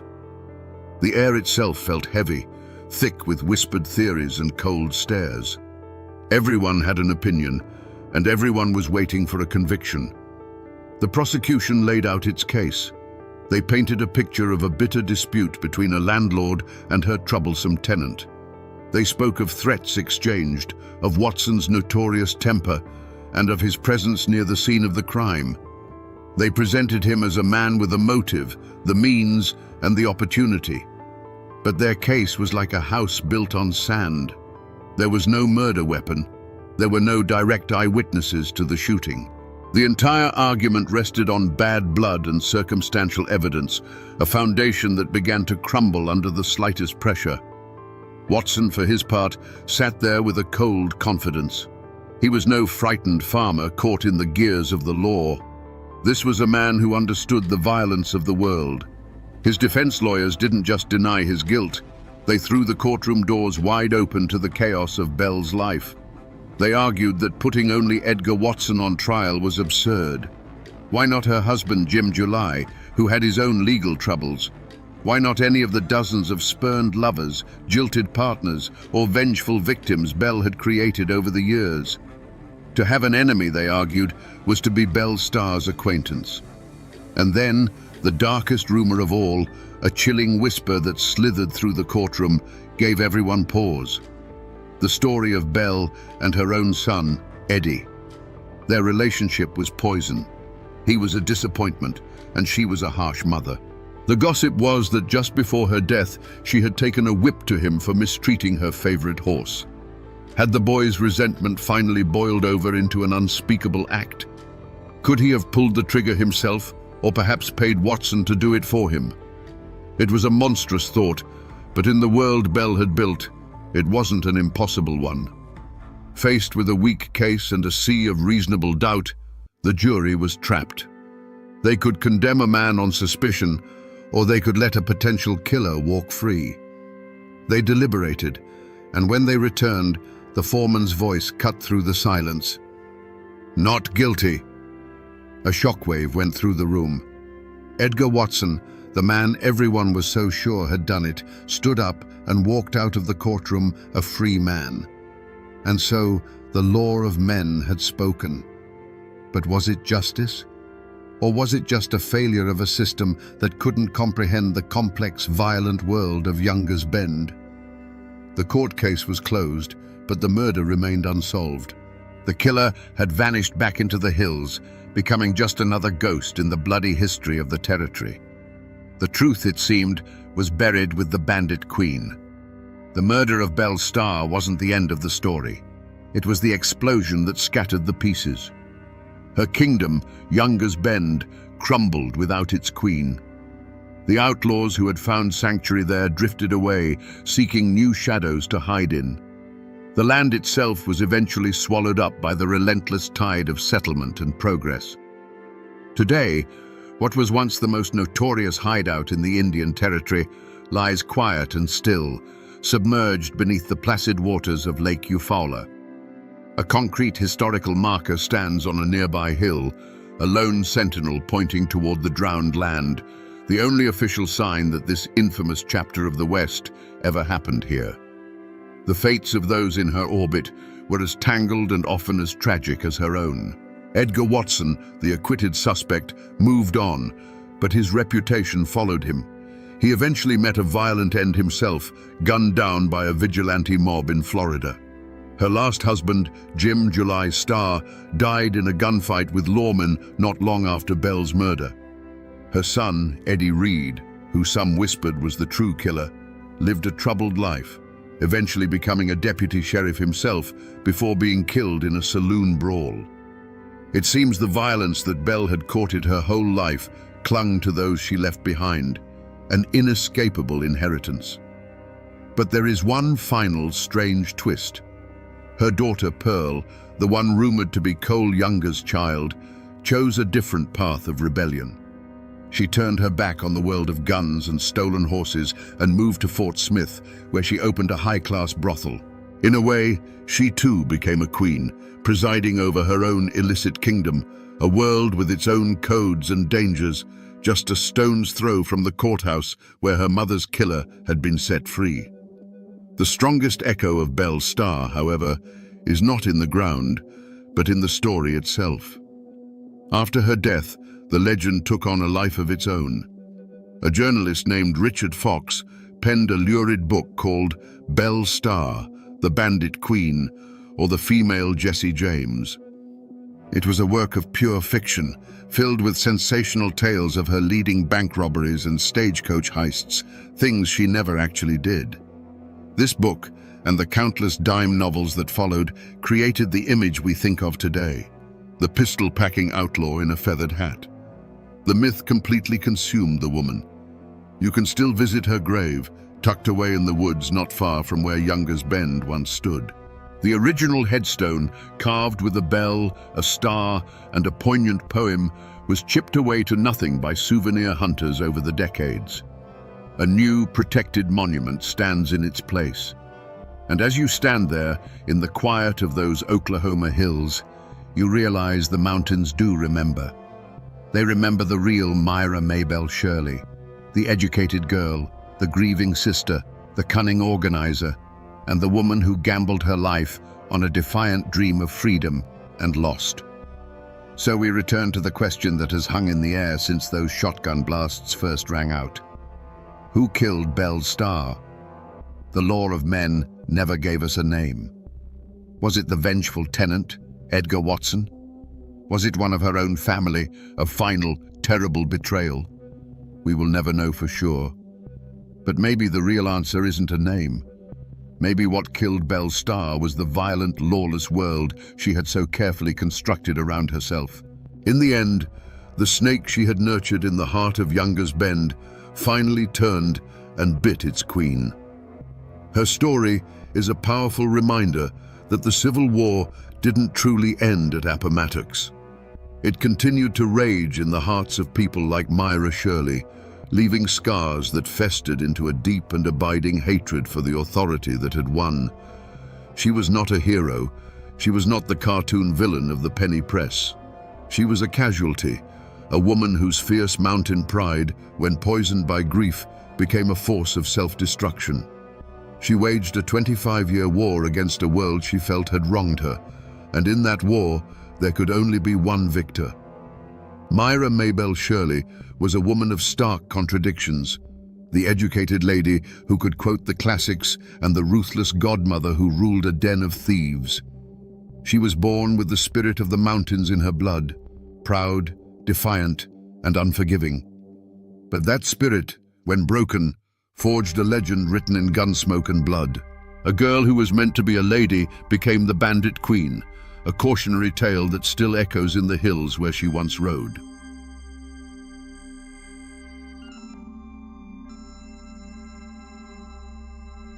They say that for 5 days in the late summer of 1921, the hills of West Virginia went to war with themselves.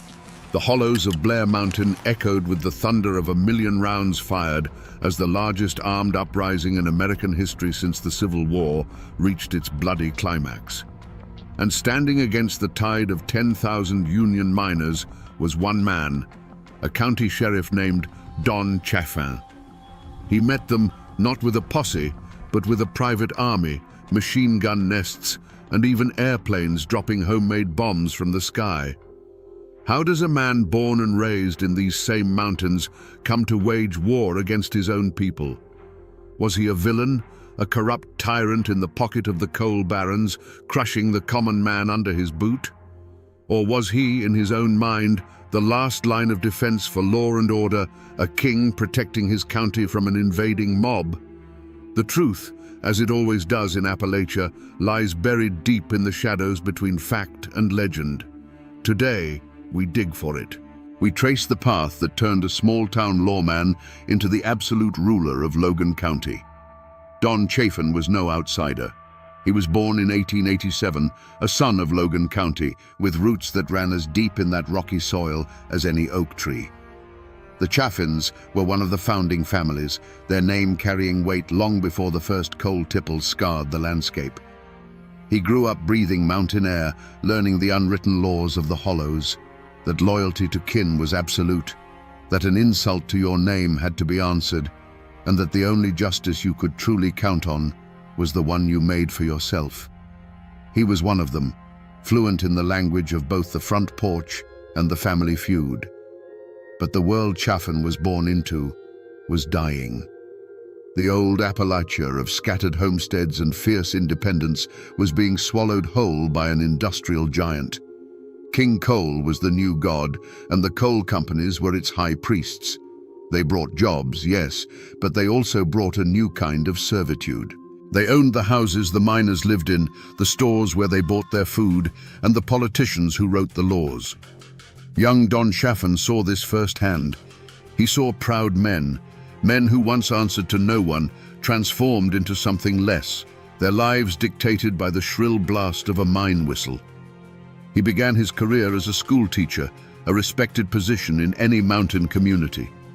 For a time, he stood before the children of Logan County, trying to impart lessons from a book. But he quickly learned a more potent lesson himself. He saw that the real power wasn't in the schoolhouse, it was in the courthouse. It was held by the men who could levy a tax, deputize a friend, or make a troublesome problem disappear with a quiet word and a nod. He saw that knowledge was one thing, but control was everything. This realization became the forge for his character. A choice was laid before him. He could remain a man of the old mountains, honorable but ultimately powerless, destined to be swept aside by the forces of industry. Or he could become a man of the new Appalachia. He could learn to master the machinery of this new world, to wield its power and to bend it to his will. The ambition in his heart was too strong to ignore. He made his choice.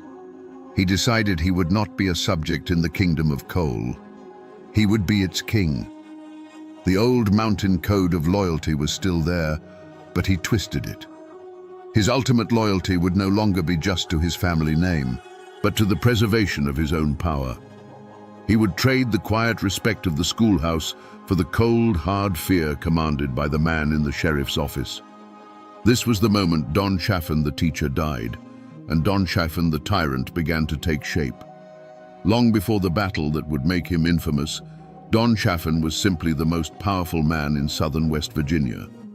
To see him in his prime, strolling down the streets of Logan, you wouldn't necessarily see a tyrant. You'd see a man of influence, dressed immaculately in a fine suit and hat, his pearl-handled pistols a subtle but constant reminder of his authority. He had a smile that could charm a bird from a tree and eyes that missed nothing. He was the sun around which Logan County orbited, and he held his position not just through force, but through a deep, personal understanding of its people. For those who stayed on his right side, Sheriff Chafin could be a powerful ally. He was the man you went to when you had a problem the law books couldn't solve. A dispute over a property line, a son who'd gotten into a bit of trouble, a family facing hard times. Chafin could fix it with a word. He cultivated a network of loyalty, a system of patronage where he was the benevolent patriarch, dispensing favors and expecting absolute allegiance in return. In a place where official government was often distant and ineffective, Don Chafin was the man who got things done. At home, he was a husband and a father. He built a life of comfort and privilege for his family, a world away from the grit and danger of the coal mines that funded it. This, perhaps, was the world he was truly protecting. Not just the abstract profits of the coal operators, but the safety and prosperity of his own kin. Every action he took, every line he drew in the dirt, was to insulate his family from the chaos and poverty that surrounded them. He was building a dynasty on a foundation of coal, and he would let no one threaten it. This was the kingdom Don Chafin built, a county sealed off from the outside world, running on his rules. It was a place of brutal, enforced order. The coal trains ran on time, the company payrolls were met, and the union agitators were kept on the other side of the county line. To the coal barons in their distant city offices, it was a perfect model of efficiency. To the miners who kept their heads down and did their work, it was a life, a hard life, but a predictable one. Don Chafin ensured that predictability, and in the turbulent world of the coalfields, that was a powerful commodity. But every king has a weakness, and Don Chafin's was a profound and blinding one. He could not tolerate a single challenge to his authority. It wasn't just pride, and it was more than mere stubbornness. It was a fundamental belief that Logan County was a direct extension of his own will. In his mind, he had built an orderly kingdom from the chaos of the mountains, and any voice of dissent was not just a disagreement, it was an act of treason. He saw the world in absolutes. You were either with him, or you were an enemy to be crushed. This flaw was on display long before the miners marched. You saw it in the cold, efficient brutality of what became known as the Logan County system. When a man suspected of Union sympathies stepped off the train, there was no debate. There was no argument. Chafin's deputies, his private army, would simply surround him. The choice was never about ideas, it was about survival. Leave now on the next train, or be carried out after a beating that would serve as a lesson to anyone else foolish enough to try. This wasn't law enforcement. It was the purging of an infection. For years, this iron-fisted approach was the very source of his strength. The coal operators paid him a fortune precisely because he was uncompromising. He was the wall that kept the union out, the guarantee that their profits would continue to flow, uninterrupted by strikes or demands for better pay. His fatal flaw was the very thing that made him rich and powerful. He built his castle on the bedrock of his own intolerance. But a wall built to keep out a few men cannot hold back a flood. Chafin's vision was fatally narrow, limited to the borders of his own county. He failed to understand that the union movement was becoming something more than just a few organizers he could intimidate.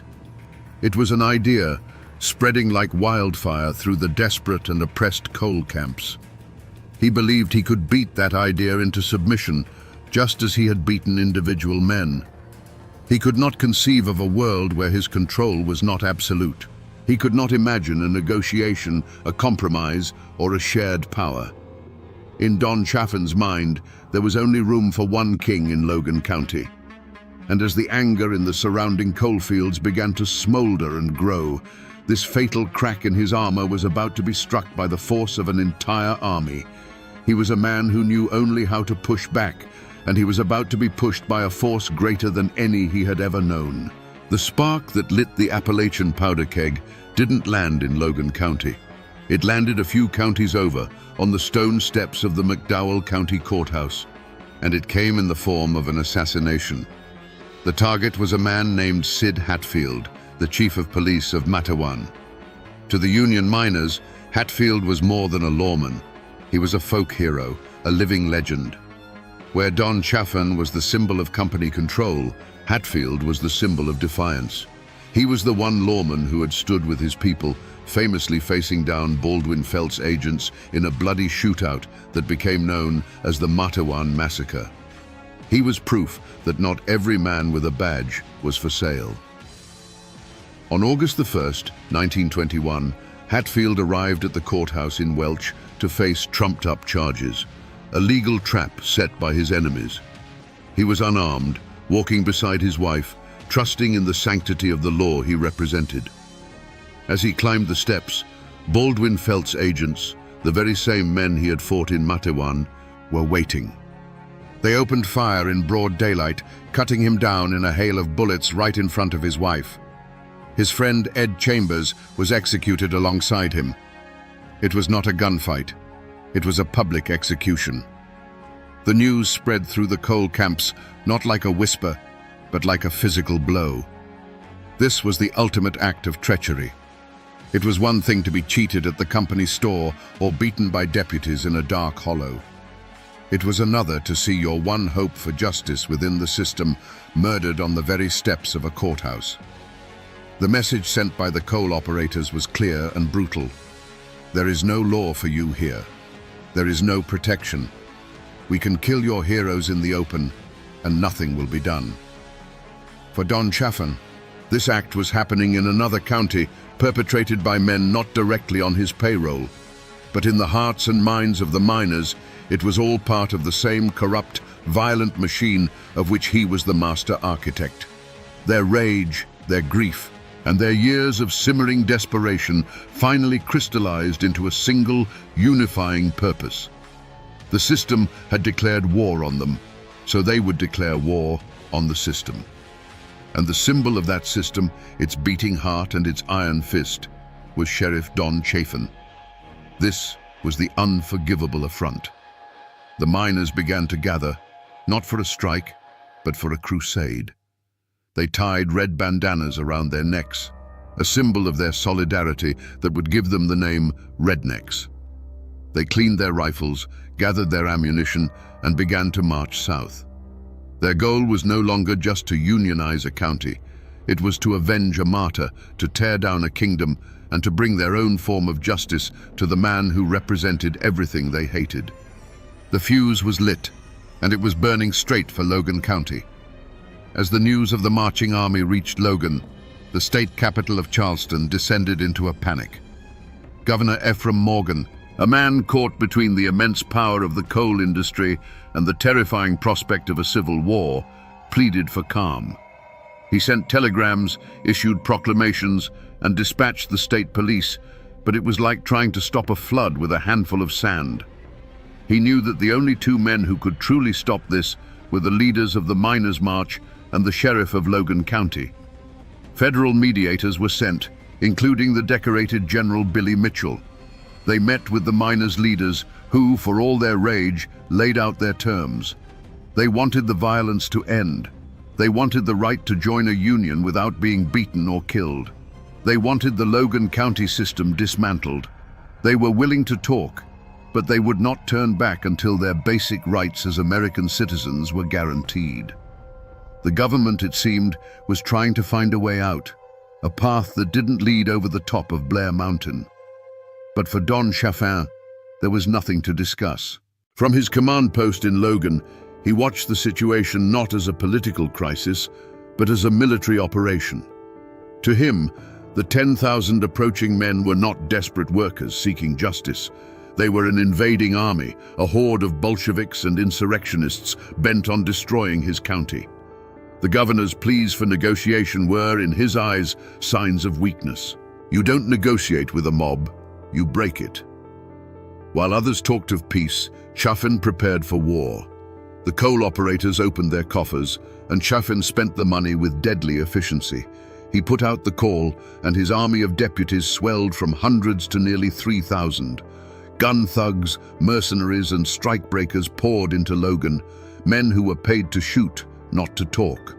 Rifles and machine guns, purchased by the ton, were trucked in and distributed. The phone lines between Logan and the coal company offices hummed with logistics, not diplomacy. He rejected every attempt at de-escalation. When state officials suggested he allow a small, peaceful delegation of miners to enter Logan to present their grievances, he refused. When federal mediators proposed a ceasefire and a cooling-off period, he ignored them.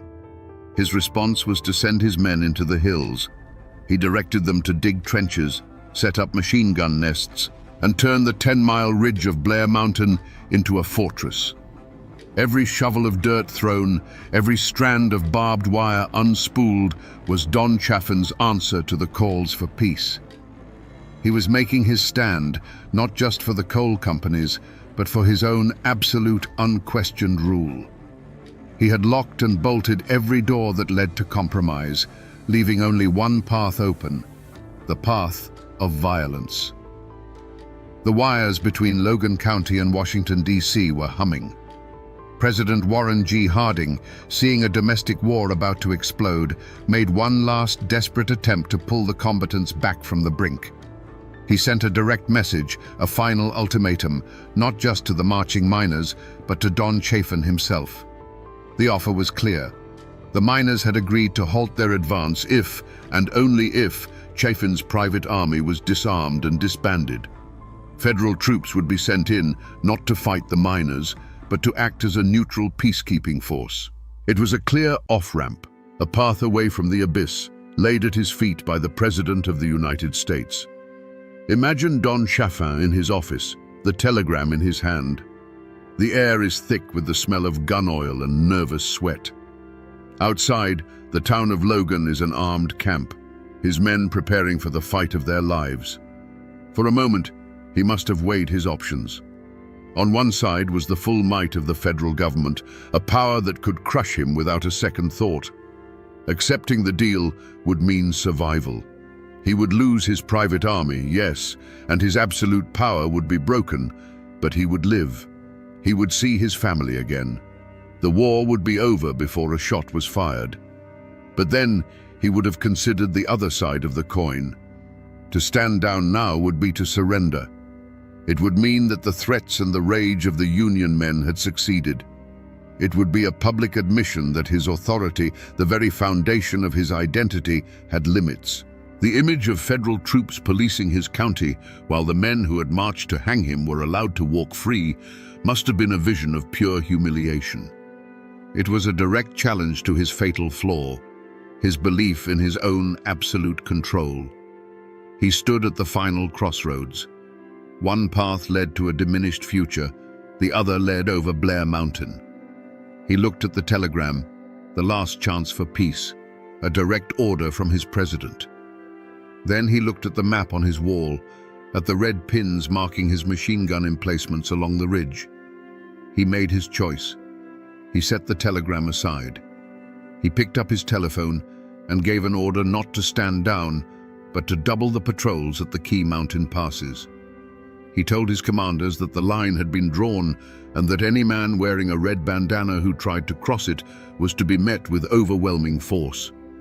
The last bridge to peace was burned. In that moment, Don Chaffin ceased to be a sheriff defending his county. He became a king choosing war over the surrender of his crown. The first report came over a crackling field telephone line, a scout's frantic voice confirming the miners' advance on the Crooked Creek Pass. Don Chaffin took the call, his face betraying no emotion. He put the receiver down, walked to the porch of his command post, and looked towards the green, silent ridge. He gave a single nod to his waiting runner. That nod traveled down the line, from man to man, until it reached the machine gun nest, hidden in a stand of timber. A moment later, the mountain spoke for the first time. It was a sound like a giant tearing a sheet of iron in half, a sound that rolled down the hollows and announced that all negotiations were finished. From his vantage point, the battle was not a scene of chaos, but a grim and terrible piece of machinery that he had designed. He spent his days with maps and binoculars, a general directing his forces. He didn't see individual men fighting for their lives. He saw patterns, movements, and objectives. Through his field glasses, he would watch a line of men attempt to advance through a thicket of trees on a distant slope. He would pick up his telephone, speak a few calm words directing fire to that coordinate, and moments later, the advance would simply cease. The patterns would break, dissolve back into the forest, and the hillside would grow still again. The steady, mechanical rhythm of his machine gun nests became the heartbeat of the battle. It was a cold, efficient, and impersonal sound. Each burst was an argument being made, a final answer to the miners' demands. For 5 days, that sound was relentless. The world shrank to the borders of Blair Mountain. The sun rose and set on the constant thunder of gunfire. Chafin barely slept, fueled by coffee and the cold adrenaline of a man watching his life's work hang in the balance. On the 3rd day, he unleashed his most terrifying weapon. An unfamiliar sound began to drift over the mountains, the low drone of an airplane engine. From the miners' perspective, it was a horror they could have never imagined. Chafin's private air force, a pair of rickety biplanes, began making passes over their lines. The explosions in the trees below were often small, the homemade bombs crude and inaccurate, but their purpose was more psychological than physical. It was a message from Don Chaffin. There is nowhere to hide. I rule the land and I rule the sky. He authorized the use of everything at his disposal. Reports from the miners' side would later speak of bombs that didn't just explode, but released clouds of sickening gas, surplus munitions from the Great War. Chaffin had brought the industrial slaughter of the European trenches to the hills of Appalachia. He was not just defending his county, he was attempting to annihilate the will of his enemy. The battle raged on, a brutal war of attrition. An estimated 1 million rounds were fired. The mountain itself seemed to groan under the assault, its trees shredded, its soil soaked in the conflict. Chaffin's fortress held. His lines did not break. He had met the largest armed insurrection in American history with a wall of fire and steel. Then, as suddenly as it began, it started to quiet. The federal troops were coming, and the miners knew they could not fight their own country. The last shots echoed and then faded, replaced by a profound and chilling silence. The war was over. The argument that had raged for a generation was, for now, permanently settled. Don Chaffin stood victorious on his mountain, the undisputed king of a silent, smoking kingdom. The silence that fell over Blair Mountain was heavier than any sound that had preceded it. Don Chaffin stood in the quiet, the acrid smell of burnt gunpowder still hanging in the air like a ghost. There was no joy in his victory, no triumphant celebration. There was only the cold, hard satisfaction of a man who had met an overwhelming force and had not broken. He had drawn a line, and the world now knew that he would hold that line, no matter the cost. His kingdom was secure. His mind, sharpened by 5 days of constant high-stakes command, did not rest. It immediately shifted from the tactics of war to the politics of the aftermath. His first orders were not to celebrate, but to consolidate. He sent his deputies fanning out across the ridge, their task no longer to fight, but to collect weapons and round up stragglers. He was transforming his private soldiers back into lawmen and the battlefield back into a crime scene. He knew the world was watching, and he needed to control the narrative. This was not a battle, he would claim. It was the quelling of a violent insurrection. The real test came a day later, with the arrival of the United States Army. A column of dusty trucks carrying uniformed soldiers rolled into Logan County, their federal authority absolute.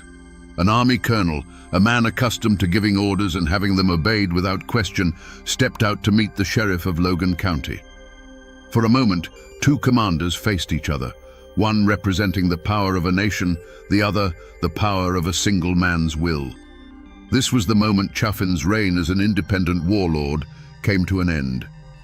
But Chaffin did not surrender his authority. He merely transferred it.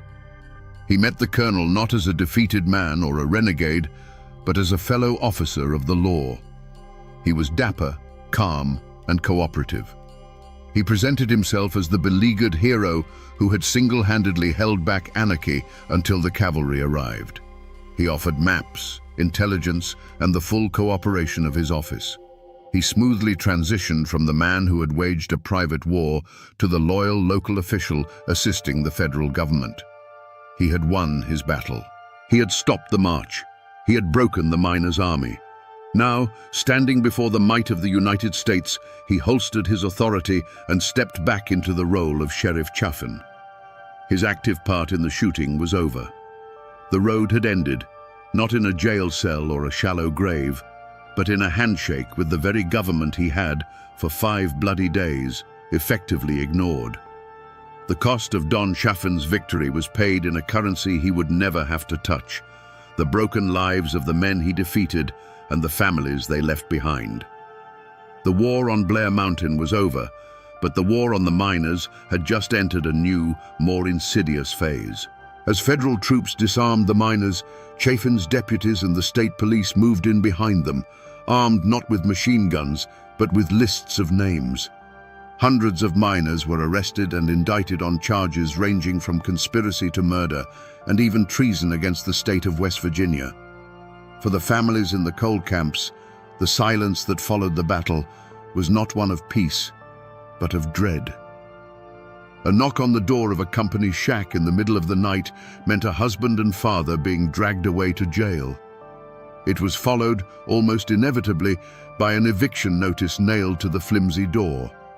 Fired, blacklisted, and homeless, the families of the Union men were cast out, left to fend for themselves in a world where every official, every company man, was now their enemy. The defeat on the mountain was a single event. The suffering it caused rippled outwards for years, creating a quiet, desperate poverty that clung to the hollows like a winter fog. The dream of a union in southern West Virginia, a dream that had seemed so close, was dead and buried on the slopes of that mountain. Chaffin's victory didn't just crush an army, it crushed a spirit. The United Mine Workers of America was effectively broken in the region for more than a decade. The grip of the coal operators, once challenged, now tightened into a stranglehold. Fear replaced hope. Miners who had once talked openly of their rights now spoke in whispers, terrified that a stray word could cost them their jobs and their homes. Chaffin's system of control was now absolute, reinforced by the memory of what happened to those who dared to challenge it. The tragedy was not just the miners' own, it belonged to the entire community. The battle left scars that divided neighbors and kin for generations. Men from Logan who had joined Chaffin's army returned to live in the same county as the families of the men they had fired upon. A cancer of silence grew over the memory of the battle. It was too painful, too divisive to talk about. Don Chaffin had not just defended Logan County, he had plunged it and the surrounding region into a long, dark winter of fear and submission, leaving behind a wreckage of lives that would take a generation to clear. With the shooting over, the war moved from the mountainside to the courtroom. The state of West Virginia, backed by the full weight of the coal industry, sought to make an example of the defeated miners. Hundreds were charged, but for the leaders, the state chose a charge so severe it was almost medieval: treason. Men who had fought for their country in the trenches of France now found themselves accused of betraying it in the hills of their own home. It was the ultimate clash of cultures, the state's formal written law against the unwritten mountain code of honor and retribution. The trials were a spectacle.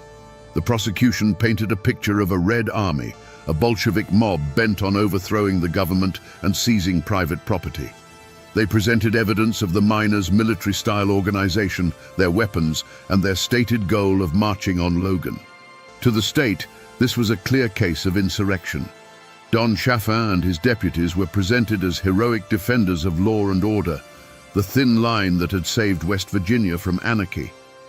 But the miners' defense told a different story. Their lawyers argued that these men were not traitors to America. They were patriots engaged in a second American Revolution, fighting against a domestic tyrant. They hadn't marched against the government. They had marched because the government had failed them. They were marching against the state of Chaffin, a private kingdom where the law was a weapon used against them. Their defense was simple and powerful.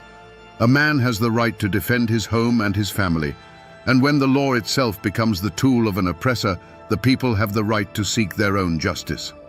The community, and indeed the nation, was fiercely divided. Pro-union newspapers hailed the defendants as heroes and martyrs of the working class. Company-owned papers condemned them as violent radicals. In the coal camps, prayer meetings were held for the men on trial.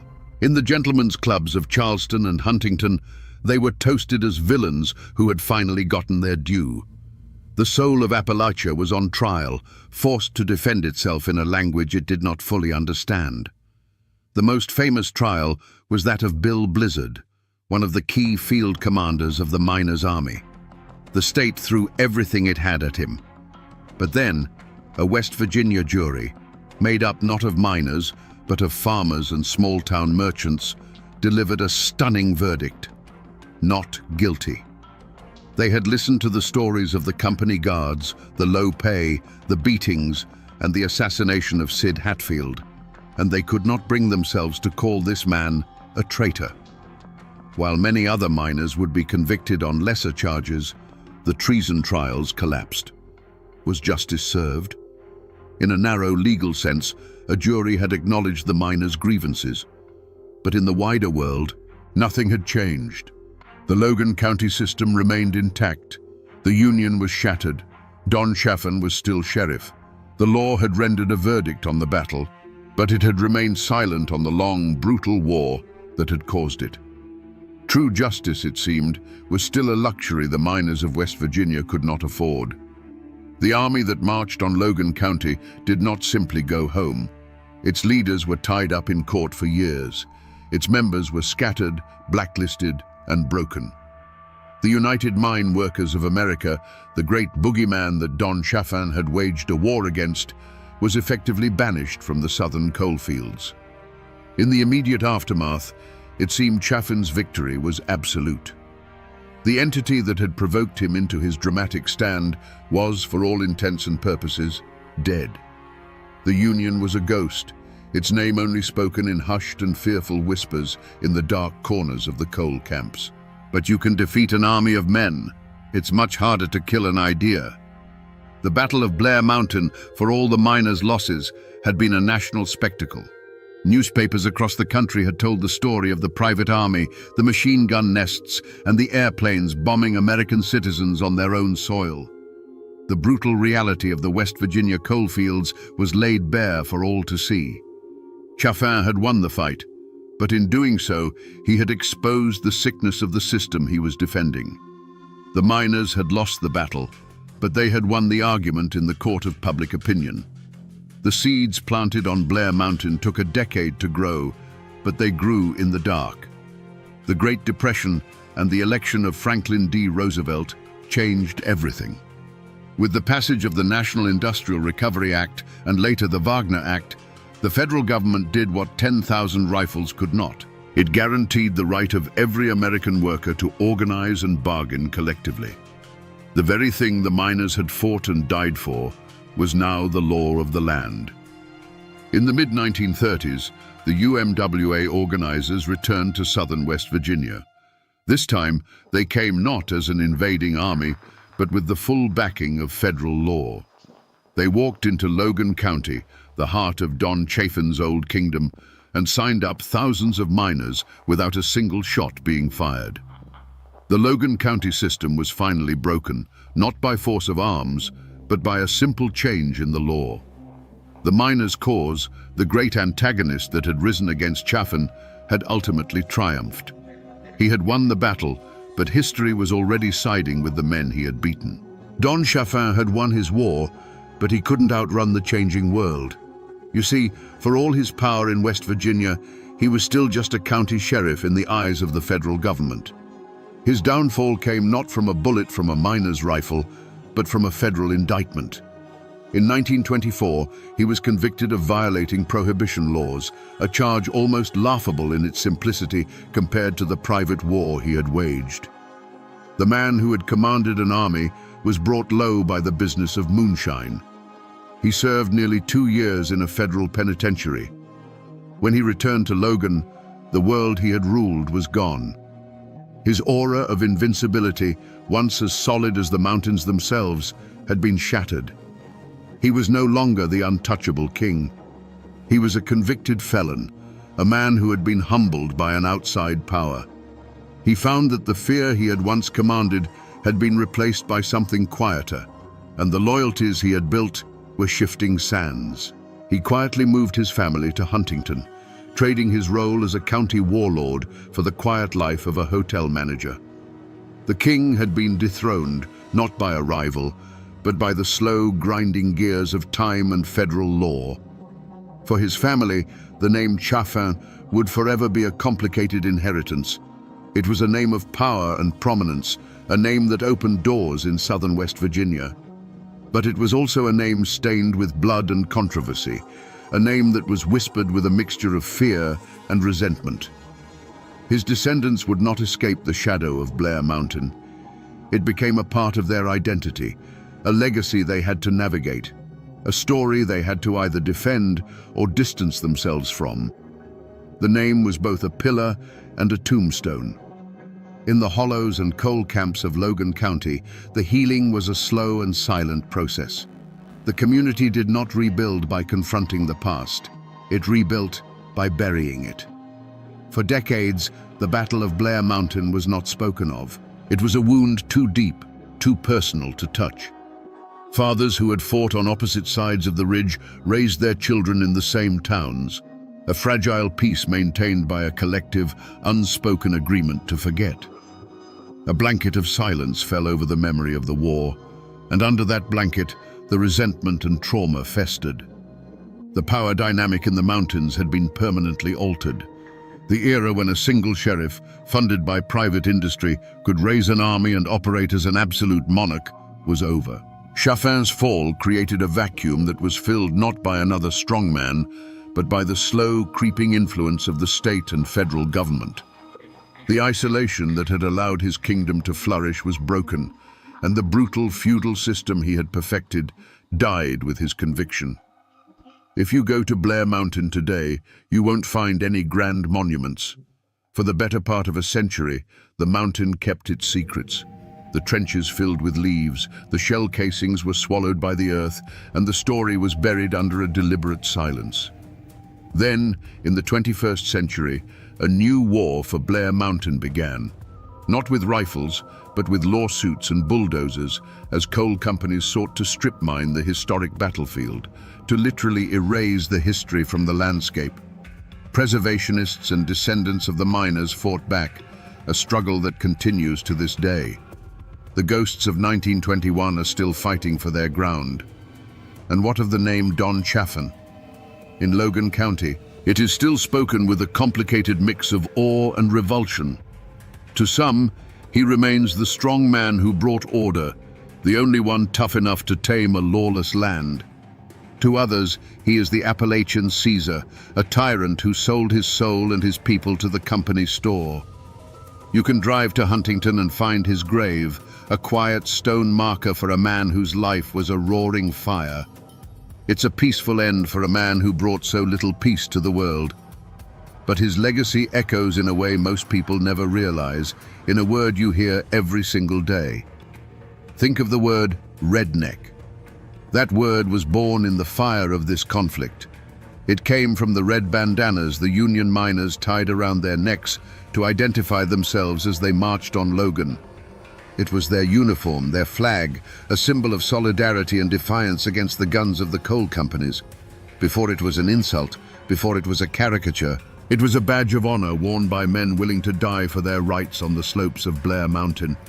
So the ghost of Don Chaffin still walks these hills, but it's not a man in a fine suit with pearl-handled pistols. It's a question. It's the question of how much power is too much, of where the line is between lawman and king, between order and tyranny. His name is a reminder, etched into the very soul of these mountains, that while men die and battles end, the struggle for justice is never truly over. So we come back to the question we asked at the very beginning. Was Don Chaffin a hero or a villain? The easy answer is to call him a monster, a corrupt tyrant paid to crush the common man, and he was certainly that. But the more unsettling truth is that he was the perfect, brutal instrument of his time and place. He was a product of a lawless system that demanded a strong man, and he played the part better than anyone. He was a king who ruled a county as his personal property, and like any king, he saw a rebellion not as a plea for justice, but as an act of war against his very person. In the end, this is a story about how a man's greatest strength can become the engine of his own tragedy. Chaffin's unbending will, the very quality that made him the undisputed master of Logan County, was the same quality that made compromise impossible and bloodshed inevitable. He was a man who could command an army, but could not comprehend a changing world. He won his battle on Blair Mountain so completely that he ultimately lost the war against history itself, a feudal lord swallowed by the tide of the 20th century. The law eventually caught up to him, but his true judgment was delivered by time. He died a relic, a dethroned king living out his days while the Union flag flew freely over the very mines he had once sworn to protect with blood and fire. His story serves as a dark and powerful lesson from the heart of these mountains, that a man who seeks absolute control will one day be confronted by an absolute truth, that no kingdom and no king lasts forever. And that, my friends, is the ballad of Don Chaffin, a man who believed in the law so long as he was the one writing it. They said bullets curved around him in the air. They whispered that he could melt into the mountain fog like a ghost, that he'd made a deal with the devil himself in some dark and lonely hollow. For years, the name Jacko Fraser was enough to make a child stop crying and a grown man bolt his door at night. The law called him a murderer. But the people who lived and died in these hills had another name for him, the White Devil. But how does a man become a monster? How does flesh and blood turn into a legend that haunts a landscape for 100 years? Today, we hunt for the truth behind the ghost story. To understand a man like Jacko Fraser, you first have to understand the world that made him. Imagine the Cumberland Mountains in the late 1800s on the jagged border of Virginia and Kentucky. This was a land forgotten by God and the government, a place of stunning beauty and breathtaking cruelty. The mists that clung to the hollows hid deep secrets, and the ancient hills had seen more than their share of blood and tears. The Civil War had ripped through these communities, leaving behind not just poverty, but a generation of men who had been taught that the fastest way to solve a problem was with a rifle. They came home to find their farms in ruins and their futures uncertain. The law, in this part of the world, was a distant rumor. A county sheriff might hold authority in the dusty courthouse square, but out in the winding creeks and isolated cabins, his power faded to nothing. Here, a different law held sway, the law of the clan. Family was everything. Your name was your flag, your cousins were your army. An insult to one was an insult to all, and debts of honor were paid in blood. This was the era of the great feuds, like the Hatfields and McCoys, where violence was not just an outburst of anger, but a structured part of life, a grim inheritance passed down from father to son. This fierce loyalty was born of isolation. The dense forests and impassable ridges didn't just separate families from the outside world, they separated them from each other. Every farmstead was its own small kingdom, every cabin a fortress. Strangers were viewed with suspicion, and a man representing the government was seen as the biggest stranger of all. People here learned to rely on themselves, their kin, and their own judgment. But self-reliance couldn't always put food on the table. This was a world of grinding poverty. Families survived on what they could scratch from the rocky soil, what they could hunt in the deep woods, and what they could distill in a hidden still under the light of the moon. For a man with a quick trigger finger and no conscience, the desperation hanging in the air smelled like opportunity. It was into this boiling cauldron of pride, poverty, and clan justice that Jacko Fraser was born. The world he saw was not a place of laws and morals, but a battlefield for survival. The mountains were poised on a knife's edge, holding a fragile, violent peace. But that peace was about to be shattered, not by an invading army, but by a monster it had created in its own image. Long before the massacre that made him a legend, Jacko Fraser's name was already a poison whispered on the mountain wind. He didn't exist in a vacuum. His terror was fed by a network of lesser evils and silent supporters. Men like Henley Cox, his most notorious accomplice, were drawn to him like moths to a flame, lesser predators orbiting a greater one. And there were others, the small-time crooks who bought his stolen goods, the informants who'd trade a neighbor's whereabouts for a silver dollar or just to settle an old score. The Mullins clan, on the other hand, were the opposite of everything Jacko stood for.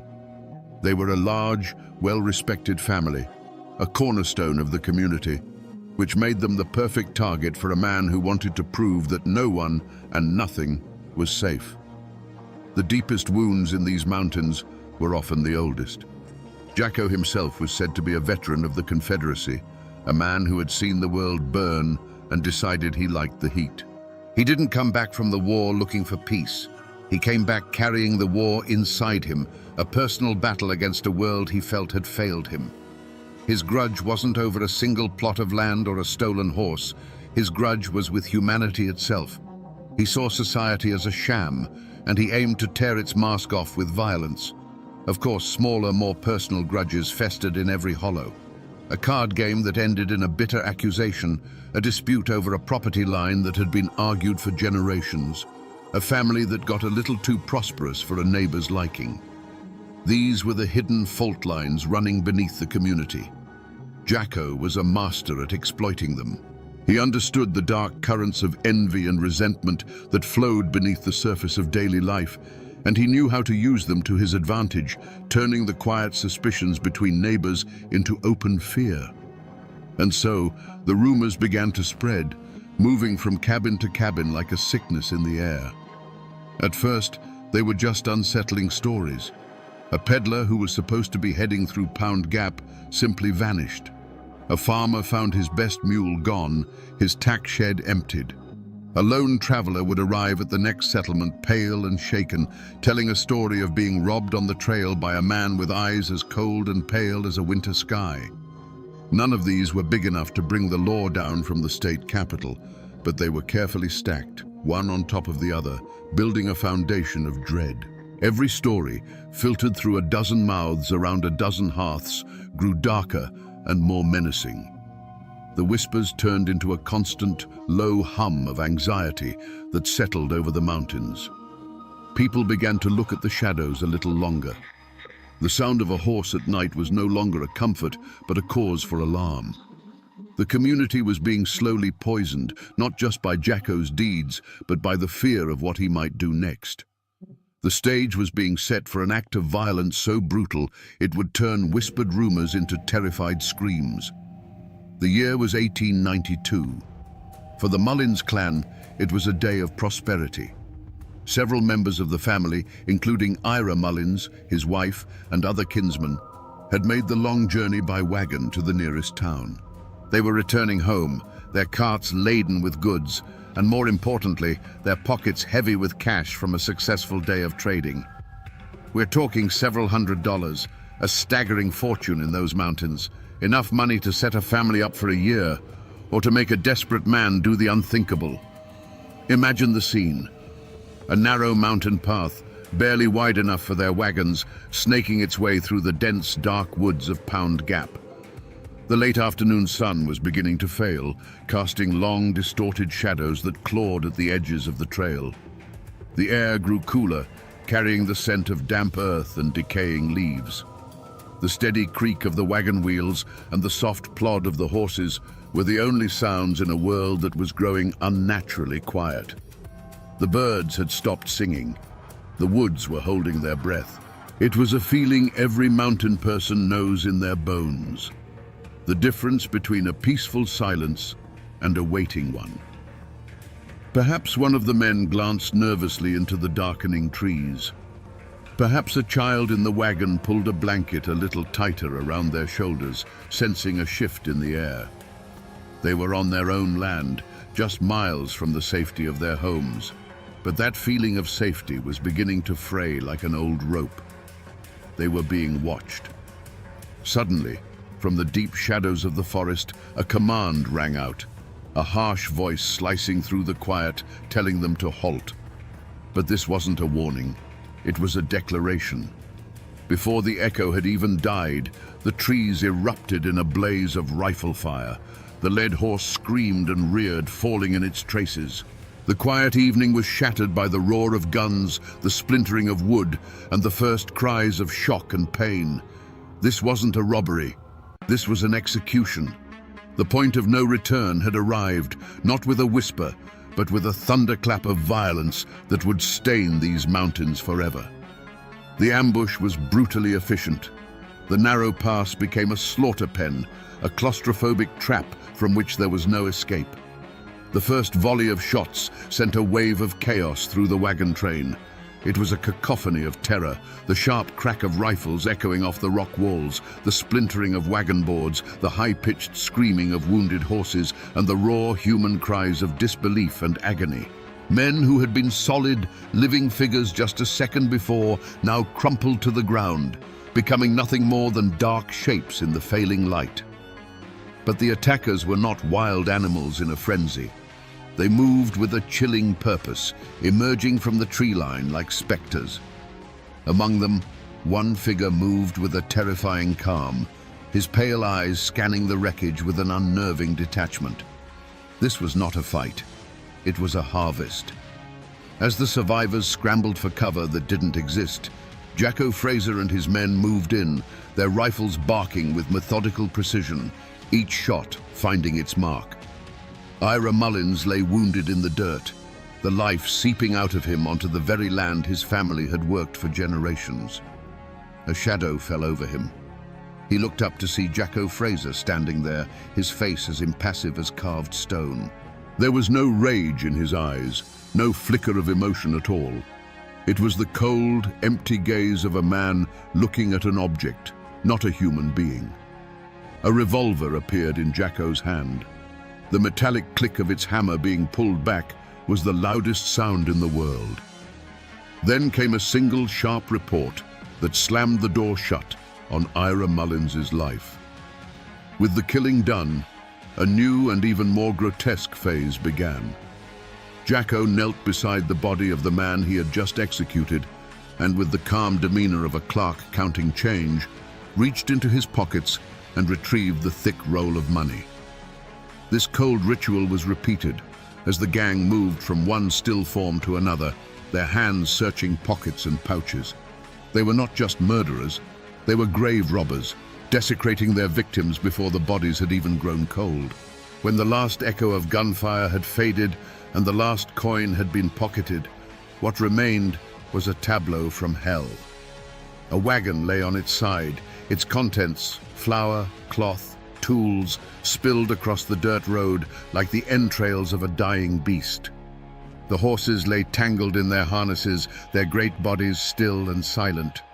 The air, thick with the smell of gunpowder and blood, hung heavy and motionless. It was the silence that was the worst part, a profound, deafening silence where just moments before there had been life, laughter, and hope. And as quickly as they had appeared, they were gone. Jacko and his men didn't flee in a panic. They simply stepped back into the deep woods, swallowed by the same shadows that had birthed them. It was as if the mountain itself had opened up, unleashed its demons, and then closed again, leaving behind no evidence of their passage, only the wreckage of a family and a silence that screamed. This was more than a robbery. It was more than murder.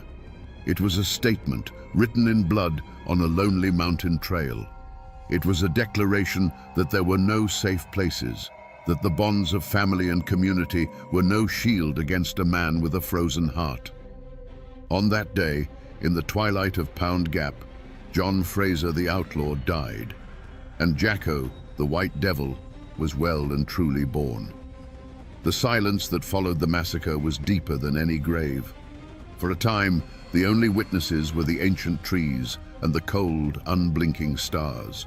It was a kinsman sent out from the Mullins homestead when the wagons failed to return who stumbled into the nightmare. He found the scene not by sound, but by its terrible stillness. The dark, hulking shape of the overturned wagon, the pale glimmer of spilled flour on the ground looking like a dusting of snow, and then the bodies, scattered among the wreckage like fallen leaves, their stillness an affront to nature itself. The cry that broke from that man's throat was a sound of pure horror, an animal howl of grief that finally shattered the unholy calm. When the news reached the Mullins family, it was like a physical blow, a shock that left them gasping for air. But in the Appalachian heart, grief is a fast-burning fire that quickly turns to iron resolve. The women's wails of sorrow echoed through the hollows, a heartbreaking chorus for the dead. But the men's faces were a different kind of terrible. Their grief was silent, their eyes hard and cold, their hands resting on the stocks of the rifles that were never far from reach. They tenderly carried their dead home, but in their hearts, they were already carrying a vow of vengeance. News in the mountains travels not on wires, but on the wind, passed from cabin to cabin in hushed, urgent whispers. The story of the Pound Gap massacre spread like a plague of fear. It confirmed every dark suspicion, every campfire ghost story. The name Jacko Fraser was no longer just a name. It was a curse, the living embodiment of every settler's deepest fear, the fear of what lurked in the untamed wilderness just beyond the light of their lanterns. Doors were bolted earlier. Men took their rifles with them to plow the fields. The comfortable darkness of the mountains, once a familiar blanket, now felt like a shroud, filled with unseen, malevolent eyes. The sheer brutality of the attack was too much to be ignored, even by the distant and often indifferent hand of the law. The murders weren't just a crime, they were an insurrection against the very idea of society. The authorities in both Virginia and Kentucky, pressured by the influential families and a terrified populace, were finally prodded awake. A substantial reward was offered for the capture of Jacko Fraser and his gang, a fortune that could make a poor man rich for life. The notice was nailed to the courthouse doors and the sides of general stores, turning the ghost into a wanted man with a price on his head. The bodies of the Mullins family were laid to rest in the cold mountain earth, but their story refused to be buried. The massacre became a line drawn in the dirt. On one side was the world of families, faith, and hard work. On the other was Jacko Fraser. He was no longer just an outlaw. He was the White Devil, a figure of folklore born from a real-world atrocity. The hunt was now not just a matter of law, but a crusade. The question was, how do you hunt a man who is already a ghost? The bounty posters were barely dry before the hunt began. This was not going to be a simple posse of local farmers. The states of Virginia and Kentucky marshaled their forces, calling in the best they had. They hired professional detectives from the famed Baldwin Felts agency, outsiders with city methods and a reputation for ruthlessness. But the man chosen to lead the hunt was a legend in his own right, Marshal Big Ed Hall. He was a man cast from the same mountain rock as Jacko, who knew every secret trail and hidden hollow. He was Jacko's opposite, a man of the mountains who had chosen the badge over the outlaw's gun. And alongside the lawmen and hired guns rode men with faces like stone. They were the kin of the murdered Mullins family. They weren't there for the reward money. They were there to settle a family score, and their justice wasn't written in any law book. Hunting Jacko Fraser in the Cumberland Mountains was like trying to catch a whisper in the wind. He was in his element, a predator on his home ground. The very landscape that the posse found so punishing was his greatest ally. The mountains that had cradled him now conspired to hide him. For weeks, they combed the ridges and ravines, a grueling ordeal of cold nights and false trails. The posse would find the embers of a campfire still warm, or a footprint in the mud of a creek bed, only to have the trail vanish into thin air. It was as if Jacko could simply dissolve into the mist. The mountains that had once been a home to the posse members had now become a deadly labyrinth, and in its center lurked a monster who knew every turn. The posse grew weary, their resolve frayed by frustration and the constant, unnerving feeling of being watched. They knew Jacko was out there, seeing them long before they saw him. Every rustle in the undergrowth could be an ambush, every shadowy rock formation a sniper's nest. But in the end, it wasn't a tracker's skill or a detective's logic that cornered the White Devil. It was human weakness. A name was whispered to the lawmen, an informant, tempted by the life-changing reward or simply terrified into submission, gave up Jacko's hiding place. The mountain's code of silence had finally been broken by the one thing stronger than loyalty: fear. The tip-off led them to a lonely, isolated cabin near the Kentucky border. They surrounded it in the dead of night, a ring of steel closing in under a moonless sky. As the first grey light of dawn touched the peaks, Big Ed Hall gave the signal. The quiet morning was torn apart by a final desperate volley of gunfire as Jacko tried to fight his way out. But it was hopeless. He was one man against a small army. When they dragged him out into the light, blinking and bloodied, the posse members steeled themselves, expecting to see a demon. Instead, they saw a man. His clothes were ragged, his body weary from weeks on the run, but his eyes were the same. In their icy depths, there was no fear, no regret, not even anger. There was only a profound, chilling emptiness, and the bottomless exhaustion of a man who knows his road has come to an end. For the lawmen, it was the end of a manhunt. But for the Mullins kin who stood there, watching the man who had destroyed their world, the look in their eyes said that true justice had not yet begun. The arrest of the White Devil was a sensation. His trial in Wise, Virginia, was a pilgrimage. People came from 3 states, on foot, on horseback, and in wagons, clogging the dusty streets of the small county seat. They weren't there to see justice done. They were there to see the monster in a cage. The courthouse stood under the watchful eye of armed guards, its lawn transformed into a sprawling camp of onlookers. The air buzzed with a carnival-like energy, a strange mix of grim satisfaction and morbid curiosity. This wasn't a legal proceeding, it was a public exorcism. Inside the courtroom, the air was thick enough to choke on. Every bench was crammed, with men standing shoulder to shoulder along the walls. The judge, the lawyers with their starched collars, the 12 men in the jury box, they were all part of a system trying to impose its formal logic on a story of primal savagery. One by one, witnesses took the stand. Their voices trembled with a mixture of grief and lingering fear as they recounted the horrors of that evening in Pound Gap. They pointed trembling fingers at the man sitting at the defendant's table, and Jacko Fraser just sat there. He showed no remorse, no fear, not even a flicker of interest. As survivors wept on the stand, he watched them with the same detached curiosity a man might watch a bug crawling across a windowsill. His silence was more unnerving than any outburst would have been. He was a void, a black hole of human feeling in the center of the room, and his cold, defiant calm was his final weapon. He refused to play their game, refused to give them the satisfaction of seeing him break. He was a monster, and he seemed content to let them know it. The trial was, as everyone knew it would be, a formality. The evidence was absolute, the testimony unshakable. When the jury filed back in, their faces were grim and set. The foreman didn't need to clear his throat. His voice was steady and clear as he pronounced the single word that everyone had come to hear: guilty.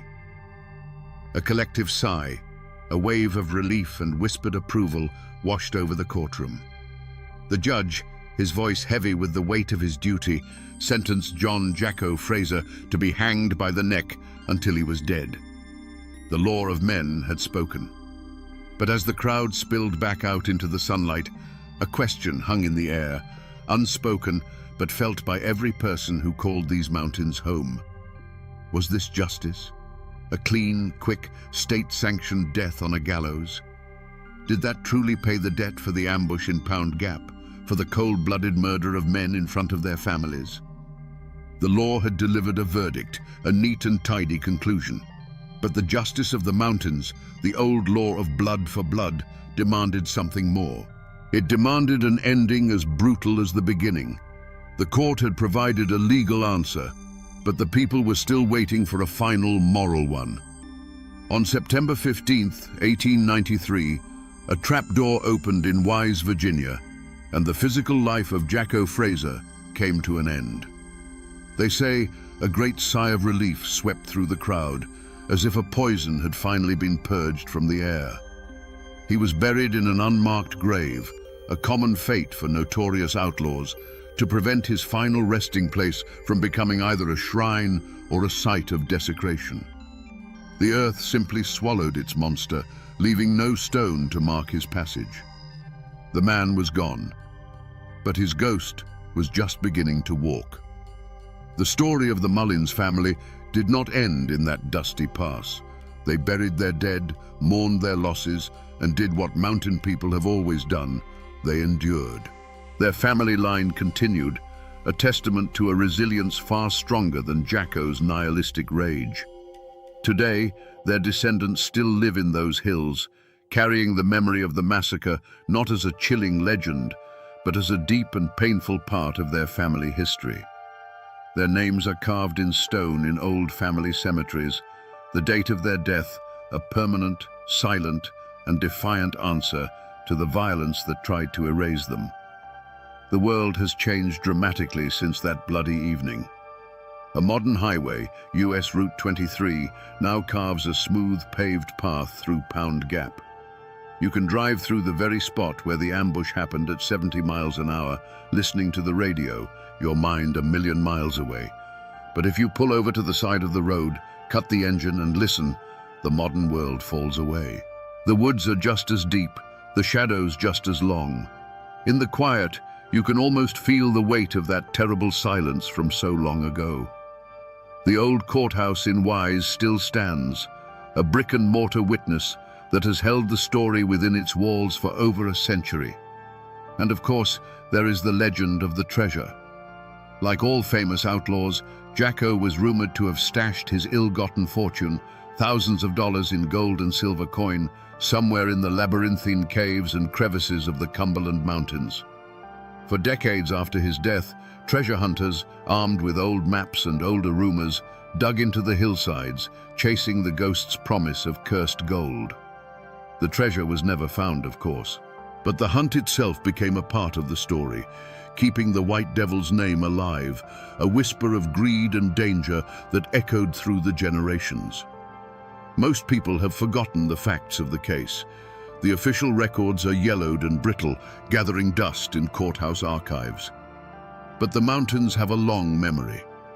The name Jacko Fraser still surfaces from time to in these parts, a dark ballad told around a late-night fire. He is no longer a man of flesh and blood, but a piece of the landscape itself, a warning, a folktale, a permanent shadow that time has not been able to erase. So we return to the question we asked at the very beginning. How does a man become a monster? The story of Jacko Fraser gives us a chilling answer. He wasn't born a demon. He was forged in the fires of a brutal war and hammered into shape on the anvil of a lawless, desperate land. He was the ultimate consequence of a world where civilization was a distant rumor and survival was a daily battle. The White Devil wasn't a supernatural force. He was something far more terrifying, a man who had shed every last piece of his humanity and embraced the darkness that waits inside us all. And how does a monster become a legend?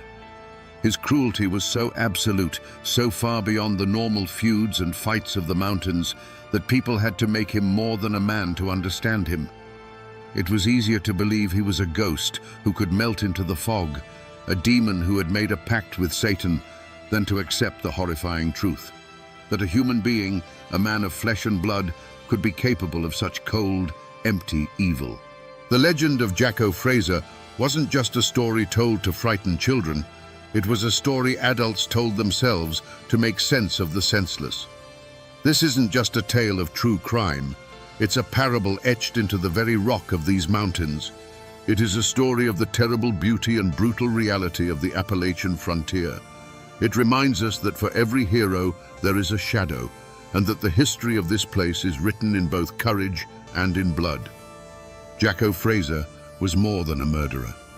He was the living embodiment of the mountain people's deepest, darkest fear, the fear of what lurks in the shadows just beyond your own doorstep. And now, my friends, you know the rest of the story.